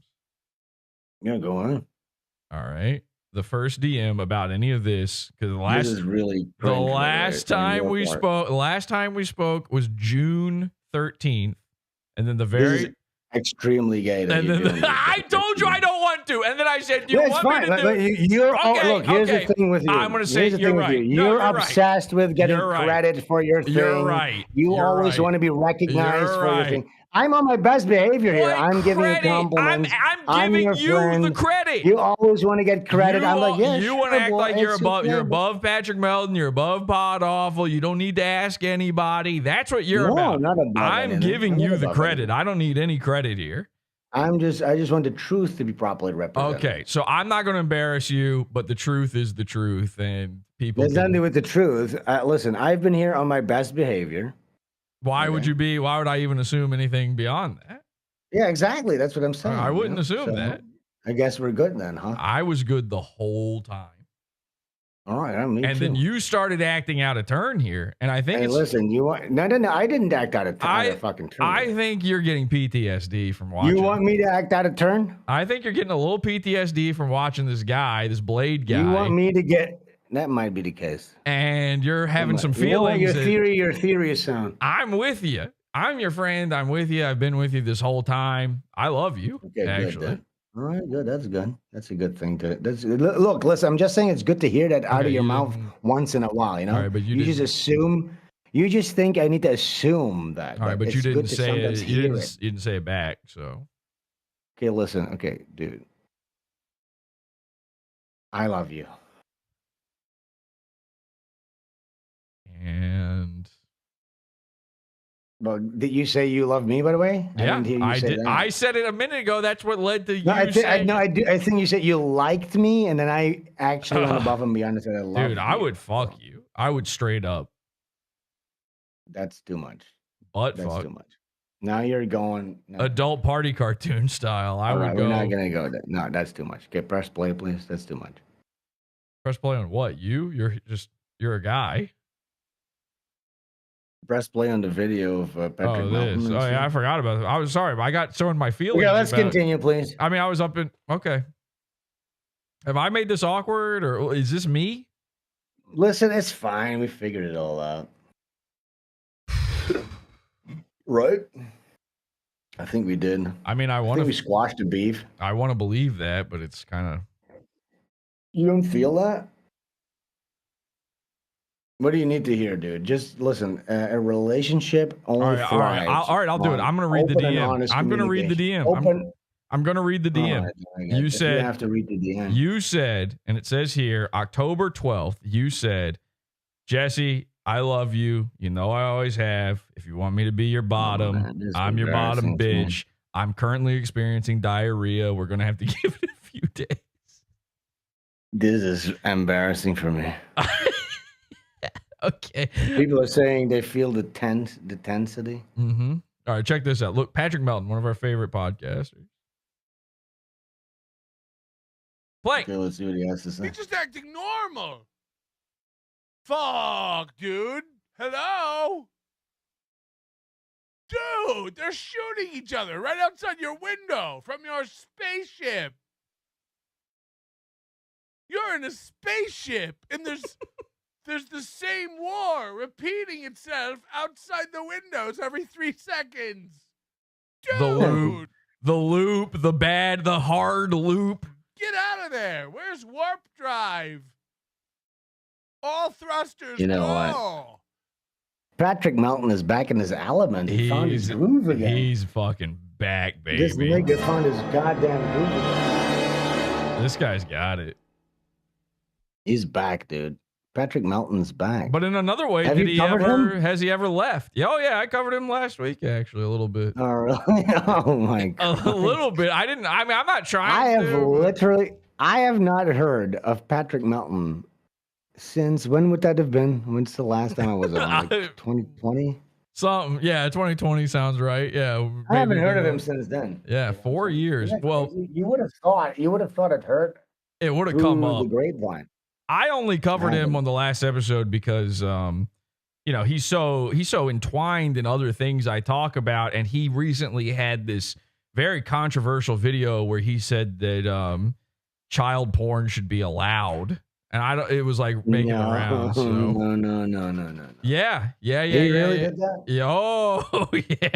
Oh yeah. AI child porn. AI child porn. He called it ethical child porn, I think is the quote. And I agree with him. So. You do? I don't know.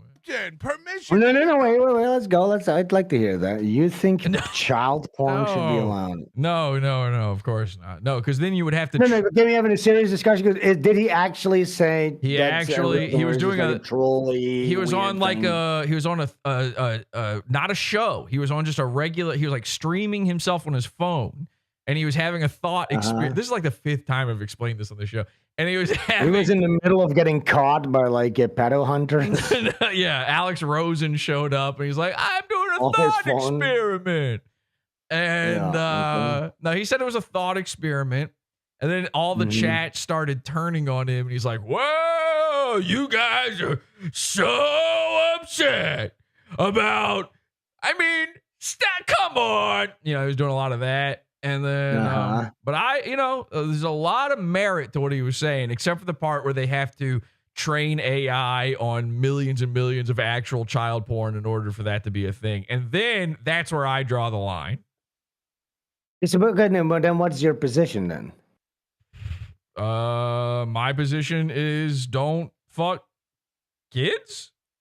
Yes, but we're talking about legalization of child porn, right? You're pro child porn. Listen, I'm not trying to bait you. Listen, I'm not trying to bait you. I'm just asking you. No. If you make it legal, it's not fun anymore. No, of course. I mean, what kind of fucking question? Yeah, I'm into it. No, you brought it up. Listen, I don't want to make this into a goofy little thing. I brought up Patrick bringing it up. I'm not. Yes, but you said you agreed with him. I'm literally just, again, remember we had normal discussions and previously? What does that mean? What do you, because it is an interesting topic it comes to AI. It means that I was joking. I don't obviously agree with that. He said one of the dumbest things you could possibly say on a stream. And then as a joke. What did he say though? He said that as a thought experiment, he thinks it's a good idea to allow pedophiles to watch AI child porn. That's what he said. That's what he said. Yes. Okay. And then he didn't think that actually does require the suffering and rape of little children. I haven't seen it because of course they clip it right there. I haven't seen this, but I was informed after the fact that apparently as the stream continued, he realized they would have to train the AI on real stuff and that thus. And what's the part that you said you agree with him with? I don't actually. It's a Sven. No, I'm not trying to. Listen, I'm honestly not trying to bait you or anything. But I thought you said that. I think you said he made a theory about child porn, which I kind of agree with. And I'm just asking you, what's the part? I was just. That's a joke. It's a all joke. Right, then, that's a joke. It's a joke. Okay, all right. Because that would be an interesting topic of debate. Because I am obviously vehemently opposed to any of that. So I was interested, like, how could you defend that? Bring the man an award. I mean, there's no award. There's a bullet. There's a bullet for those types of people. I mean, yeah, of course. Yeah, okay. Obviously, we're all on the same page when it comes to this. I hope so. I hope we're on the same. We better be on the same page when it comes to that. Sven. What do you mean? Well, what do you think I really believe? I'm not thinking anything. You said I agree with a thing. I'm just asking you, what is that thing then? And then you say, no, it was just a joke. That's the thing I agree with is ethics in pornography. I think all pornography should be ethical. I think pornography should be illegal. If that's the most ethical version of it, then so be it. No, that's a cop out. That's not. You're not defending your position. Well, I'm a free speech absolutist. So yeah, but do you think porn is free speech? Constitutes free speech? It's free expression. No, it's not. It has nothing to do with expression. Of course it. Well, is drawing a form. Is drawing a picture free expression or no? If you're drawing a picture of a little kid getting fucked, I don't think you should do that. But do you draw naked ladies' pussies and titties? Not really. You don't do any natural illustrations? No. You don't ever draw like a guy? No, I don't. Getting rock hard?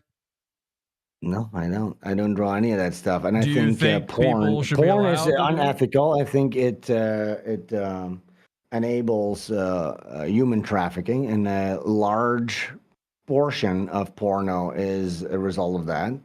And then, of course, it's run by a certain subset of people that view the people that are getting fucked on camera as animals. I think even if it's when it's adults, I think it's unethical. So that's what I think. You ever just meet some dumb lady off the internet and jizz on the top of her head and film it with your iPhone while you're doing it?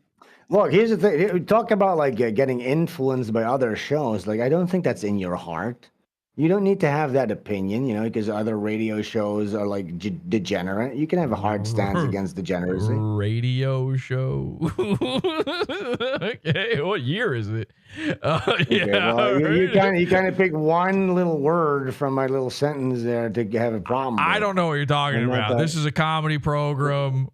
I'm just saying things. Yes, I understand. But you brought up Patrick Melton's stance on pedophilia, and you said you agreed with some of his points. Yes, he said something as a thought experiment, thinking it would be funny. That's what they all say. It's the whole audience hated it, and as a joke just now, I took the stance of the thing that you should never do, and then you got angry at it. You're the I'm audience. not angry. Well, I'm not angry at all. You're a little upset. I'm calm as a little, radio shows. Cucumber. I don't know, man.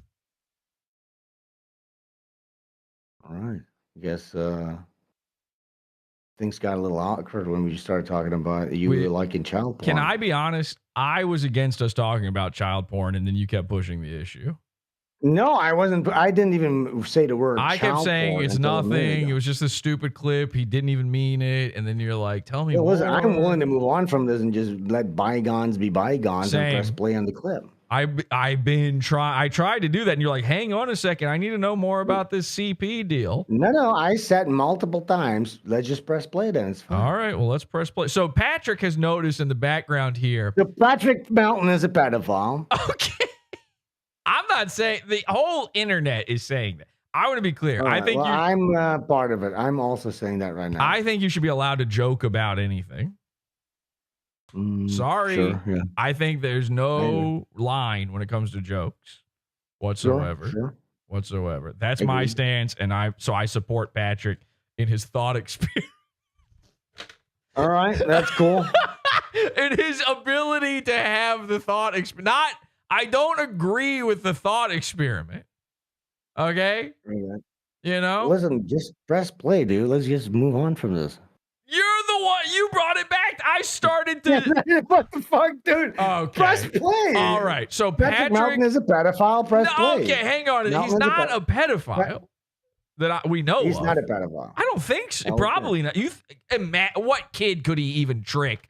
What, they think he's Shrek? They want to go to his swamp and hang out? Maybe do a donkey ride? Come on. So there's no possible. I know how that stuff works. I don't know how it works either. You don't? Sven, you got to stop implying and what do you insinuating. mean? There's a get him press play on the video. I've told you to press play. There's a scary undercurrent going on here where you keep assuming. I mean, just press play on the video. Can I be honest? Can I be honest about something here? You know what you're doing is you're being very. This is a Talmudic trick that you're up to right now. Excuse me? No, child pedophilia is Talmudic. I'm against it. Same. You seem to be propagating it. No. Hang on. I'm propagating it? Yes, you seem to be like going, I want to press play on the video. Every time I go, okay, so Patrick, no, you go, Patrick. Don't accuse me of being Talmudic for being against pedophilia. That's their whole thing. No, it's for That's what it says in the Talmud. It's for painting a nice goy like me as a P word. I'm not painting anything. I'm just asking questions. Okay, just asking questions. Well, now we're into a whole. Let's just press play on the thing. Yeah, that's what I've been saying the whole time. Just press play. All right, so Patrick has noticed that is a pedophile.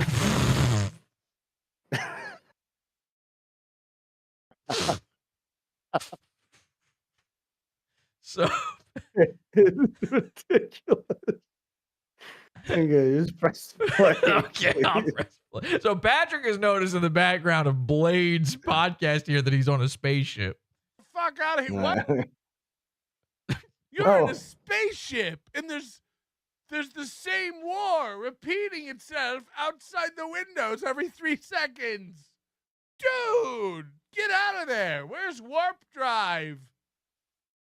All thrusters go. So before you said you thought Patrick was really funny in this clip, is he so funny to you now that you know you're supporting a pedophile? You thought he was like the funniest guy. It's not so much. That's, to me, it's like it just got this whole new dark undertone, honestly, to where it's like not that funny to me anymore. Okay, because like a minute ago you're like, he's the funniest guy. Wow, he's really making it. Wow, I used to listen to him all the time back in 2020. I'm not sure about all that, but well, you know. Captain, permission to get the fuck out of here. What's going on? Pew pew pew, pew pew pew. Are you guys? You know winning? what? Mountain still fucking sucks. Hey, Mountain all right, sucks. hang on. Let him cook. Okay, let him cook a little bit. Send reinforcements. Send reinforcements. Pew pew pew pew pew pew pew. Pretty cool. That's his catchphrase now, by the way. Saying his catchphrase is pretty cool. Yeah, pretty cool. He said, I don't know what it means or where it comes from, but apparently he says that a lot. Damn, dude. As far as catchphrases goes, that's pretty cool. That's pretty cool. Yeah. Pretty cool. Imagine. Right. Okay. Come on. Fuck. I just saw it though, and I'm like, we're supposed to be. But it's just on a loop. It's just on the shittiest loop ever. Like coward. All right. So now, obviously, here's the thing that's happening is Patrick and I, we don't have any sort of beef or nothing. And I think Patrick likes Podawful a little bit. You know, he started watching Podawful. He said that he started covering Mersh because he started watching Podawful. So he's like a big fan of Podawful, I guess. And he's now realized in his head, he's doing a little bit of math here as a fan of the show. He's realizing, I'm kind of shit talking a guy on a space station. That's sort of Podawful's thing when it comes to these podcasts. So watch this. He sort of backtracks here a little bit. Like me, and I didn't give it to him. But when I'm thinking about it, I'm like, that's weird. So the clips that he asked about Chrissy, were you in the clips or did it have anything to do with you? Okay. So was it your show or? Oh, Simpcast. It was a Simpcast. Gotcha. So that's Chrissy's show, not mine. Right. You know, right. I was a guest, or like I am every week, but that doesn't mean I can give permission to clip her show. Yeah. Yeah, it's a little bit of a double-edged sword. He's waiting for the loop. I'm always he's waiting for the loop to come back there. It fades. He loves that loop. Thing starts over again. He can only afford 10 seconds of the render. So it just starts over again, and the space war continues, and nobody ever gets the rights to the minerals on Clicaryon 7. Okay, a little bit, right? Okay. That's kind of cute. That's not bad. That was all right. I laughed at that one too. They spread. When will the war end? When will the war end? And what a pro broadcaster to just carry on, to just keep the show going while a cool space war goes on right outside his own. Pew, pew, pew, pew. Pew, pew, pew, pew, pew. Imagine how gay. This is what 6-year-olds dream about. One day I'll have a spaceship and I'll live in the clouds and I'll do my own podcast from a spaceship and I'll be the strongest and I'll be the only one that doesn't get destroyed in the war because of my. Okay, I can't. The message. This is insane. Imagine the last time you thought about being in space. Fuck. Are we doing that? Are we in space?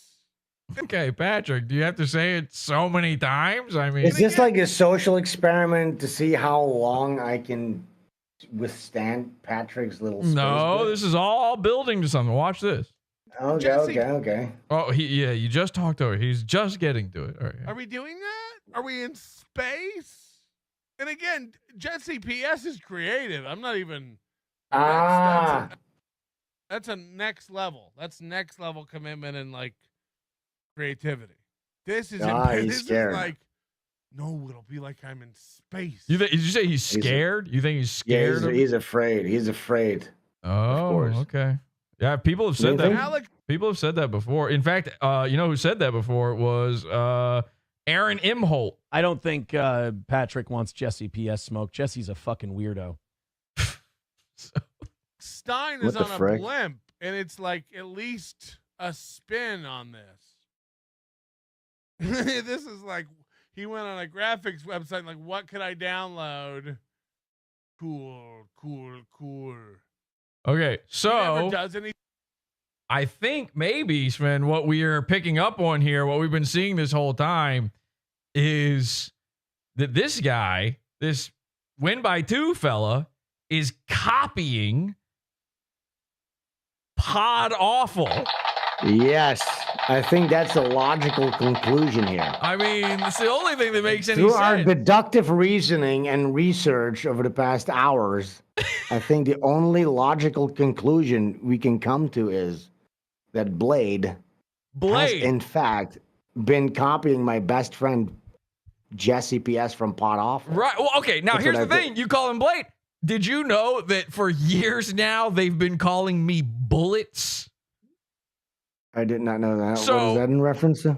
Because when I went, you don't like this, but when I went to Ethan Ralph's house and I went bang, bang, bang, bang, bang outside of it, finger guns, they call me Bullets. So I have the name Bullets. He's Blade. I'm on a moon base. He's in a space laser or something. Now every episode of his show, by the way, in the description says, "Welcome back to the space war of 2024 or something. There's all these graphics. We thought this was something he started doing a few months ago when Patrick called that out. By the way, he also got like a big board and all this other stuff. He started, I showed up in his chat room, and the next week, this is not a joke, he started using a red light. He didn't have a red light. That's really sick. That's really cool. It's horrifying. So he is doing Melton's content. He is using this coat of Podawful paint over top of his show. And then there seems to be one other ingredient that I can't quite put my finger but on. I guess we got to the bottom of it all. We figured out the big conundrum of the big tell-all. Well, we figured it out, but just to be clear, there's another thing. One last thing here, Sven, because this is what the people are waiting for. This whole thing, we literally, they hate us. They hate us so much for waiting for so long. Why? I don't know. Why? I don't know. I don't know why people don't want to just hear about things. Rather, this is look. All right, here's what you do. You know when we both feel the same way about the slop tint and all that, and you just want to talk about whatever and make things, right? I feel the exact same way, but you're not allowed to do that no more. So how an actor will do the one for them and then one for the crowd movie. They do the small indie film for them to get accolades for and feel good about it. I'm aware of and then that, the Marvel movie. So right now we're just paying our dues or paying the toll so that we could have a Ren and Stimpy conversation for fucking 3 hours before this. So here you go to wrap it all up. I was asking people before the show. I was like, if you know Win by 2 stuff, I guess send it to me because I'm surprising Sven with all this shit. And then people sent me stuff. I'm like, this sucks. I don't want to do that. This guy, he's nothing. I want to be clear. This guy's tedious. It's tedious. He's not a goon. I don't ever want to cover him again. I just want to embarrass him this one time with a guy who's. I would rather never ever to hear about this guy ever again. Of course, you are probably one of his heroes. And, he probably loves you. Well, so this is. Godspeed, Blade. Good luck with your stuff. Godspeed. I don't Blade. ever hear about this. I just want to embarrass him this one time and then never, ever, ever, ever, ever, ever, ever, ever think about him again. But I will say this. Podawful's watching you. A thing I came up with in 2018. The fact is, you came up with so many things. I know. It's crazy. Yeah, go ahead, yeah. The fact is, I am going to check out his next episode. I don't know when that is. If it's, tomorrow. Oh, yeah, because you think it might be covering this? It most likely. No. I think he won't. No. But let me be clear. If he I think this is going to spawn a mandala Mandelbrot of a gazillion new things. There are 3 possible outcomes of this. Number 1, he comes back and he covers this and he goes, wow, look at what we're doing here. I guess. And he puts his hand like this on the desk. He makes these spider hands on his desk and he plays an explosion sound effect. And he goes, wow, check it out. Patrick Melton, blah, blah, blah. So he plays the clip, he addresses it, and then he moves on. And that is acceptable. Option number 2, he doesn't address this at all. Unacceptable. Option number 3 is he comes back the next episode. He does not do any coverage of this, but he tries to change all of the things that we've made fun of him for. Absolute worst possible outcome he could do. Now, he should change all the things we said for all the obvious reasons. But if we're the ones who bullied him into doing it, then it's very, very embarrassing. And I hope to God people will be calling him out for the rest of his career. Every single stream he does, I'm not going to do it, but every single stream he does from now on, there should be people in the chat room calling him out for all these things, making fun of him for it. Because I'm telling you, his audience has no clue. They've got no idea about any of this larger world around them. And this is where I started to really notice. He had an episode called The Wait, are we actually going to watch another whole thing? No, not a whole fucking thing. Jesus Christ, shut up. So No, not shut up. He had this whole not shut up. I've been on for fucking 4 hours. I can't watch another fucking hour of this fucking guy. I'm not watching an hour of it. You want to go? Are you sleepy? Yeah, I kind of have things to do. Okay. Got things to do. You can go. No, I'll stay on if you want me to stay on for a little bit. Okay. If we can wrap it up. Well, I don't want to watch another hour of this guy. We did have 2 pee breaks and 5 plug breaks. So that's fine. Okay, real quick. This guy had an episode of his show called The Lady and the Grint. Wait, let me put in. What he's going to do is he's going to make 5 episodes about this. No, he's not. This is going to be his full fucking coverage. This is his worst nightmare. There's only one worse thing that could happen than this, and it's someone else doing this. There's one other person that could do this that would be 1,000 times worse for him. Okay. He's not going to cover this. My guess is he is not going to respond to this in any way. Check this out. Okay. This is an episode he did called The Lady and the Grint. And look at those glasses. And look at the in-ear monitors. Look at all of it. Now, you don't know this, Sven, but grint, you don't know that word, right? No. Well, it's because I invented it. I invented the word grint.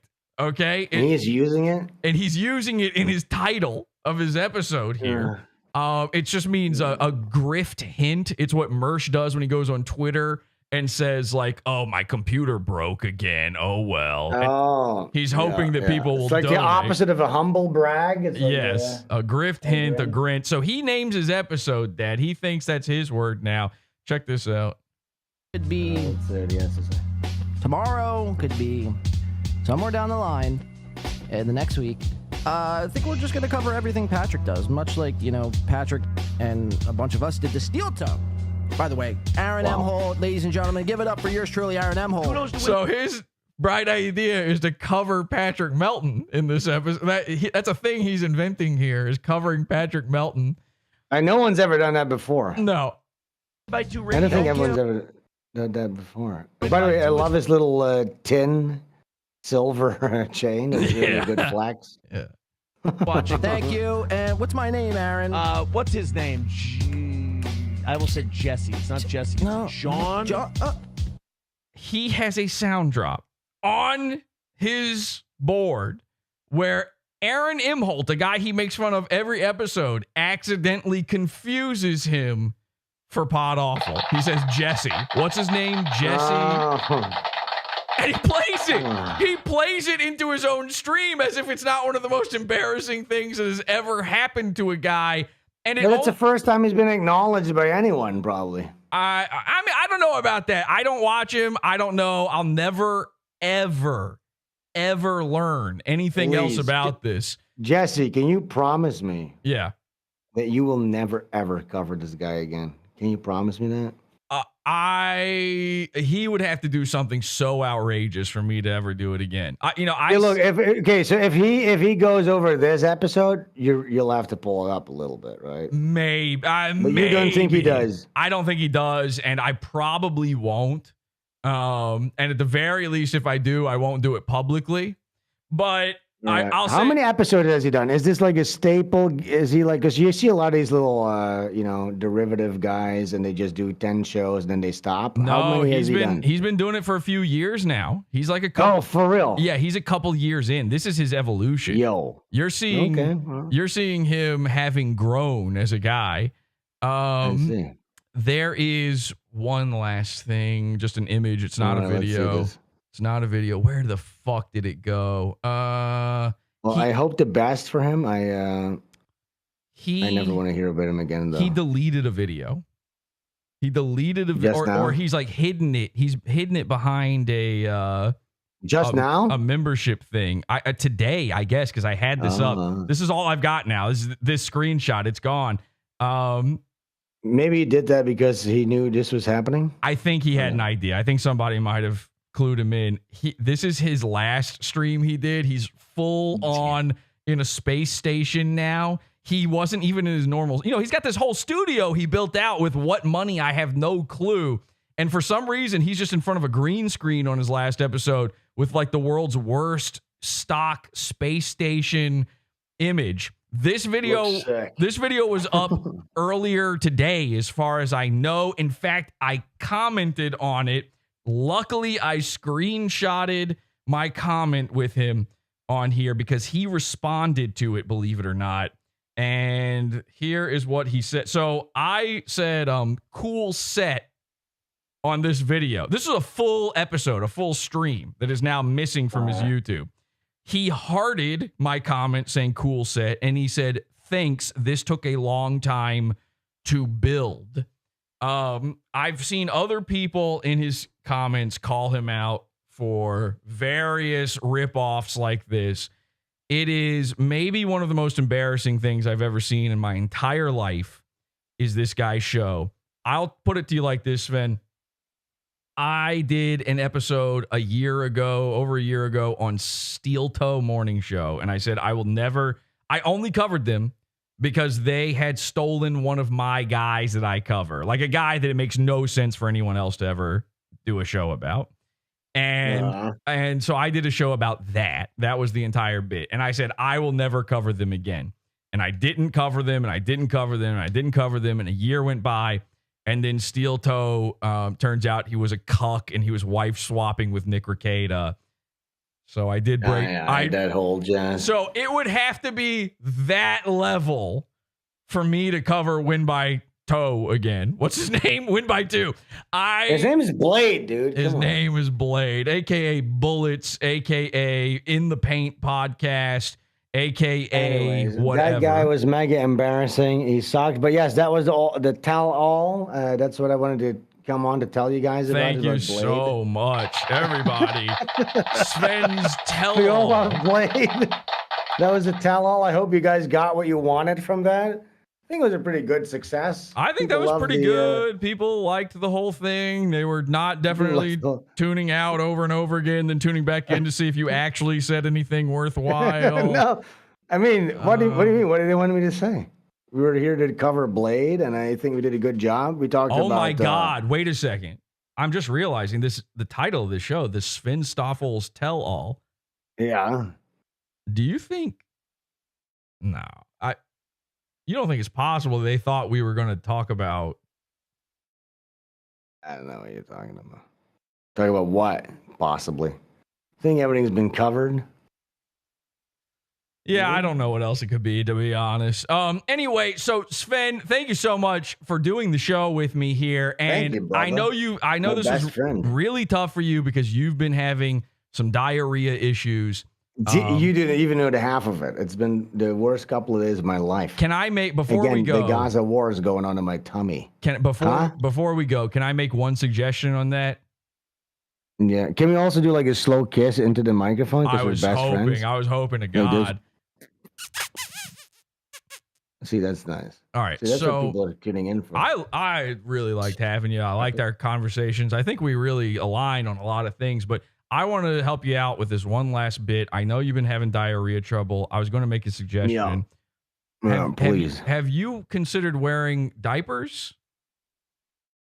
You know what? I've had like a friend of mine suggested to me, but I think it's too much.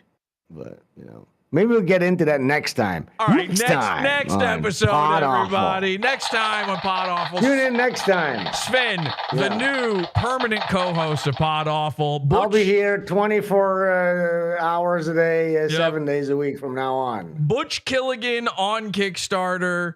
Go support it.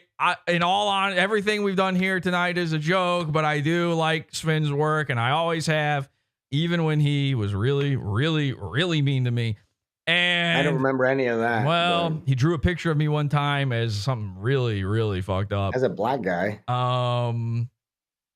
So if you would like to support this show, by the way, you can join the Pizza Fund, podawful.pizza. Join any level, get access to lots and lots and lots of content that's banned on YouTube. Immediately following this right now, we're going to jump over to the Pizza Fund and get on there and do a pod after show. Yeah, you can leave. I'm letting you go. But wait. How long do you do? How many? I thought the show was like 2 hours. Honestly, it's normally the show's normally like an hour long. It's just like we're dragging this. No. Wait, after this, you're gonna do pizza after show. How long is it? It'll be a little tiny, 3 or 4 hours. No, come on. I'm honestly interested. How long is that? No joke. Every episode's complete. There's no set. It's completely different. Okay, so you don't have like. No, I'm trying to actually. Here's what I want: I want to get shows down to an hour. I'm not joking. And then how long do we do this right now? Like 5 hours or some shit? How long is this? 4 hours and 10 minutes right now. God damn it! I know. That's nuts. That is nuts. Well, listen, it was cool. It was a good appearance. I think we had some really good. Here's the thing. Whenever we were talking about genuine, like art and design philosophy and future predictions and stuff, people are like, oh God, fuck this shit. Yeah. Is that true, or is that just you? 100% that was happening. No, there were a lot of people who were enjoying that stuff, and those are the people we're doing it for.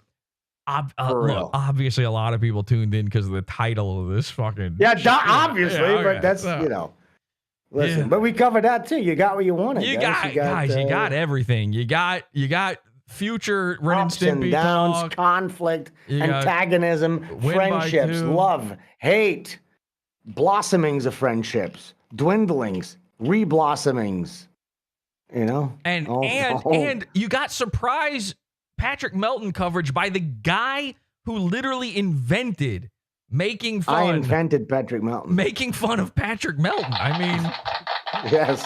You think that's true? People don't give me credit for that, but I invented. You think I'm about trying to get credit for me for? I'm just about everyone trying to get the credit they deserve, and you. Oh, that's what it is about. Okay. That credit for real.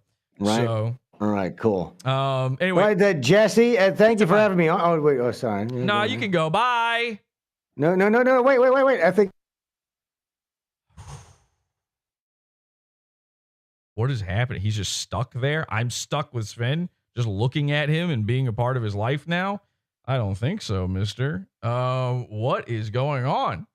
Wow, that's stuck there. Okay, well, I'm going to figure out that issue, and then we're going to go over to the Pizza Fund. Join us for a pod after show where we're going to talk about Comedy Shaman, because he's been losing his mind in chat. I was originally going to have Sven react to some Comedy Shaman, see what he had to say about it.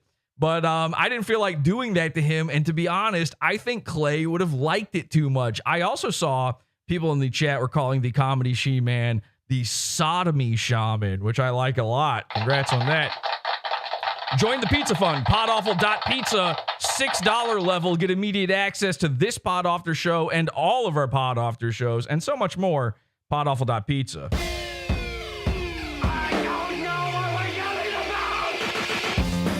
Support the show. Join the Pizza Fund. Podawful.pizza. Pizza.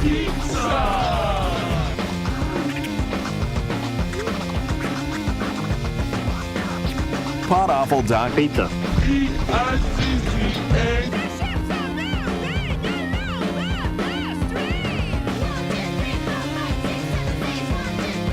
Yeah, thank you, Lenny. Lenny in chat says, check out Mitch Murder Gun.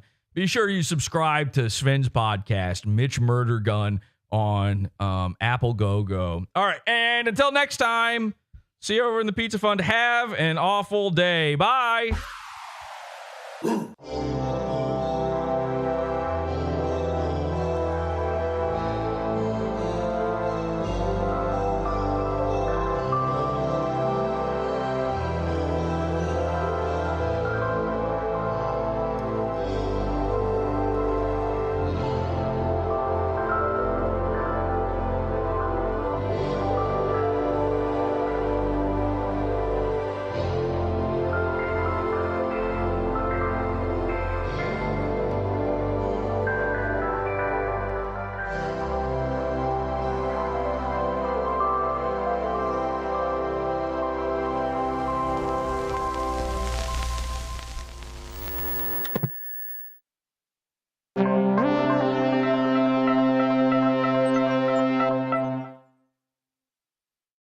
I'm a fag.